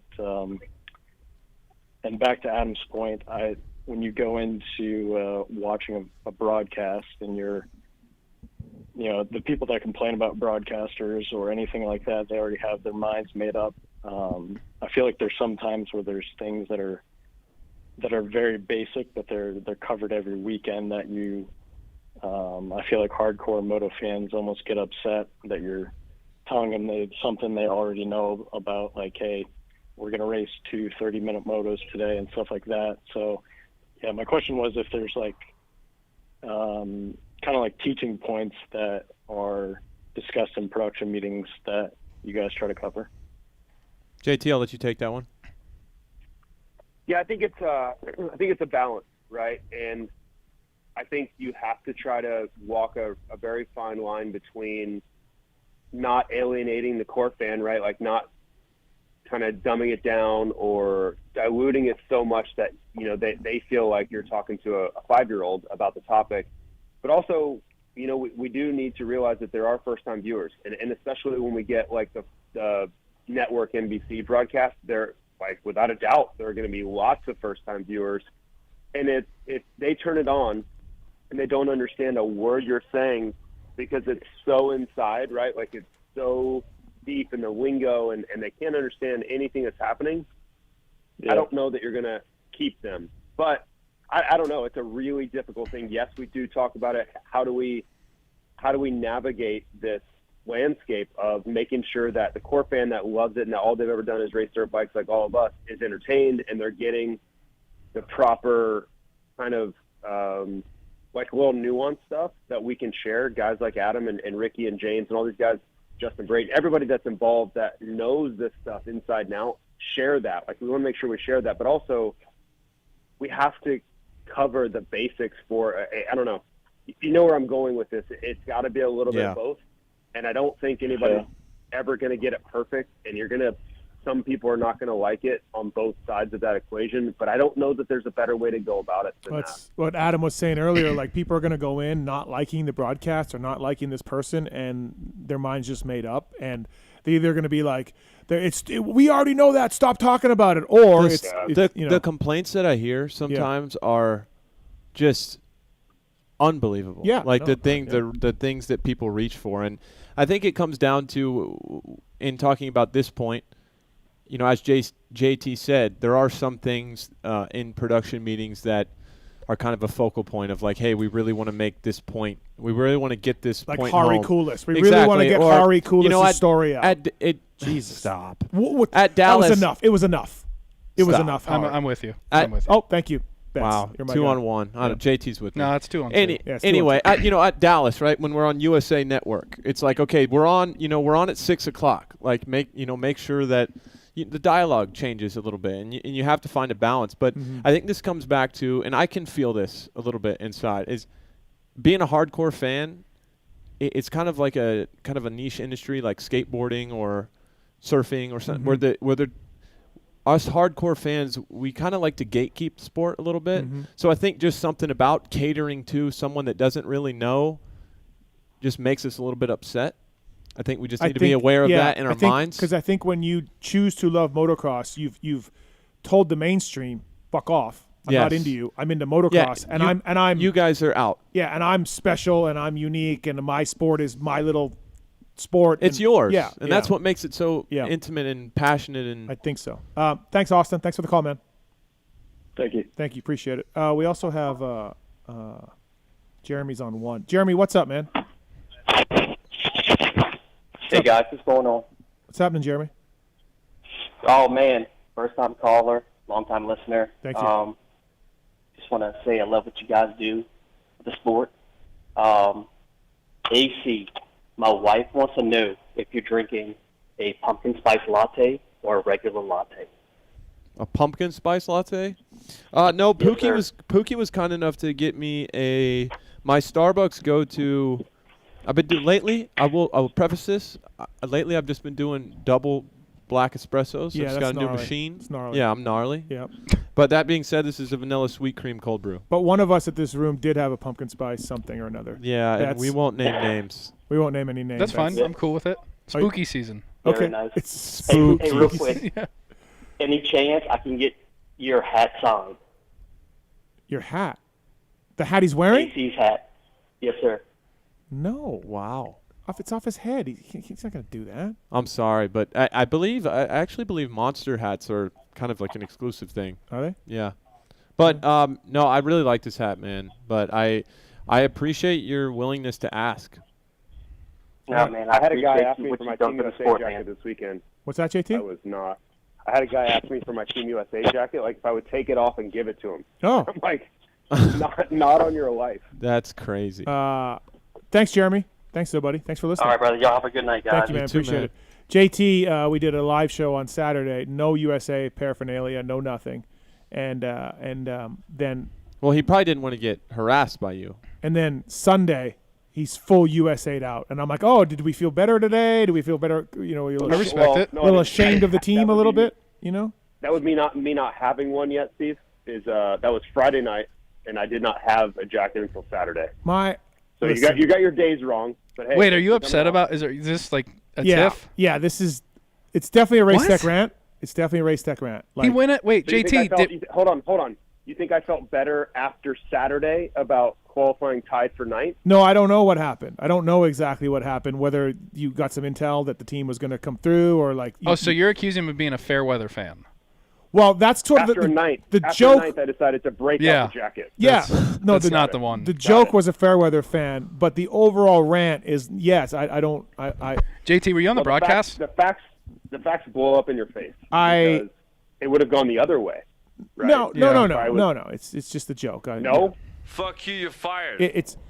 But the fact that you just had USA jacket on Sunday only. If you guys stick around towards the end of the show, Steve is going to give a lecture on communism. Yes, his little red book he keeps glued under his desk. Yeah. Listen, I was offered, not communism? this year, not this year, but I've been offered Team Canada merch. Would you like a shirt or a jacket or a hat? And my go-to after seeing your Twitter exchange today, I don't know if I fucking believe that. I'm about to offer you a timeshare in Venezuela. And my comeback to that is like, no, I'm not on the team. I'm not on the team. I'm just here to enjoy this great race today. Thank you, though. I'm with you on some of yours. I'm not here on this one. Yeah, it's all right. Fair enough. JT was. Obviously not. Are you questioning my loyalty to Team USA over the years? Of course not. I'm here for that argument. Well, of course not. That doesn't mean anything, though. Yeah, I mean. No, am I not? Do you feel it was inappropriate for me to wear a Team USA jacket? I feel, as a member of Team USA in 2003, that was me as a mechanic. Love it. Do you wear the jacket?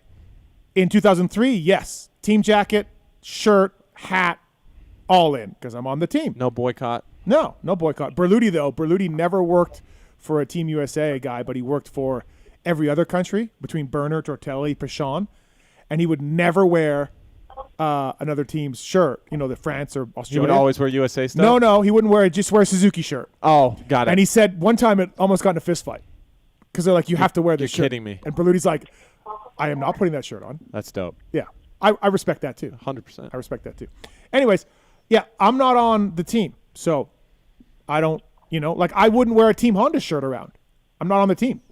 Okay, but I'm not there with you. Okay, that's fine. Yeah. Right.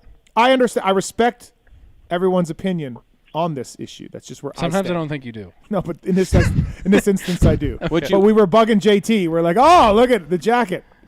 Would you wear a Riders merch? If I would have had one on Wednesday, I would have been wearing it on Wednesday. Yeah. You're acting like JT was that lame ass quad guy that wore his jersey to the suit that we all got in trouble for making fun of. Yeah, we did get in trouble for that. Steve, I used to not talk to anyone after the race if we lost. Yeah, but that's hours. I get that. That's just a sports team thing. That's like you with the Leafs. Yeah. I had one? Yeah, that's like me with the Leafs. It's the same thing. So you would wear a Leafs hockey sweater to T-Mobile if they played the Knights. I do not. But it wouldn't be outlandish. Like that's what JT did. He wore his team's gear to the event. Okay. His team's gear? Yeah. Okay. Yeah. All right. I don't know. I'm as far out on your take as I can. I love that you're locking in on JT wearing a USA jacket, but you were pumping up 5 guys in leprechaun outfits storming the track. But that's awesome. That's great. But listen, and they're not actually leprechauns. One of the things, talking about what Coop said about the riders, about people going about the other people want to see USA lose, which is what Swanee told him, right? Going back, and he's somewhat right on that. Like it is a USA. It's just worldwide. It's a USA versus think Exhibit A.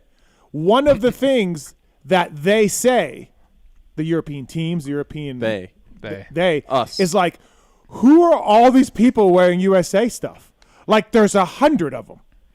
Well, their country's the size of Mississippi. So like JT's playing into that sort of stereotype also by wearing a jacket. He is a fan. Oh yeah, of yeah. the This team. is all my fault. No, it's not. No, I'm not saying it's your fault. I'm just saying one of the things that people are like, because it's the old podium shot with Category 5 storm and 100. What is going on? Okay. That was cool. So Banner night over I there. just we were giving JT shit, and JT, can we change the topic? I like happy Steve and JT. I don't like bickering Steve. No, it's not bickering. I personally like the this bickering. would never deter me. Steve's opinion on me wearing Team USA stuff, I could care. I don't know. I don't know how many more things I care about. Infinite. JT, give me one that's not recent, so it doesn't start a real tiff. But your guys' biggest disagreement that's been resolved that you can bring up. It's been resolved. I don't know if there's one. Okay, maybe not resolved, but it's far enough past, or it's been proven one way or the other where like you guys got into it over insert topic. No, there's nothing because we would never. Peanut butter jellies, like. Neither of us would ever concede a point, no matter what. Till the end. I respect it. I really respect that. Peanut butter and jelly is strong. It's fine. Do you go peanut butter on both sides, jelly in the middle? No. Oh, here we go. No. I have one. Oh, yep, knew it. I have one. Everyone's got a PB&J argument. Steve has finally admitted that bread might not be a good idea. Yeah, carbs suck, bro. Yeah. You don't We're need them. out. We're No, out. but You're hold a on. podcast host. You don't need the fuel. Was I ever pro bread though? Yeah, you would just hammer it and be like, it's fine, I'll just mountain bike. I'm like, it doesn't really work that way. Oh, okay. Well, that's more like just diet in general, not so much right. bread, but all right, that's fine. But yeah, diet in general. Speaking of diet, Yeah. I'll try to make this as short as possible. Okay. But I had this trip these like 3 days ago. I stayed at this couple's house in Santa Barbara. Oh, that wow. was like incredible. Oh. But we were talking about food, like organic food, Yeah. all this, all that, Mhm. whatever. And I've completely lost my train of thought. That's okay. Anyway, I'll pick it I up. eat like shit. Right Big now. Chili's fan. Yeah, and I feel bad about it. But the gluten. That's what we were talking about. Gluten. Yeah. Yeah, I'm all in on gluten. I went to the grocery store the other day, and I'm pretty sure the only thing I had was dairy and gluten. Oh, okay. All right, JT, we got to let you go. You got to run. No problem. You're the man, JT. Thanks for calling. Fly Racing. See you guys. All right, see you. That's it? He's boarding a plane. Fucking allegedly. He's got a lot of time left. Yeah, but once the speakers come, you can't hear shit anyways. Fly Racing, flyracing.com. Use the code to save. All right, hey, by the way, 8 o'clock hour brought to you by Factory Chassis Parts, established in 2018, home of the original high-performance FCP Racing engine mount kit. Adam, you've tested engine mounts. They make a difference. They do. Absolutely. Well, FCP has got them. PulpMX chassis. I tried the FCP Racing Cups at GH last Tuesday. Oh, I was flying, dude. So Flying at GH. you go and ride GH, like you go and drive there? Yeah. And then just drive Yeah. back? Really? Hardcore, dude. How long do you go to like make it worth it? All day? No, I usually leave about 2. I'll start at 8, leave at 2. What time do you leave here? 5. I 5:30. guess that's not that bad. Yeah. Kind of like what we're doing. Yeah. Tonight. Yeah, So- we met at the Ontario airport. What? Yeah, we Yeah, did. a little bit south. PulpMX chassis, please check them out. The race cups, I tried them in my bike. I'm going to put something on Instagram about them. They definitely made a difference. Freddie Norn, Grant Harlan, and others using the race cups, available for all the bikes now. And please check them out, and along with engine mounts as well. Listen, I just like the fireworks. You know my rant about fireworks? I'm with you there. Okay, thank you. My thing about Deegan and the flag last year, like that was a very hot, sensitive topic that I stood by. Should we break that down? I mean, I don't think the anthem should be played every baseball game. really? So you're with me on that? Moto, once a Oh. week. You have to. Oh, okay. So the I anthem, don't need to hear it on a Tuesday at 3 o'clock. right? So the anthem being played before sporting events. I understand all this stuff makes me out on an island, but I'm fine with it. Like I don't care. I've always been a contrarian a little bit that way. I've never been one guy to like just jump in, and I don't wear Team Canada merch. Like I just don't. I'm not on the team. I want them to do well, absolutely, and all that. And I'm when Kevin Benoit was running third at Majora years ago, I'm like, fuck yeah, like that's awesome, you know what I mean? But I'm not on the team, man. Like but part of it may be because I'm a journalist too. That's a Yes. loose term. But I'm there to cover the race. Be as objective as possible. Yes, and I think I'm. So I mean, to me, JT should be as objective as possible. He's doing the broadcast. Yeah. In my eyes. That's the only argument of yours I I'm with. Okay. I could see that. I don't know. I feel like so when you really have pride in your country, you can have pride though. I had pride. pride. You can. When Kevin, but it's a symbol. When Kevin Benoit was running third, like I was for whatever reason into it. For whatever reason, you can love your country and not wear the stuff, right? Of but course. it's just like it's just a symbol. Well, we're also from a country where people think you don't love our country if you vote a certain way, or if you think so. I mean, one of my rants was the absolute blatant misuse of the American flag, and we just put it on. I mean, there's literally rules in the code of the flag that say you're not supposed and to. And we have fucking let that go, man. The second I learned, the code, I forget what it's called, the code of the flag or honoring whatever. Right. And there's a massive point of that is you don't not memorialize. What's the word I'm looking for? You don't. Not glorify, but you don't use the flag as anything else but the flag. Yeah. Like to symbolize yourself above something else. Right. Like I don't have any American flag hats. I don't have any American flag shirts. Like, it's supposed to be the flag. You shine your light on it. If you can't shine a light on it, you fold it up, you take it down at night. Do it the right way. Yeah, I don't know, man. But we've lost that in our country. We've completely lost it. Our country. Yes. We let you over here. I'm trying to be a citizen. I'll be one soon. Yeah, what's the deal? You've already had the time. It was a real big fuck up. Can you tell? Is it good? No, it makes me look like an idiot. That's fine. That's good radio. That's the ratings of this show. The people that think you're an idiot are gonna think you're an idiot forever. Oh, I see. You know what I mean? Yeah, and the people that think you're pretty reasonable, unless you go eat a red pill and start, right, swinging over. Ethica, by the way, are you still doing Ethica? R.I.P. Foz. Foz? I don't really know. He didn't die, but no, doing something I different. think I'm still an Ethica guy. PulpMX 20 code to Ethica. Please check it out, Ethica.com. Love Ethica, whether it's underwear or hoodies, great shorts. If you used to hit Kyle T-shirts. up, if you used to only hit Kyle up for shit, or you guys used to talk all the time, and you haven't talked to him since he got the new gig, fuck you. Yeah, fuck for real. you. Yeah, Kyle because the Foz, amount of people he's said that Right. he used to talk to a lot that don't hit him up anymore. I hit him up. I'm good. He's What? awesome. I'm gonna text him right now. But I called him on a road. Okay. I was on a road trip. I was Mhm. bored. I was doing the thing we always do, just calling the homies. And called Kyle. He said I was, one of the first two people to call him since he left Ethica, and it had been like a week. So I don't think I knew. Be a good friend. Anyways, PulpMX20 at Ethica.com. Please use the code and save. Thank you to those guys. Just be better. For coming on board. Race Tech Rant. Did we finish everything on the Race Tech Rant? My Race Tech, you were talking about broadcasts. Yeah. And then you went into track prep, and it was a real quick 180 there. My rant is jeans on the podium at the Motocross of Nations.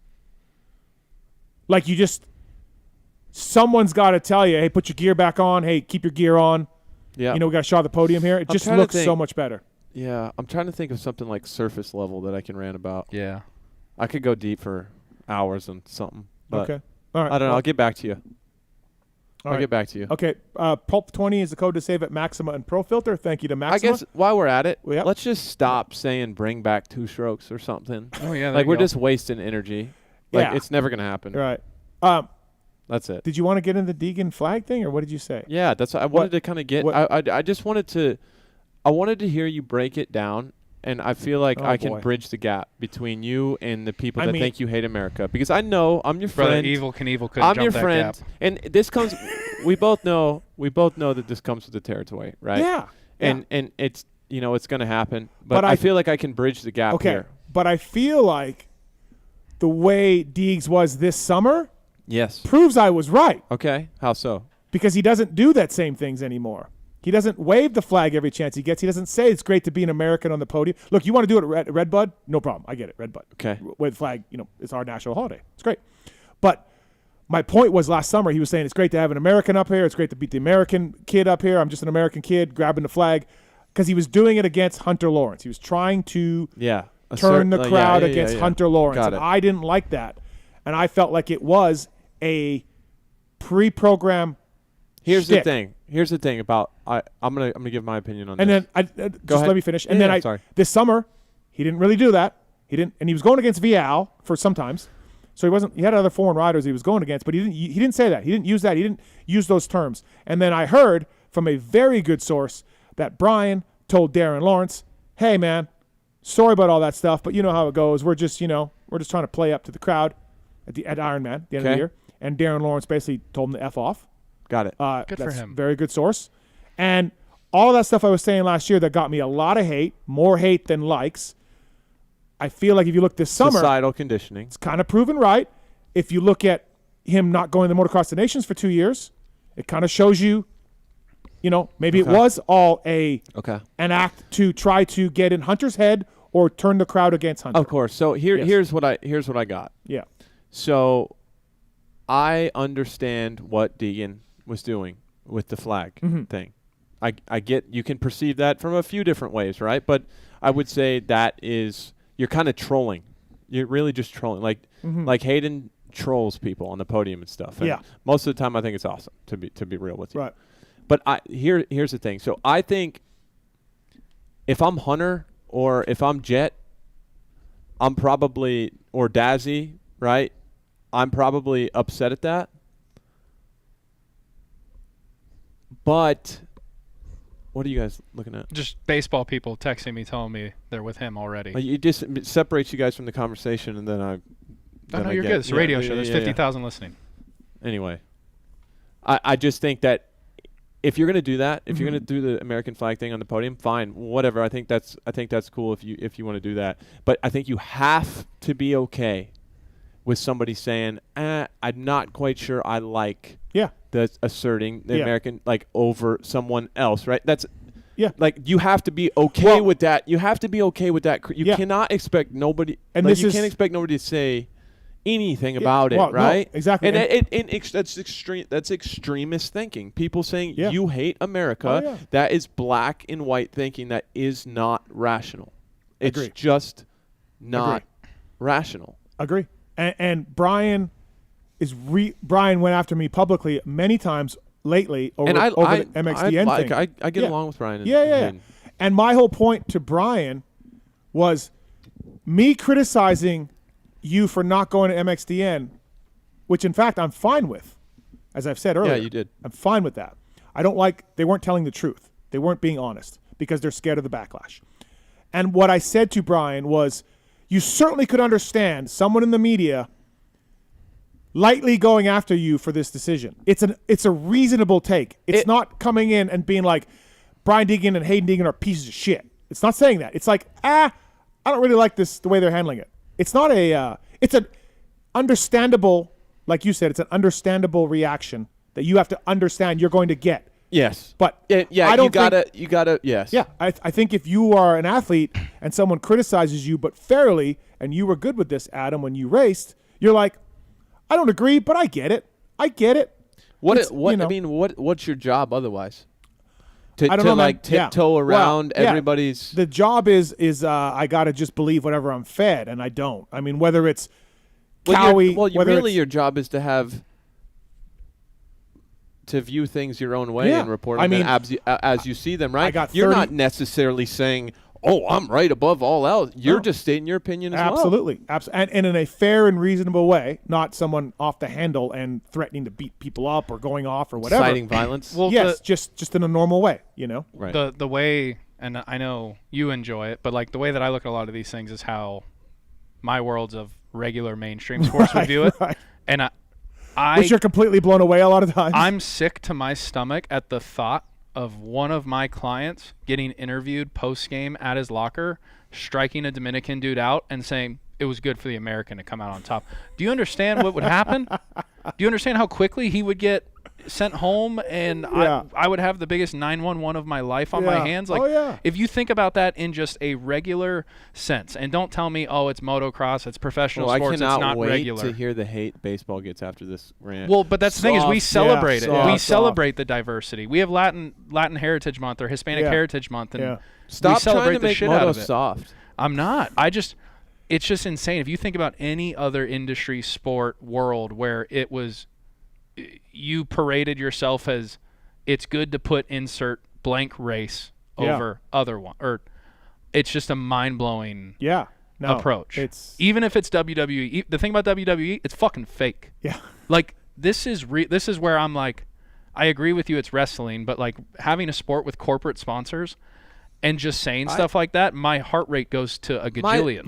My thing is this. My thing is the whole, all that, you Deegan doing the flag thing, you saying something about it, that's the game we're playing.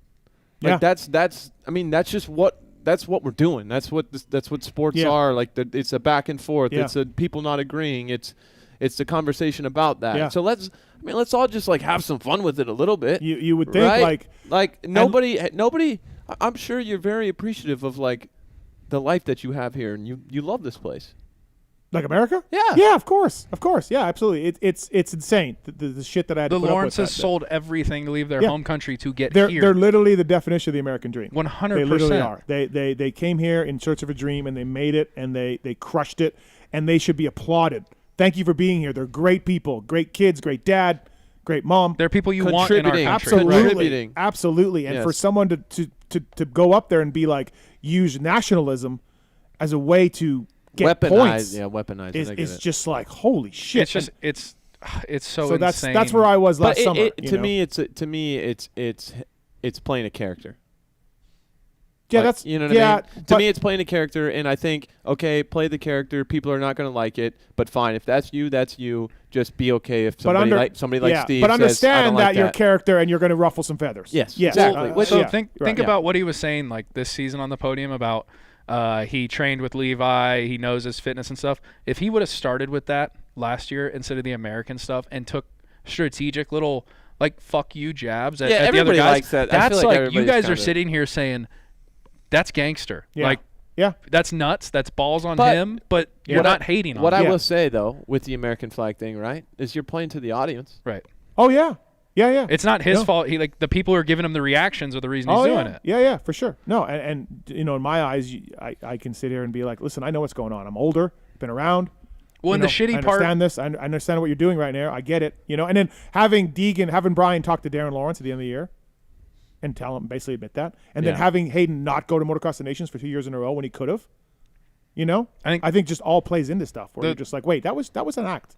The really shitty part too is that when you guys would sit here and initially cover it, when that stuff was going on, I would be listening and sit to myself in my car, driving wherever I was going, thinking, like, wow, they did such a good job of like delicately unpacking it, giving him all the flowers in the world for the athlete he is, what he does on the track, what he does, how incredible he is. He's generational, but like no one ever got into you were bashing the act and stayed away from the person. How about if you had a baseball player say that they're reading Andrew Tate, they're channeling their inner Andrew Tate? That would be frustrating. That's what I think as a broadcaster and somebody kind of working my way into the media space. Somewhere you have to get to is like sometimes there was a couple times even during the playoffs where I had an opinion about something, but I kind of You couched it? Well, no, I didn't couch it. I said it, but I just kind of like delicately poked around it, right? Because what am I doing? I'm catering to the people that think it's either this way or this way. Yeah. Right? Yeah. Like where I can say, oh, I don't agree with what Hayden did, or I don't agree with what Chase did, or whatever. And like Chase can still be a really good buddy of mine, or I'm still a massive fan of like Hayden and his riding, and I respect that. Like people think, I just think that for whatever reason, for whatever reason, that's just the way that kind of society is. Just at the moment, is just that we have that kind of extremist thinking. It's either there's that middle ground that's kind of missing right now. Yeah. And so, but I feel like as I get further away from racing, I think it'll be easier for me to just be a little bit more like, you know what, this is what I think. If you think that makes me all the way this way, then go for it. Yeah. No, and that's kind of where I'm at. And I mean, for me, like I don't care. This show's really doing well and successful. Yeah. And I pay all my own expenses to the races. I do work for Racer X. And I respect Davey and all the things that they do, but I have really free reign to say whatever I want. Yeah. And that's why it works. Yeah, and I can walk around the pits, and if some people don't like me, Jason Anderson, Brian Deegan, oh well, life goes on. Like, cool, man. Like, I'm good, you're good. You don't need me, I don't need you. We'll just That's carry also on, media, though. Like Kellen just said, and I noticed this with the game on today. Yeah. Ken Rosenthal wrote a pretty pointed article at the Padres yesterday or today, and no drama.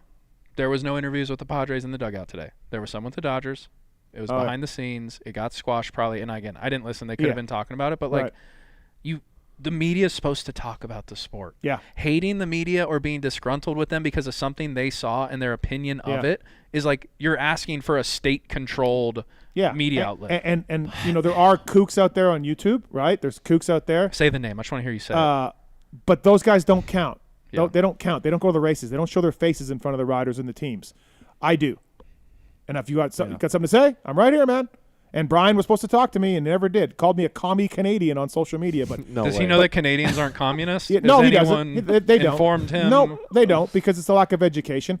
And at the races, I saw Brian, and I'm like looking at him, and I'm like, "You said you were going to come talk to me." I didn't say that to him, but I'm like looking at him. Like, we should pay-per-view this. And I never got anything. It's a shame because he's so fucking good, and he's probably got a great personality. He's probably a cool ass kid, and like. He's generational and like he's great. You don't like you said that you don't want to be sterile and boring, but like Jet hasn't been sterile and boring. He's been a polite guy on the podium and spoken his piece, and he's addressed the Anderson shit, and he's handled everything that's come at him. But he hasn't been this almost like antagonist villain character. Like it's just kind of I don't know. Sometimes it makes me just want to start being very unreasonable. I want to try it out. And but I really think that sometimes on social media we won't get into this, but like you go and you look at politics, right? It's just really, the two sides get further apart because it's just like a one-up fest of just being pissed off. Yeah. And what I don't like about that is, and I follow the right and the left on Twitter, like celebrities or people that are influencers, and what it drives me crazy is something will be said and they'll slam the other side, but meanwhile their party's doing the exact same thing. So they're just bad actors. They're just being hypocrites and bad actors because they know that what they're saying also applies to their own party, but they just conveniently leave that out, and that drives me nuts. Like that's just you just like to think but I just still think there's a lot more reasonable people. The reasonable people, the most reasonable people are the quietest, and they're not on social media, right? They're not posting. They're all of that. I hope you're right. I really do, because it's not a great. I have faith in humanity. All right, okay. By the way, we got lots more to talk about on the show, but 6D Helmets, they had a tragedy at 6D Helmets a little while ago. One of the owners, Robert Reisinger, passed away dirt bike racing, and so the Road to Recovery guys and Glen Helen are coming together. They're doing a really cool thing this weekend at Glen Helen, and it is a pro clinic with Fro, Dubach, Kiefer, Kurt Nickel, Colt Nichols, and more, Ricky Johnson. They're doing that at the REM track. So if you sign up on Road to Recovery, they're going to do these clinics right there. And then they're also opening up the main track as well for $40. You can go and ride the main track. All the money goes to Road to Recovery to help Robert and start the scholarship that they're starting for Robert, in Robert's memory, I should say. 6:30 to 4 o'clock, Road to Recovery, Glen Helen this weekend. There's prizes, there's a draw, there's raffles, there's vending, there's clinics with all those guys. So please check it out. Thank you to Road to Recovery for doing that, and 6D Helmets as well. Rest in peace, Robert. Yeah, absolutely.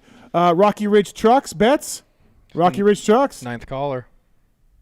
How'd that work out for you? It's fucking awesome, dude. You love it? It's the best 5,000 miles of my life. Wait, so what happened with this truck thing? Well, unbeknownst to me, Betts and Tyler from Rocky Ridge were Tits and Tyler. Tits and Tyler. I tried to talk everyone out of this. Okay. We loaned Betts a Rocky Ridge truck, and we made it like it was a contest that he happened to win. I was unaware of this, so we broke it down on the show later on. Tyler said, end result, Betts got a truck for 5,000 miles. That's awesome. That's all I needed to know, really. Yeah, it was great. It was awesome. They're super rad. Hannah got a street sweeping ticket with it, and Tyler sent me a picture of it on his desk for $125. So I had to pay the city for that last week. That was the only hiccup. But oh, wow. Outside of that, it was great. RockyRidgeTrucks.com. Drive the vehicle you've always dreamed of. Say goodbye to the hassles of do-it-yourself customization. No more waiting for parts. Compromising the quality. They make GMC, Ford, Jeep, Nissan, Ram, Chevy. I saw one the other day. Yeah. On my you say that every time. Do you see the same one? Chris, how long have I been talking about getting a Raptor for? A long time. 5 years? Yes. Oh, it's not going to happen. Raptor owners, both over here. Really? Learn how to code. Right oh, wait. Tits, you don't have a Raptor. I have a Tits Raptor? I have a 2017 F-150 that's Mark's Raptor. Right there. That's the kind of money I pay here. I pay $90K Raptor. Big, yeah. Pulp fantasy money. Yep. Revenue sharing situation. We'll talk about it. All right, X-Brand Goggle Tear-Offs. Let's do this.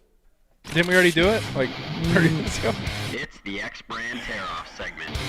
15-second rapid fire. Rapid fire. X-Brand Goggles, the choice of champions everywhere. Freddie Noren, Kyle Chisholm. So many guys wearing X-Brand out there. X-Brand Lucid Goggle. Ricky Russell in the GNCC series, of course. Pulp Show 24 is the code to save with X-Brand. EKSbrand.com. Great company, great goggles. These are rapid fire questions. submitted by Corey Moser. AC, you ever heard of Moser?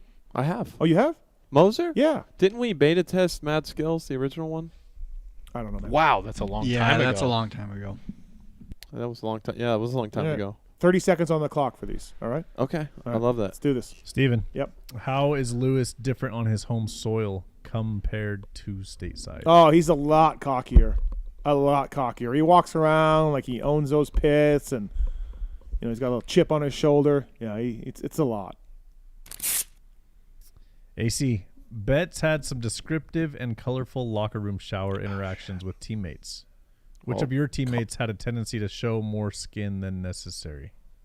Colorful, huh? There's a lot of different races in baseball. Oh, I thought you meant like. No, he did. Never mind. He did. Oh, got it. Anyway, shoot, that I think the Naked Award has to go to RV. Dude, that guy just is literally balls out wherever. But as a racer, I think, as a dirt bike racer, I think we're all pretty comfortable being naked pretty much wherever. No shit, you're always getting geared up in the back of a truck or whatever.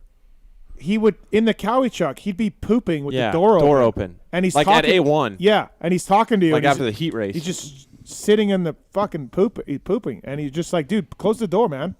Yeah. It's a lot. That's awesome, though. Yeah. Respect. Betts, what's a common misconception about sports agents? It's not like Jerry Maguire. It's just, it's a lot more than that. More? Different. It's not all contracts and money. It's, You had me at low.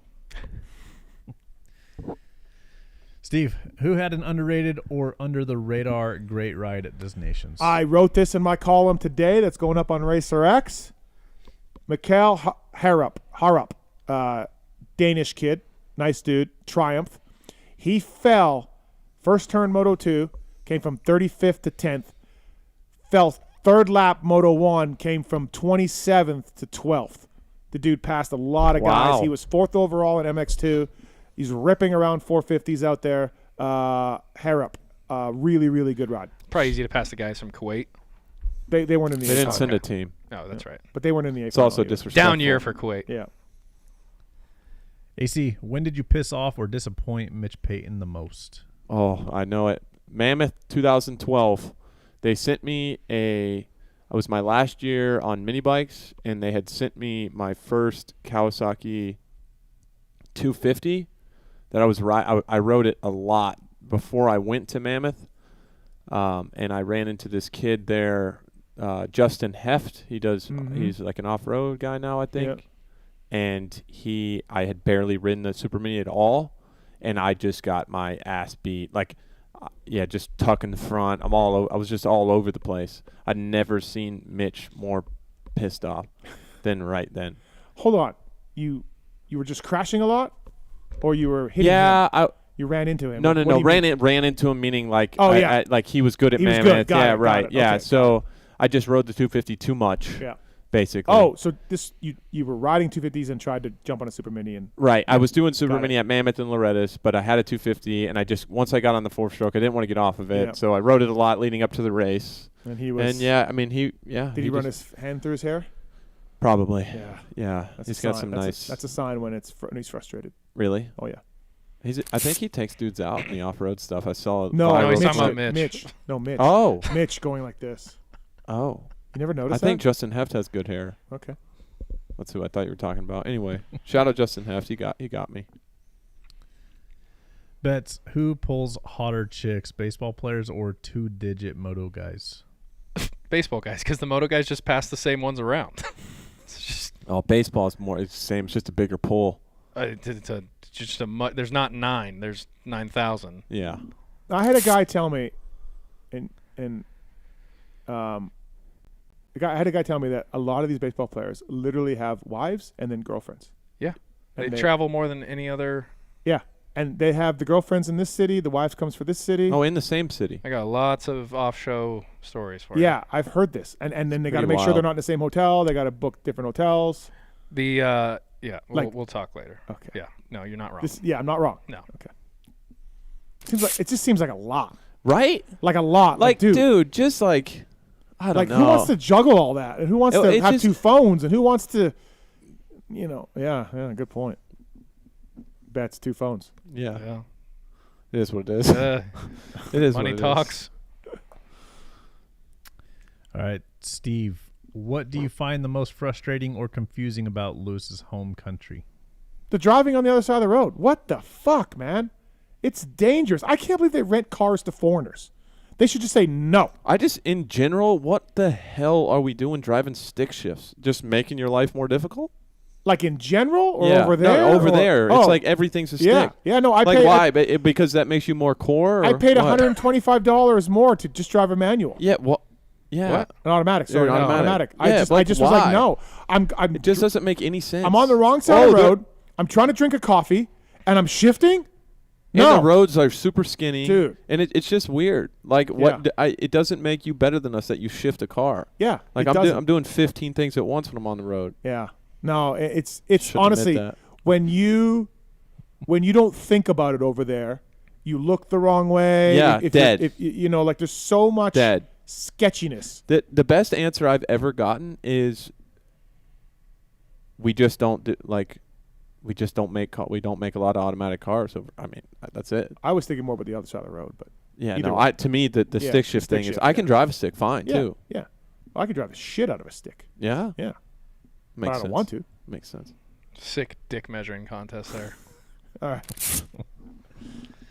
AC, coming of age with social media, how hard were chicks sliding into your DMs? I think that I've had my fair share of DMs, right? But you got to be careful when you're kind of a public figure. You get screenshotted and I was always feel like I'm a pretty nice. You're going to get Wes Welkered. Oh, did he get messed up? A girl slept with him and took a photo of him sleeping. No way. Put it on social media and said, I just hooked up with Wes Welker. That's crazy. Yeah, no, nothing like that. Okay. Yeah, nothing too crazy. I've never been, I don't think I'm the most girl crazy. I don't know. I'm not really good at that stuff. I'm single. Yeah. Topic for another time. All right, last one, Bets. What's a rule you would like to see changed in baseball and changed in moto? Oh. Baseball.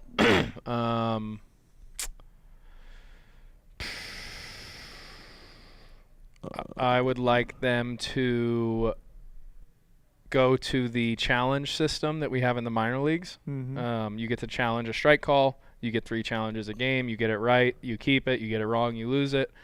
The process takes like 10 seconds. Yeah, it's really, really streamlined. That, and I would love for the K zone to be taken off TV because people don't understand how good the umpires are. No, the umpires are really fucking good. There. Yeah, because you complain a lot. Right. You're the problem. I think we just go automatic strike zone. No. No umpire. No. I'm out. It's impossible. Yeah. I'll explain. We got 4 hours. Well, I don't want to hear it. Honestly. And then moto. My mind's decided.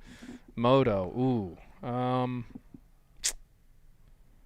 252 strokes Triple should be digit allowed. assholes get the fuck out of the way so we don't lose the win. I said that, huh? Yeah. That's me. Yeah. Yeah, I think I said that when you crashed into a lapper. Really? Triple digit assholes get out of the way. Moto. Give me a damn answer, Bet. Still angry about Oldenburg, too. Still Fuck, angry. dude. Well, the guy my was on your ankle- show a week before talking about my building ankle cabinets, hurts. and he fucked us up after. He doesn't even remember. He made a at this- mistake. at He this- didn't mean to do passion it. project. No, he didn't- came up. Yeah. He came up like a couple weeks later and was like, "Dude, I'm so sorry." yeah, and I'm he's- like, "Yeah, it's whatever." Freckles classy no, as fuck. definitely, This fucking guy. definitely. But it still hurts. Like I definitely need surgery. I definitely need surgery, and I'm putting it off. Moto, yeah, I don't know. It's less rules. It's more how they do things. Let the riders look at the track. I don't know. Keep them out of their corral. I don't know. All right, X-Brand goggles. Keep them out of their corral. Yeah, kids like huddled up in a fucking corner in the tunnel. Yeah. It's wild to me that they don't let the guy see the track. That's actually like wild to me. That Hey, here's a and surprise. they've cut that down. They've cut it down. They used to be able to, but not anymore. Like, yeah, it's crazy to me that they let him do that. MotorcycleIndustryJobs.com. Go to there and upload your resume for free today.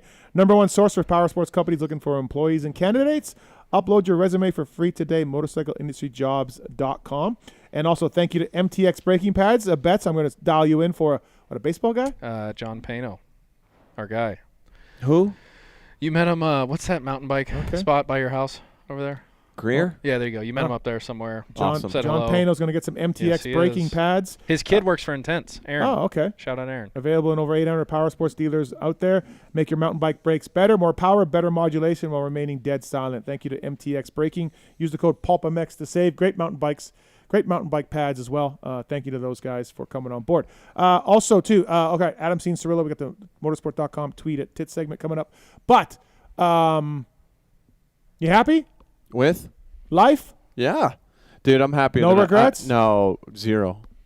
And I'm not just saying that just saying that being proud. Yeah. I gave it everything I had. Yep. And I feel much better. Like, really. Yeah. I really do. Stress is gone, yeah. Well, no, but yep. it's not. So you think that when you race, you think that all your stress, like you make your life so hard with racing, right? And all this matters so much to you. And you think when that goes away, life's going to be, you find different things to stress about. Like we pull ourselves towards what's comfortable, what we do all the time. You are a little OCD. Yeah, big time. Yeah. But I think that it's taken some adjusting. There was times in the summer where I didn't have much going on where I'm like, okay, what do I, like you're waking up in the morning and you're like, yeah, what do I do? Which I knew that was coming. I tried to be really intentional with it, just sticking with healthy habits and, being social and doing all that. But I really feel like I've found my groove once I started doing some races, started being around and working, take a lot of pride in that work that I do. And yeah, just having a social life is nice. Yep. Not necessarily like you're going out and partying a bunch, but just being able to, go to Florida for a couple days or go do this event here or just kind of have freedom to do what you want. It can be like scary in a way, but mostly it's just exciting. And there's so many things I can do, places I can go. Yeah. I imagine to me anyways, just from the outside looking in, just you were getting hurt. Yeah. You weren't able to ride where you wanted to do. And even though your team understood and it's an injury, there's still that innate, just in the back of your head, got to get back, got to get training. And when I'm going back, how's the injury coming back? All of that. Yeah. And then it's gone now. And now it's just like, I can relax. Yeah, I think so. But I do think I came a long way even in the frustration of all that. At the end of of the whole process of, the injury and all this stuff, I came a long way in my mind where I was able to, I can't say I enjoyed going out there and getting 15th, but I enjoyed the whole process of it. And I felt like I got to kind of a good place mentally with it all. And I was happy I had a little farewell tour. And it's been, I don't know, the industry's been great. I go to the races and everybody's awesome. Yeah. Well, I think too, you've always been, you've treated people right. You've treated people nicely. You've treated people the way you've wanted to be treated your whole career. You were respectful for people. And now that you're done and it didn't, you had to pull the pin early and you didn't become some multi champion. Now it's coming around where people are like, you know what? I like Adam. Adam's a good guy. I got time for Adam in the industry. Right. In the TV business, in Feld, MX Sports. Yeah. Your goodwill that you've built up by just being a good person, being yourself, is going to come back. I think that, of course, you're always going to wish. Do we need him to turn the other way? Like he's turning his back to the camera? Sorry, I was just trying to talk to Betts too. I don't know. Yeah, don't worry about it. I think you always want to win. You always want to win more. Like, I'm not going to say that that kind of stuff doesn't bother me sometimes. Like I am like generally look at the optimistic, right? But you do natural tendency is to think, oh well, if I did this and this was a little bit different, if I knew this, then a couple things I could have done better. Yep. But I don't know. It just kind of is what it like. It just kind of your life is just you do your best and it is what it is. And it's been. I think that maybe bothers me more than anything else is when people are like they somehow feel bad for me or something. Yeah. And it's just no man. Like again, it's just like the odds of having this life that I've had with. I mean, I get it. I had a lot of speed and I could have done this or whatever, but I think it worked out pretty well. The game of life, you won. Yeah, I mean, I think it worked out pretty well. It all comes down to, at the end of the day, it comes down to what you value. Yeah. Like, what do you value? Right. Do you value, the things that, and we all do to an extent, but the things that society tells you to value, like success and wins and all this kind of stuff. And it does mean a lot, and it is really cool, and it should be highly sought after and all that kind of stuff. But listen, You're in the record books forever. You got a national championship. I do. That's You're cool. in the record books. That's cool. Forever. Monster Cup, baby. Last. Monster Cup. Let's just relax on that one. Wow. Whoa. Relax. The national championship. Why relax? That doesn't even exist anymore. It's like Summercross right behind you. Chill. Don't you dare. Don't you dare. It is exactly like that. Don't you dare. The national championship, though, that shit's for real. Yeah, that was cool. That's 24 motos. I think the more than anything else, I don't know, man. It just feels like everybody's been on the ride with me. I don't know. It's like I caught even like you and I doing our thing. Like I started coming on the show so young, and then I get kind of some of your fans that follow along with me. It just feels like this big giant ride that I've been on. Kind of people have been on it with me, and there's just something meaningful about the whole journey. So broadcasting, you enjoyed that, and we're going to see you more next year. Like that's the plan. That's the plan. We haven't sat down and really figured it out yet. But yeah, that's the plan. Do you want to go to every race in the broadcast capacity? So you're willing to do that? Am I willing to do that? Yeah. Yes. Okay. Yeah. I mean, I have some. I have some. No, it's 17 weekends and then plus outdoors or whatever. Like, yeah, it's a lot. If the number's right. Okay, all right. Well, not even necessarily. Like, it's not really necessarily about money. I just want to be able to. I want to be able to, just do meaningful work, and I think that we can work it out. And I would like to go to a majority of the races. I loved you and Brayton together. I thought that worked JB really well. JB is great. I have all the respect in the world for JB. Just a good dude. I'll just pick his brain on anything, I will you too. But I just got you two together. I think it's great. It's an all intelligent booth there, I think we have a good chemistry back and forth. He's a little bit more kind of stoic than me. I can be like a little bit up and a little up and down like You're that. The James. Yeah, You're the maybe. James but the whole I think the thing that surprised me the most about the broadcasting was that the camaraderie is something that I look at team sports, something like baseball or football, and I see like the locker room vibe, and that seems cool to me. Yeah. Right. In racing, like, yes, you're on a team, and I just never really felt like it was. I loved everybody that I worked with, but it just that type of environment. It's different. Like something about Weege, James, RC, JT. Everybody's just. If you guys shower all the together. guys in the truck. All the guys in the truck, it just feels like a team. Everybody wants everybody to succeed. I really enjoyed that part probably the most. Yeah, James is. I never would have had James. I had being so the many way good he is. conversations with him, man. Does he ever bring up Finding Stu or no? We don't. No, we never have. Yeah, and we're just going to avoid that. Yeah, let's avoid that. Yeah, let's just keep no, going. he's great. And then JT, another one. JT, like, I did Southwick. I did Budds Creek. Yep. Crazy story about Budds Creek. This is like gnarly. I'm standing. It's like maybe anticlimactic. It's kind of a little bit of a dramatic lead in here. Probably. But I'm on the second story. I'm on the second story of the mechanics area. Yeah. Right. Yeah. We're like halfway into the second moto, the 252nd moto. I am standing with my back to the starting line, basically. Yep. I'm not like I'm not on the edge, right, where I could see the riders going past. I'm kind of more towards the start on the mechanics area. Yep. Somehow, JT's like that's where we kind of did our whole report, like our in race deal. Yep. Somehow a rock hits me in the forehead. Puts me down. No. Down. How did the rock get there? Think about it. Because I'm facing the first turn. You're facing the first turn. I'm facing the first turn. How does a rock hit me in the forehead? From where? I don't know. It must have ricocheted.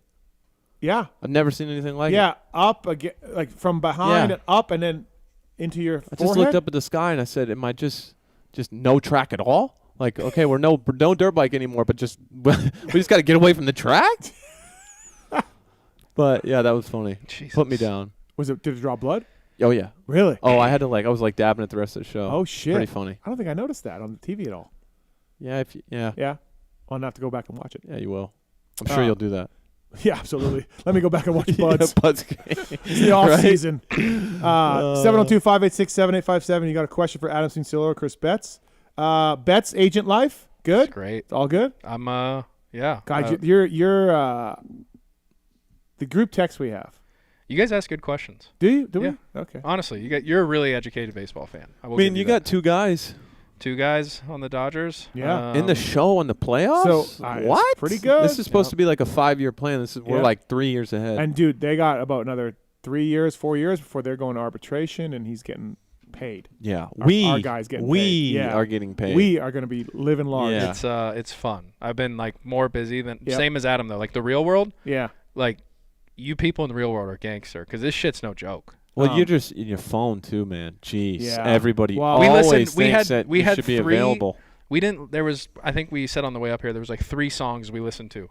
Everything else we were on the phones. Yeah. Well, you stayed here for 2 nights or whatever a month ago, right? Yep. You had a client in town, and I heard some of your phone calls. I just phone up, phone down, phone up, like putting out fires, starting fires. It's a lot. Yeah. It's cool. I mean, we do everything for them but hit or throw the baseball. Yeah. And you got me a golden steer, Rez. Yeah, I got you a golden steer reservation. But it's what's cool though is it's like super fulfilling because these guys generally are really grateful about it. I think you attract your type of people. Yep. And so anytime I get something done or someone in the office gets something done, whether it's a marketing deal, a card deal, reservation, like they're just super grateful. I can't believe that you like the general manager of the Blue Jays. He's a nice guy. He's a can't very believe nice that. guy. Give me his phone number. I don't have it. Is Stroman still on the? No, he's on the Yankees. Yeah, A's. Yankees. Oh, a little different. The Jays are just. They have a tough situation, dude. It's hard to get superstars to Canada. No, they don't, man. On like the East Coast, who's doing well right now? The Yankees, the Phillies, and the Mets had a good year. Yeah. But who's like going to the?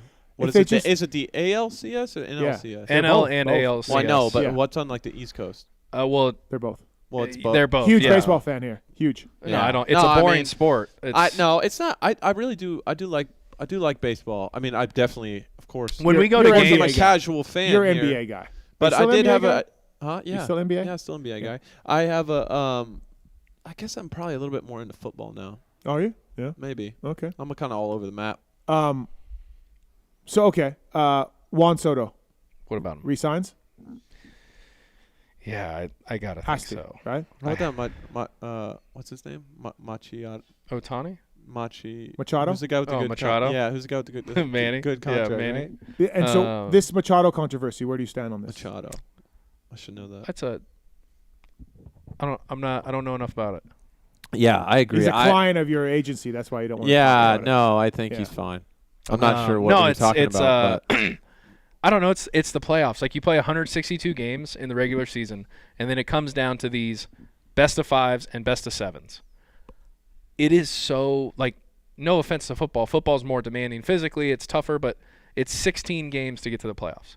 You play 162 times. Like you want it to be worth something. So I think playoff baseball is similar to playoff hockey, where like the level just goes to this unreachable intensity. Hockey that's 4-0, it slows down a little bit. When the Dodgers lost 10-2, that place was still out of hand. So I think it's just the intensity of it all that gets to them. But yeah. Triple clamps, by the way. Chicks. LuxonMX.com. Promo code PULP2024 is the code to save. Phil Nicoletti, Freddie Noren, many others worldwide. Freddie. Use the Freddie's good dude. Hey, Freddie's let's talk solid. about this real quick. Okay. Hold on. LuxonMX. Okay. Let me go finish. ahead. LuxonMX make advanced engineering techniques to develop products that are unlike the rest, lighter and stronger with optimized stiffness to improve your riding comfort and handling. I put some LuxonMX clamps on my bike last week. I picked up 3-4 seconds a lap. That's a lot. I love it. Phenomenal. Freddie, LuxonMX.com. I had dinner with Freddie earlier this year. Oh, great, you did? yeah. Freddie named me great family. Yeah. X-Brown goggles. So I'm at Salt Lake last race. Yep. I'm doing no footers and stuff. Yep. I almost killed myself in the whoops. I was in like 10th. Yep. Freeze was in front of me. Just didn't want to smoke. Yep. Kind of almost, then backed it down, doing whatever. Last lap, I'm like rolling through the whoops. Here comes Freddie. Just guns ablaze. He's not going to let you take that spot. He went around the outside of me in the last turn. I was just trying to set up for like a whip or something over the finish line. Yeah. You should see if you going back and watch my vlog and you see slow-mo me over the finish line, it's like Freddie beats me by like a half a knobby. Yeah. Just hilarious. He ain't going to give up. No. He's and I respect that. Yeah, absolutely. That's right. He's a legend. All right, motorsport.com, tweet at Tits segment. Motorsport.com. We interrupt this broadcast to bring you this important bulletin from Motorsport.com. It's the Tweets at Tits Q&A segment where your twatted questions find answers. Motorsport.com, number one place for OEM and aftermarket parts, whether it's Kawasaki parts, whether it's parts for your 05 CR? 05? 06? 05. 05. Yeah. Does CRF. Connor still have it? It's somewhere. I'm not sure where it's at. The 2025 Kawasaki KX 250 X. It's a trail model. It comes with a kickstand. Bring it. Oh, there we go. Can I ride at the riding school? We got to get you riding. Can we do I that? know. Let's I go need riding. to. I would love to. It's like 250. Yeah, let's go riding. I'm in. Motorsport.com. Go through the banner to help us out. Dedicated team of gearheads there to help you guys out. And great prices, free shipping on everything over $69. And motorsport.com for more information. These questions are submitted to @PulpMX Show on the Twitter. And Twitter. The Tits picks the best ones. First one is from Marley Spink. If the USA has Eli, Chase, and Deegan next year, do you think they would be clear-cut favorites, just assuming that every other country can also send their best team? Yeah, one thing about when Eli and Coop both said this, like, on their tracks over there, that's an advantage. And on our tracks over here, we have the advantage. So any American team we send next year, it doesn't have to be Tomac, Deegs, and Sexton, will be the favorites because they know Ironman, and literally they've raced it like a month before, even though it's early in the schedule. It's not going to be that long before. And so, yes, the American team will be favorites at Ironman. Yes, of course. It makes a massive difference. Just the whole vibe and traveling and all that makes a huge difference. I will say that Nations is great, and it's cool to see who's the best. At the same time, on any given day, it's dirt bikes. Yeah. On any given day, someone can beat someone else. Absolutely. So it's not a best-of-7 series. So even if they're the favorites, there's always going to be a lot of things have to go right. First, somebody comes over in the first turn and things takes have your to go front right. tire out. Yep. There's a ton of stuff that goes up with the Nations, and people forget in America's 14-year win streak, they caught some huge breaks along the way to keep that streak going. Stanton in Sweden, Puzar in Italy. Different things happen along the way where Americans were not going to win, and Everett's bike seized in Manjimup. Along the way, Americans got a lot of breaks because I mean that's just how it's got to go. So anything can happen at this race, and then obviously with that 8-year winless streak for Americans, a lot of shit went wrong. So. From Blackwater Stout for you, Adam. Considering Hurlings has accomplished everything in MXGP, why wouldn't he ever come to America to race the full outdoor series? Why wouldn't he come to America? Well, I mean, I guess that would be like asking. I don't know. I mean, I think it's just he's been over there. He's comfortable, right? He's got all his partners and probably all set up, invested, everything. So it would take a lot to sell everything. He's not doing Supercross. Not doing Supercross. So then coming around from an 11-round series where really, he wouldn't even been doing like the SMX playoffs probably. No. It's just not, it's one of, it's 11 races. It's just not the. And also, too, like, if you're KTM and you're paying him $300,000 or $400,000, maybe he gets more than that, but $300,000 or $400,000. No, the salaries are lower over there. You going euros or what? No, but whatever they're paying. He's not making $300,000. He no, might make $300,000 from his goggle deal. He's not. I misspoke. But anyways, KTM's like, no, we have Ryan Dungey, then we have Cooper Webb. There's no money. You're our guy to win in Europe. You win Europe, and we have American guys. So. They could have been very much we're not paying you to come to America. Yeah. There's no room for you here. We have our guys. Yeah, I'm a big fan of Jeffrey. I've talked to him a little bit. He used to hang around Mitch's. I met him a couple times. Mm-hmm. Super. People say that he can't, sometimes just I read comments on Instagram where people talk about him coming over here and going 1-1 at Ironman, which was unbelievably dominant. And there's no doubt that he is in his little prime there. I haven't watched him a lot lately, that he's one of the fastest guys to ever do it. But Eli was trying to wrap a title up there. Yeah. No, he didn't get Eli's best, He's not peak Jeffrey anymore, and that's fine. He's still really fucking good. But he's not very, very good. But for coming to America, in his prime, I'm sure he probably wanted to at some point. But KTM's like, yeah, man, no. Does he have a shot to get another one, you think? What? Title? Yeah. Oh, yeah. Well, Prado's coming here. Yeah, he's riding for Kawasaki on the number 9 bike. Wow. That was over here. Oscar's his came crew over chief. here, broke my hand, took my bike. Piece of shit. That's I said that Respect, story. man. Yeah, that's Respect. a lot. Yeah. No, Champions he's a super breaking hands for 12. He's a nice kid. Yeah. He's a nice kid. Anyways, so you got one less guy there. So now you're gonna have Tim. Yeah, but I'm just saying, and is Hurlings. is he capable? Oh, of it? absolutely. Yeah, 100%. Yeah. got it. Next one is from Ryder. With DeWolf, the Coonans, and Prado coming over to the U.S. soon, which one is going to find success first? Probably Coonan, the older one, Lucas. Yeah. Yeah. You think? I do. I mean, I think DeWolf's going to be, really good in outdoors right away. He's just got to make it through Supercross. That's the big thing. You just got to make it through Prado Supercross. will come here, and he will be a good guy in the Nationals. But like all the Europeans that come here, the one-day format, the lack of practice, tracks he doesn't know, the first year, he's going to struggle with that. I'm interested to see. I'm interested to see if he can make that jump in Supercross to be.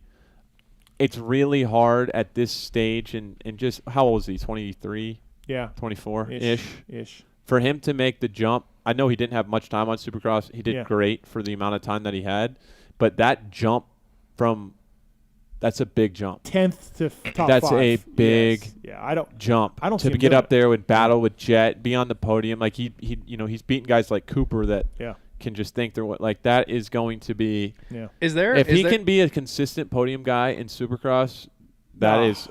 Listen. This could come back to bite me. I don't see that happening. I do not see that happening. Is there things in Supercross where, like, obviously it's different track, it's different everything, but, like, do you race someone so much differently in Supercross than motocross where people are going, I mean, he already came over here, but, like, is he being raced just differently than ever before, like, in addition to the tracks and stuff? Like, is the style of how you guys go about, like, racing each other I haven't different? raced over there much. No, I just mean, like, outdoors compared to Supercross, him having never done it. Like, I mean, he got a taste of it last year, and if you pay attention enough, you watch the races. I feel like racing is racing at the end of the day. He doesn't. I think what I'd like about his mindset, he simplifies things. I think that. Gosh, who just said that? Oh, Pierce Brown said that. I think on the podium or in an interview in a podcast or something, he said that Prado was like telling him to kind of simplify things, don't overthink things, and I think Jorge does that well. Just lets it flow. By the He's way, good on a bike. Very good. We saw you riding pit bikes with Ricardo. Daniel Ricardo, the F1 driver. Yeah, I've been hanging out with him. He's cool. Nice guy. Yeah, nice guy. Will knows him too. Will recently retired. Well, I just walked into Daniel's house yesterday, and Will was on FaceTime. Oh, he was. Yeah, after his marathon. We were talking about it. Yeah. Wilbur says he's an awesome dude, and of course the media all loves him, right? Like he seems like a super outgoing, friendly guy. Yeah. So you're saying very just genuine dude. Yeah. The news and the reputation about him matches. Yeah. We went out. We went dinner the other night in LA and went out afterwards, and he's like, people are flagging him down, pulling him on the arm, saying, he's like a. When you go out together, I mean, he's got private rooms, or he's just out with people? He's just amongst. I mean, we didn't do anything too crazy, right? Like we just went out to some local LA spots and hung out. But you and him, or did he bring an entourage? No, just me and him and his buddy Corey. Okay, great dude as well. But yeah, we did an 8-hour trail ride in Santa Barbara on pit bikes because he loves pit bikes. I give him crap. Like he needs to. Isn't he kind of tall? Yeah, he's like probably 5'11". Oh yeah. But yeah, my butt is still sore. That was a long time on a pit bike. For these knees, I didn't wear knee braces either, and some of those trails were tough, dude. I popped my knee out a couple times. Why don't you just ride normal bikes? Yeah. He can ride normal bikes, That's what I'm saying. Well, that's what I'm talking him into, but he loves the 110s. But yeah, guy is just, you can always tell. Mario Kart? We can always tell when people, by how they treat other people. Yeah. And he's just. Yeah, he's just the real deal. Yeah, seems like a nice guy. Yeah, real really deal. Cool deal. He's amazing, and he's into the sport, right? He loves it. Loves it. Yeah. Told me he watches Race Day Live start to finish every time. Really? That's a hardcore fan if I know one. That's a hardcore. I don't do that. Hardcore fan. I don't do that. I don't do that. I go for a bicycle ride, catch the end, and then watch the night show. Yeah. So that's been fun. Oh, cool. That's awesome. No, good to see you doing that. Yeah. Elite. All right. So next question. From the voice of the drunken people, Adam, how have rider contracts changed with the introduction of SMX? Rider contract changed. I mean, more. I guess just a few more races on the schedule. Just you contracted to do this amount of races instead of this amount of races. I know some teams take. Because I believe the payout is paid first to the teams, and then the teams divvy it out to the riders. And I think most of the teams give 100% of the the pay to the riders, but I know some. Is it not? Is it like 50%? Yeah, I would say. Okay. Half. Well, Cowie's great.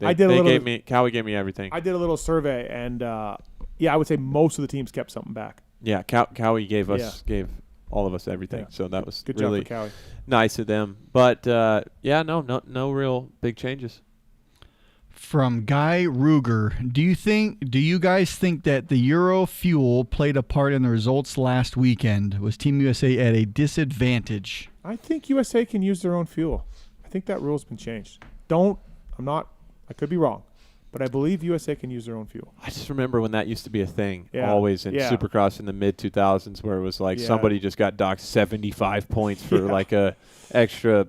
Yeah, the Americans were saying that, hey, man, we don't have time to test ECUs, reprogram, do all that with your Euro fuel spec. So can we just use their fuel? And I think they said they could. I'll have to ask somebody about that. Who's awake at this time that I could ask? Probably somebody in Europe. No. Somebody in Europe. Let me ask Paul. Love it. From Aiden Irvin. Adam, since you're a fan of writers being open about their salaries, I think it's only fair to start with Steve tallying up how much money he has spent specifically seeing you two in some fashion at the Sphere. Oh, that wasn't quite it. Okay. It was not a normal salary thing. Yeah, what was that? How much have you that? spent on you two in some fashion at the Sphere? Does it include the 2 movies of the concert? In any fashion. Oh my God. You two. How much money have you given you two at the my Sphere? My friend Heavy D, a.k.a. Dennis Parker, got me 2 shows for free because he's got the hook up here. And then 1 show, 2 other shows I paid $500 a ticket. So that's $1,000. 1 show with Pookie, I paid $1,100 for. So that's $2,100. 1 show was $400.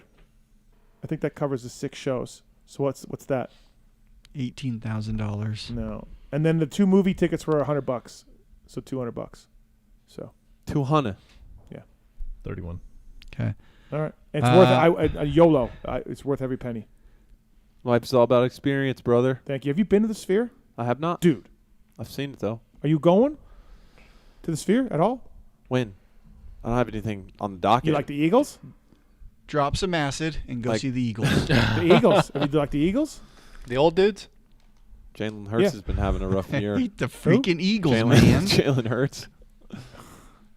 So you don't like the Eagles? No one cares about your yacht rock, bro. Dude, the Eagles are not a yacht rock. I know the Eagles. Have you seen any videos of the Sphere of the Inside? Yeah, you showed me. You post them every day. Okay, all right. Yeah, I'm a big fan. I need to go and do it. Steve gets off the 15 and there's a homeless guy, and instead of giving him money, he's just showing him videos. Didn't they have of a the UFC Sphere. fight there? Yeah. Yeah, that's cool. Yeah. From U.S. Motocross Superfan, Adam, I'm always hearing on how getting on a 2-stroke requires more precision than the point and shoot of a 450. Why do no one in moto trains on a slower 250? Oh, my God. Stop it. Next question. Huh. Yeah, it's just you don't even know where to start with something like that. Yeah, next. So Tomac's going to bust out a YZ250 during the week? You would instill, let me just go through it real quick. I mean, you would instill all like very wrong habits. You have to ride the bikes completely different ways that it doesn't mesh at all. I mean, I guess there could be something that would transfer over. Nothing. To be a little bit, Okay, but it that's would be fine. more. Moving on. Yeah, I don't know. It'd be more efficient to like ride a 250 or something. Also, 4-stroke. Chris. Yeah. Chris. Yeah. In times of financial uncertainty, how can you stay on track? Brian Stone. Fuck. Call on someone who's invested in your success, Brian Stone. Call Brian Stone at 816-761-4066. Remember Brian Stone? You don't remember. It's before your time. Privateer. Mates and Mains. Really? Now he's a financial advisor. Where you at, for Rain You Man? should just go all in on Bitcoin. Jesus. No, I don't think Bitcoin's the way to go. No? I just don't. Monster Are you stock? sure? Isn't that how you got this house? I sold it. I sold it all. You Yeah. did? To get this house. No, but I did make some good money. I'm I letting got Bitcoin you know who first told me to buy Monster stock? Brian Stone. No. Fucking Sternstrom. Yep. Sternstrom, Teed you like, up. whatever. Second highest growing stocks behind Amazon. For real? In the last, in the last like 15 years. Yeah. That is as of like 2 years ago. Call Brian Stone, Edward Jones member SIPC, and edwardjones.com. You know who's working with Love Brian it. Stone? Wait, I do. For their Connor financial help? Fields? No. I heard you say this Steve last time I Mathis. was in. Steve Nope. Mathis. Dark Side. Oh, yeah. Amazing. Brian Stone is going to grow Dark Side's money into a fortune. Don't be a dick. Don't be a What? dick. I'm not- You're a dick to Dark Side. That is not true. Finish your read. That's a new Race Tech rant. Quit being a dick. That's not true. Okay. All right. Next question. For you, Betts, will you become an agent in the moto industry? I have thought about it, but the lack of rules and structure and limited upside, although the fees are high. Yeah. I think it would be cool. What's but it? It's like 8 brother, or 10% you're the one that compared to. You're the one that's paying. No, not me. In baseball, we're capped at 5. I know some of these guys are paying 8 to 10. But I mean, we're making like $75,000, and these guys Yeah. are making $200 million. It's a little different. Yeah. And long story short, thought about it. It would have to be something I'd probably do as a passion project, helping someone out. Probably not charging them market value. We can get A-Ray back in the game. Yeah, probably not. I'm not that good. I could see A-Ray doing like the car. I got a good A-Ray story. So No? we were at I was at the practice track with Adam one day, whichever one's up on the top of all the terraced ones. Oh, K2. There you go. And A-Ray was riding the Yamaha track, and probably just from being on Pulp, being with him, he goes, "Hey, Betts, what's up?" And he came up to K2 where we were at, and all the Cowie guys just looked at me like, "Oh, how the fuck do you know this guy?" Yeah, like yeah. they weren't annoyed, but it was Yeah. like as soon as A-Ray pointed me out and said, "What's up?" I just had eyeballs everywhere. And like you see me at moto races, like I move in silence. Yeah. I'm out of the way. Yeah. But yeah, dude's he's a beaut. He is. All right. From Brandon Hurry, Chris, money aside, when signing an MLB contract, what is the most outrageous request you have heard someone make during negotiations? I just heard this story, and I'm trying to. I'll tell you the player after. Okay. What was it? So a player wanted the team instead of. He wanted to take, we'll call it $500,000 off of his contract, and the team buy him an RV, like a fully loaded, massive, like Integra, whatever the nice bougie one is. Well, you can spend a lot more than 500. Kenny's bus is like $3 million. Well, this is in the 90s or like 2000s. Oh. Like, oh yeah. So like, and they were like, what? No. He goes, well, I don't want to pay the taxes on the RV. I don't want to do the registration. I don't do none of that. Like, if y'all can just put it in my name and buy it for me, I'll give you $500,000 off. They'll go, we'll give you $15,000 more to not fucking do that. Yeah, yeah. They signed it and that was it.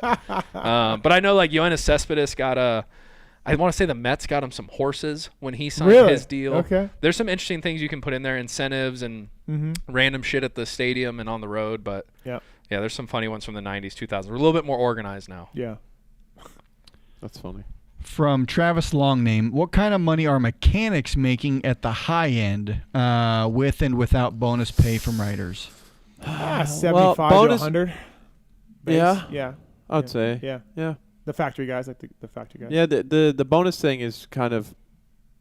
I've heard of guys not being very nice to their mechanics and not giving them. Yeah, that happens. Yeah. And then now for you, like. You have Oscar, a crew chief, yeah, and you have Shanty, who was your mechanic for a long time. Yeah. Did you give them both bonuses? Did you just give Shanty in bonuses? different ways? Okay. Yeah, at different times. Right. What? It's just like, how are you? What's the alternative? What? No, I mean it's just being a good. I mean just feel like showing my appreciation. It's not mandatory. But yeah, I don't know. It's pretty customary, I think, to do like 450, like 5%. Mm-hmm. Yeah, I don't know. I different deals with everybody. 250s, 10%. That was what I was told. Was if you want to race and I was your mechanic and you said I'm paying you by being nice to you and being a good guy, I didn't. I would never say that. I would never say that. Okay, just want to air clarify. Yeah, just in case you come out. And You're just searching for something right now. You're reaching. In 03, 04, I've told this story before, but never told you. I don't think. Chad gave every one of the team a bonus, but me. It's still in the mail. Yeah, no, you told me that. Oh, I did tell you. Yeah, he didn't like me. It's probably a visa issue or something. No. He, either other mechanics, he gave him $2,500 or $2,000, and then obviously tipped out the suspension guy and the motor guy. That's like more. what, $11,000 today? Yeah, I don't know, but I remember I was fine with it too. I was just like, "Fuck that guy! I don't want his dirty money." You know, you would have loved it. It would have helped massively. Probably. I wasn't. You can say it now in this house, but yeah, look at you now. I was making $42,000 at Yamaha. You would have been able to actually frame these mechanics jerseys. bonuses. Again, Like, I was that's making 175 grand in I know. 2024. That's not even California like state minimum. Now you were living in Orange County too. Yes, that's tough. Yes, I was. From Pennypacker51, Adam, which off-season and/or non-professional races do you see yourself doing in retirement, if any? Oh, World Vet, two-stroke World I see myself Championships. doing the ACC Celebrity Golf Tournament in Lake Tahoe, California, alongside Stephen Curry and Patrick Mahomes and other. But no racing, like for real. And like, yeah, you're not gonna. No. You're not going back to. I got I an offer to do some stuff this off season, and just no, I'm good. But for now, I mean, you know Who me, knows? not a fan of the absolutes thing. Yeah. Maybe one day I'll get into it. I'll get into it again. But like, I enjoy riding. I did that Washougal trip and did a couple days on the bike, but it's just not. Yeah, you're like Bradshaw's like that. Bradshaw does a ton of shit for Yamaha. He does not want to race. He has no desire to race. He will go out and jump out and ride all day long and ride along with people and have Dark fun. side. Fuck with dark side. He has no desire to race. Yeah, I thought I would more. I thought maybe I would miss it a lot more than I thought, because I'm the type of guy that before I hung it up, I was like, yeah, right now this sounds really good for me to hang this up, but you're probably a little biased right now. You're probably going to think a little differently. Yeah, it just hasn't hit yet. Yeah. People are like, man, this must suck for you. This must be really tough for you to watch when they're like, they're walking by me at the track or in the pits or whatever, and I'm like, honestly, dude, I love it. It's fantastic. When I stopped being a mechanic and I wasn't in the trenches, I was just people are like, "What's it like?" I'm like, "Great." Yeah. Sometimes it's just a stage. You know what I mean? It's just time to move on. Nothing wrong with it or anything. Yeah. Just and Chris, you're the same with baseball. I think want nothing. The last pitch, I tell this to everyone, the last pitch I saw was a 93 mile an hour slider that moved that much, and I shattered my bat and hit it back to the pitcher, and I'm chilling. I made the right call. Yeah, like you're totally happy with what you. I think people would be shocked though at how many ex-athletes that either played a long time, didn't play as long as they want to, are completely okay with that sport being over. Yeah, because I don't think people understand how hard you live it and athletes, you love it. Yeah, it's All right, love it though. That's old news, right? Huh. Convenient timing. I will apologize for nothing. Yeah, you got more out of him than you probably should have. Motorsports Doctor. I promise these guys a short show tonight. It's not. It was not at all. I thought we were doing a 6 hour. We're batting we're driving home tonight. I know. Yeah, if anyone, right, if anyone CHP working the 15 South is listening, just Tomac, take it Chris easy. is going to be driving home. Tomac, Webb, Hahn, JT. Best interview tonight. Best interview tonight. I'm going Tomac. Really? Yeah. I liked Eli. I think I also liked. We got into some deeper stuff with Will. Oh, Will. And Coop was great too. Coop has been. You just named everybody, so can we just get one? Gosh dang it! You're right. I do that. Bets. Will. Thank you. Tits. I'll say Coop. What? Marks. Just love being here. So both teams have fun. I find that Eli. Eli is like. Eli's words mean so much because he doesn't say much. No, he doesn't. And that's such there's there's a lot of power in that, right? So you like you want to hear what he has to say. The last two times we've had him on, this is the set that we had him on when Phil was in studio, sometime in the air Supercross, and great, yeah. I can't wait to see what he does with his life after. I don't think. Well, I said this about RV and I was wrong, but I don't think we ever see him. I kind of. Now we see that too much is a of lot RV. harder. That is a lot harder than you think. Yeah, I think this is our industry, and in a way, it's the purpose of your life. Everything's built around this, right? So you would love to say like, okay, yeah, I have family, take care of that, this, whatever. At the end of the day, Eli Tomac is Eli Tomac in this industry, and I think we'd see. I could think we could see John working with somebody though. For sure. I could totally see John taking somebody in and being like, "All right, you're my new guy." That would be so cool. He loves it, right? I mean, I saw John when we were talking about Leadville when Will was on with J-Mart. I know him out. Dude. That's I sent him a sick. text. I said, "Sick, dude. That is so awesome that you just are like, fuck it. You're John Tomac. You're the king of bicycling." Yeah. And he's like, "I don't care. I'm just gonna go help out Jeremy Martin." Yeah. Like that's awesome. Just like handing him run up the hill, handing him gels and stuff. I just thought that was like, so cool. What? Yeah. I was really impressed with that. John did that. So, so best interview. I don't like picking. Oh my God. Bets. Eli. Just say Eli. I don't like picking. Okay, I'm gonna name out my sponsors. First thing that comes to your mind. Wait, we didn't get in Helen Keller. Oh yeah. Oh jeez. Here we go. Where you at? Because I think it's a bunch of bullshit. There just ain't no way. You're out. There ain't no way. Yeah, I mean, logically, I see. The thing is, I just haven't done much reading on it, but I would like to. Do you say know his Neither did theory she. and everything? Do you know? No, I don't know the whole theory. I just know that he thinks Helen Keller's a fraud. Yeah. Oh, That's did you all hear really about? need to Did you know. hear about Steve when I brought it up the first time though? Were you pissed? Steve goes very democratically. He sits back and says, "Well, so like you don't think that she hid in the attic? Like you don't." He thought we were talking about Anne Frank. I got it mixed up. I got it mixed up. No, I swear to God. way. Yeah. I swear to God. Yeah, that happened. I don't dude. see how it's so unbelievable. No. I feel like it's a common Tomatoes. issue. Yeah. Relatively same time Yeah, frame. see? Ish. See? Developmental disabilities or World War II. Since you've come on the show and you talked about that, Yeah. did you get a lot of support? Tons. Did you really? Tons. I am not in the minority Tons. here. Like DMs and people? No, just, because it's like if you cover your eyes and plug your ears, it just doesn't make sense. You can't see how it's possible. Okay. All right. Yeah. I You know what? He's driving. Google it while you drive. And let me know. Yeah. Maybe I'll do that. Back to your He show. won't do that. All right. I'm going to leave my sponsors, people that help me out. Okay. First thing that comes to your mind. Alternating? Like. Yeah. Oh, back and forth? Yeah. About the sponsor. Okay. It's not going to go well, is it? Nope. Probably not. Okay. You know what I love is like during your sponsor reads when you say, you know, like you're telling it, and like you might really hate me for saying this, but like you list some riders that have never really done anything and they use it. I always giggle. I'm always like, What do you mean haven't done anything? Well, it's like you name like some random privateers. It's like, damn, like it'd be dope if you could say like, yeah, don't worry Adam, about it. Jet. That was pretty derogatory. Yeah, man. No, that's all a relative term. No one listens to this point in the show. Yeah, though. it's very objective. All right. Very Motorsport.com. subjective. Motorsport.com. Talon. I think Okay. of that. No, okay, that was for bets. So now I'm going to you. All right, ready? I think of that Motorsport Kawasaki team. We can go each. I get think one. Kyle Cunningham.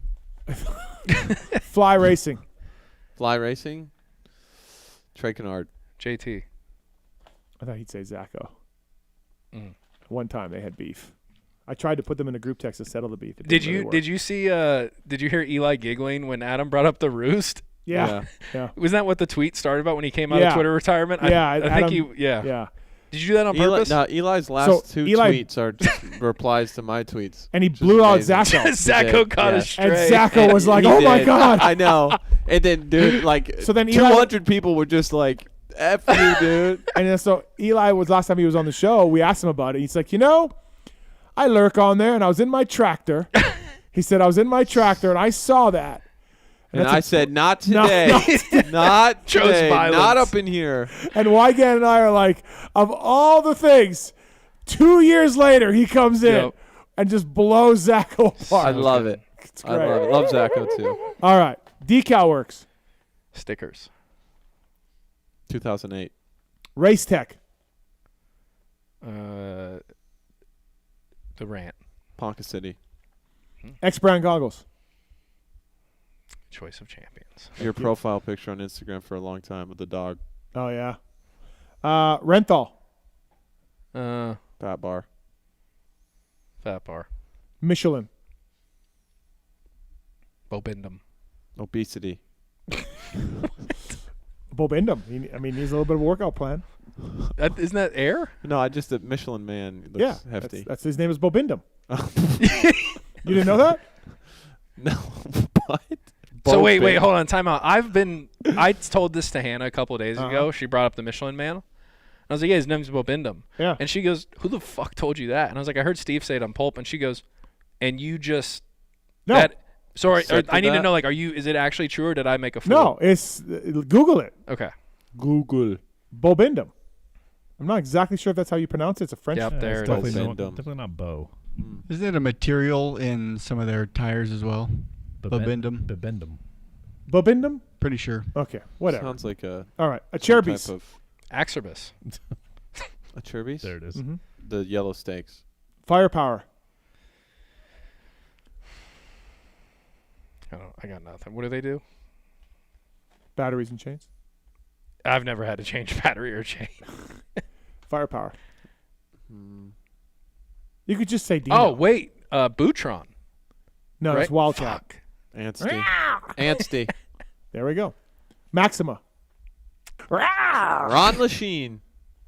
There you go. I'll use that one. Pro Filter. Couldn't tell you anything. I think about a time that I was washing filters in my driveway and I got high off the fumes. Okay. OGO Power Sports. The backpack I wear to the office every day. OGO Power Sports? Yeah. I think about 2004 after World Mini with Malcolm McCaskey going to the warehouse, the OGO warehouse. They had a big track out front. That's and then in Salt Lake City. They had a mega ramp. That's yeah, I not know. No, we drove from Vegas Oh. there. Oh. And there was a mega ramp inside the warehouse. Yep. And I had a red line BMX bike. I was into BMX at the time. I like go to skate parks and shit. I was trying to do a backflip. I just could never get over it. I could never commit to it. Yep. And so I would get up, I would do a flip halfway in the air, then I would throw the bike like away from me as it was down, so it would just come and hit me. Yep. Had commitment issues ever since. Oh, I thought this story was going to end up. So your relationships are all because you couldn't pull off a backflip at 9? I thought this was going to end with you doing the backflip at OGO. No. We've yet to backflip anything in our lives. Do you know that? Can we do it? Mark's. Let's go. That man right there, early in his pulp tenure, somehow said that he could backflip a motorcycle.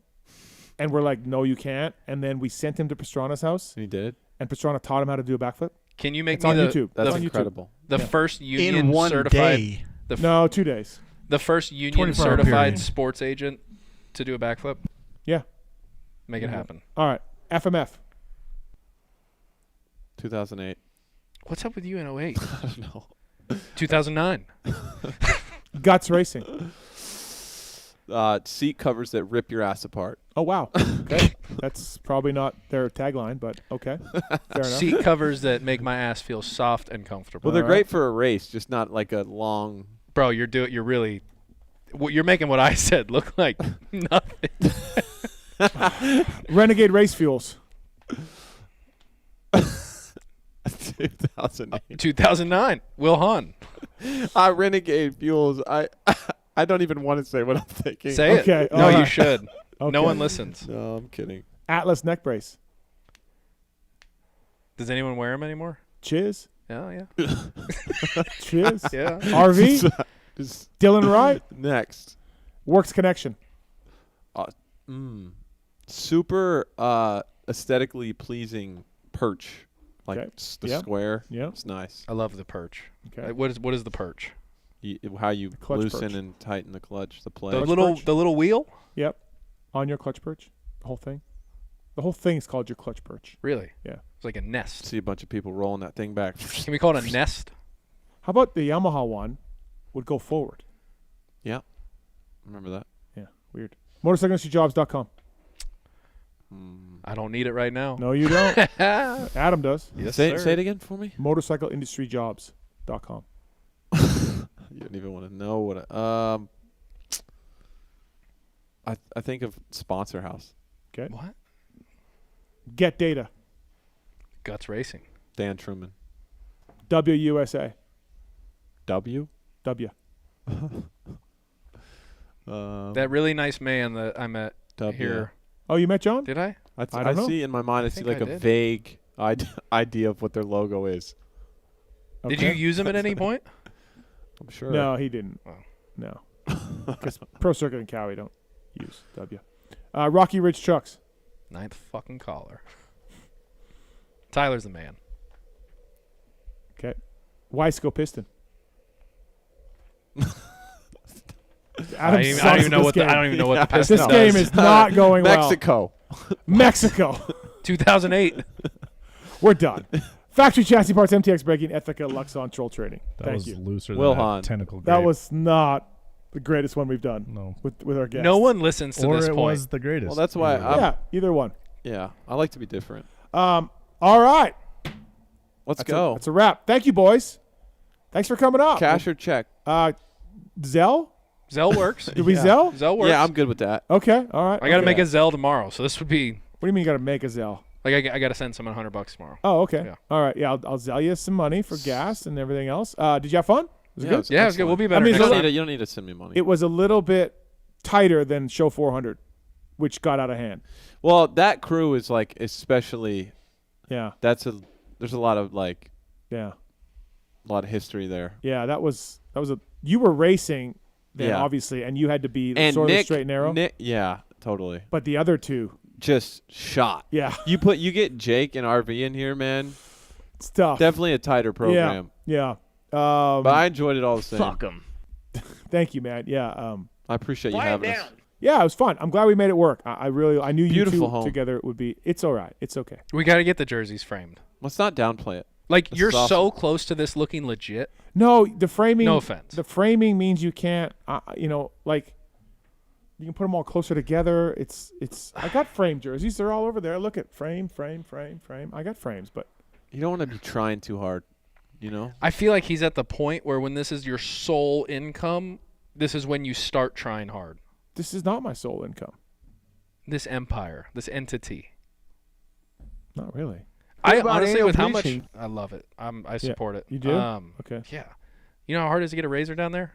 I don't think they get a blowjob before the main event. Jim Hawley got a blowjob before the main in Buffalo '84. Got last. I know multiple riders, present-day riders that have done that. Really? Yeah, that's not the craziest. Like, you guys made such a big deal out of that. I was like, Multiple. Huh. Can Maybe I get names after the show? Yeah, maybe. Okay. yeah, it was a hilarious episode, but Yeah.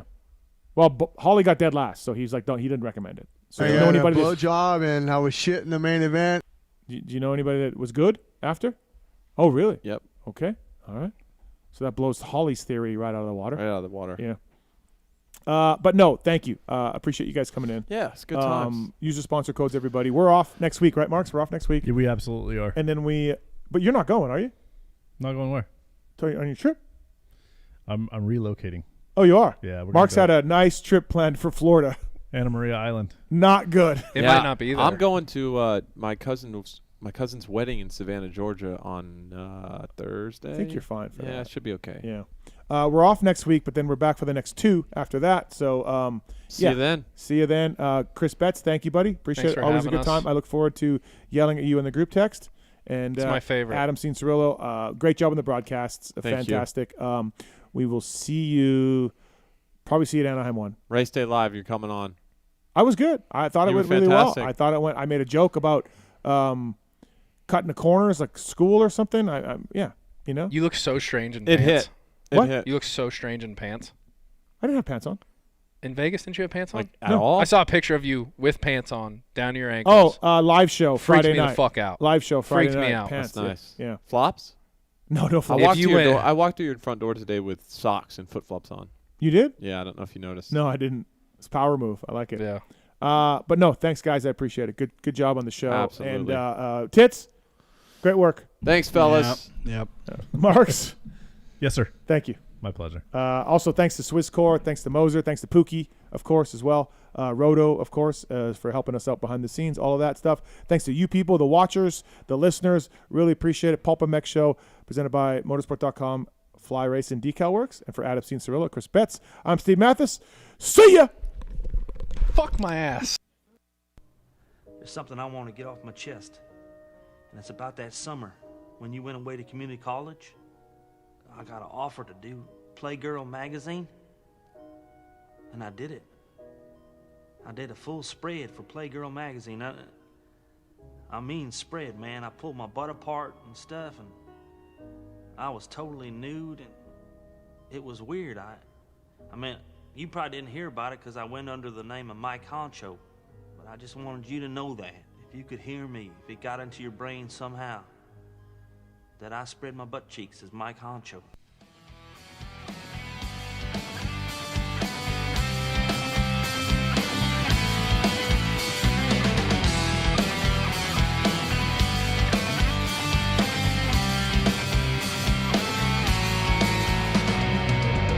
I am the sword inside your flame. How it burns to play your games. Destroy me, defeat me, and never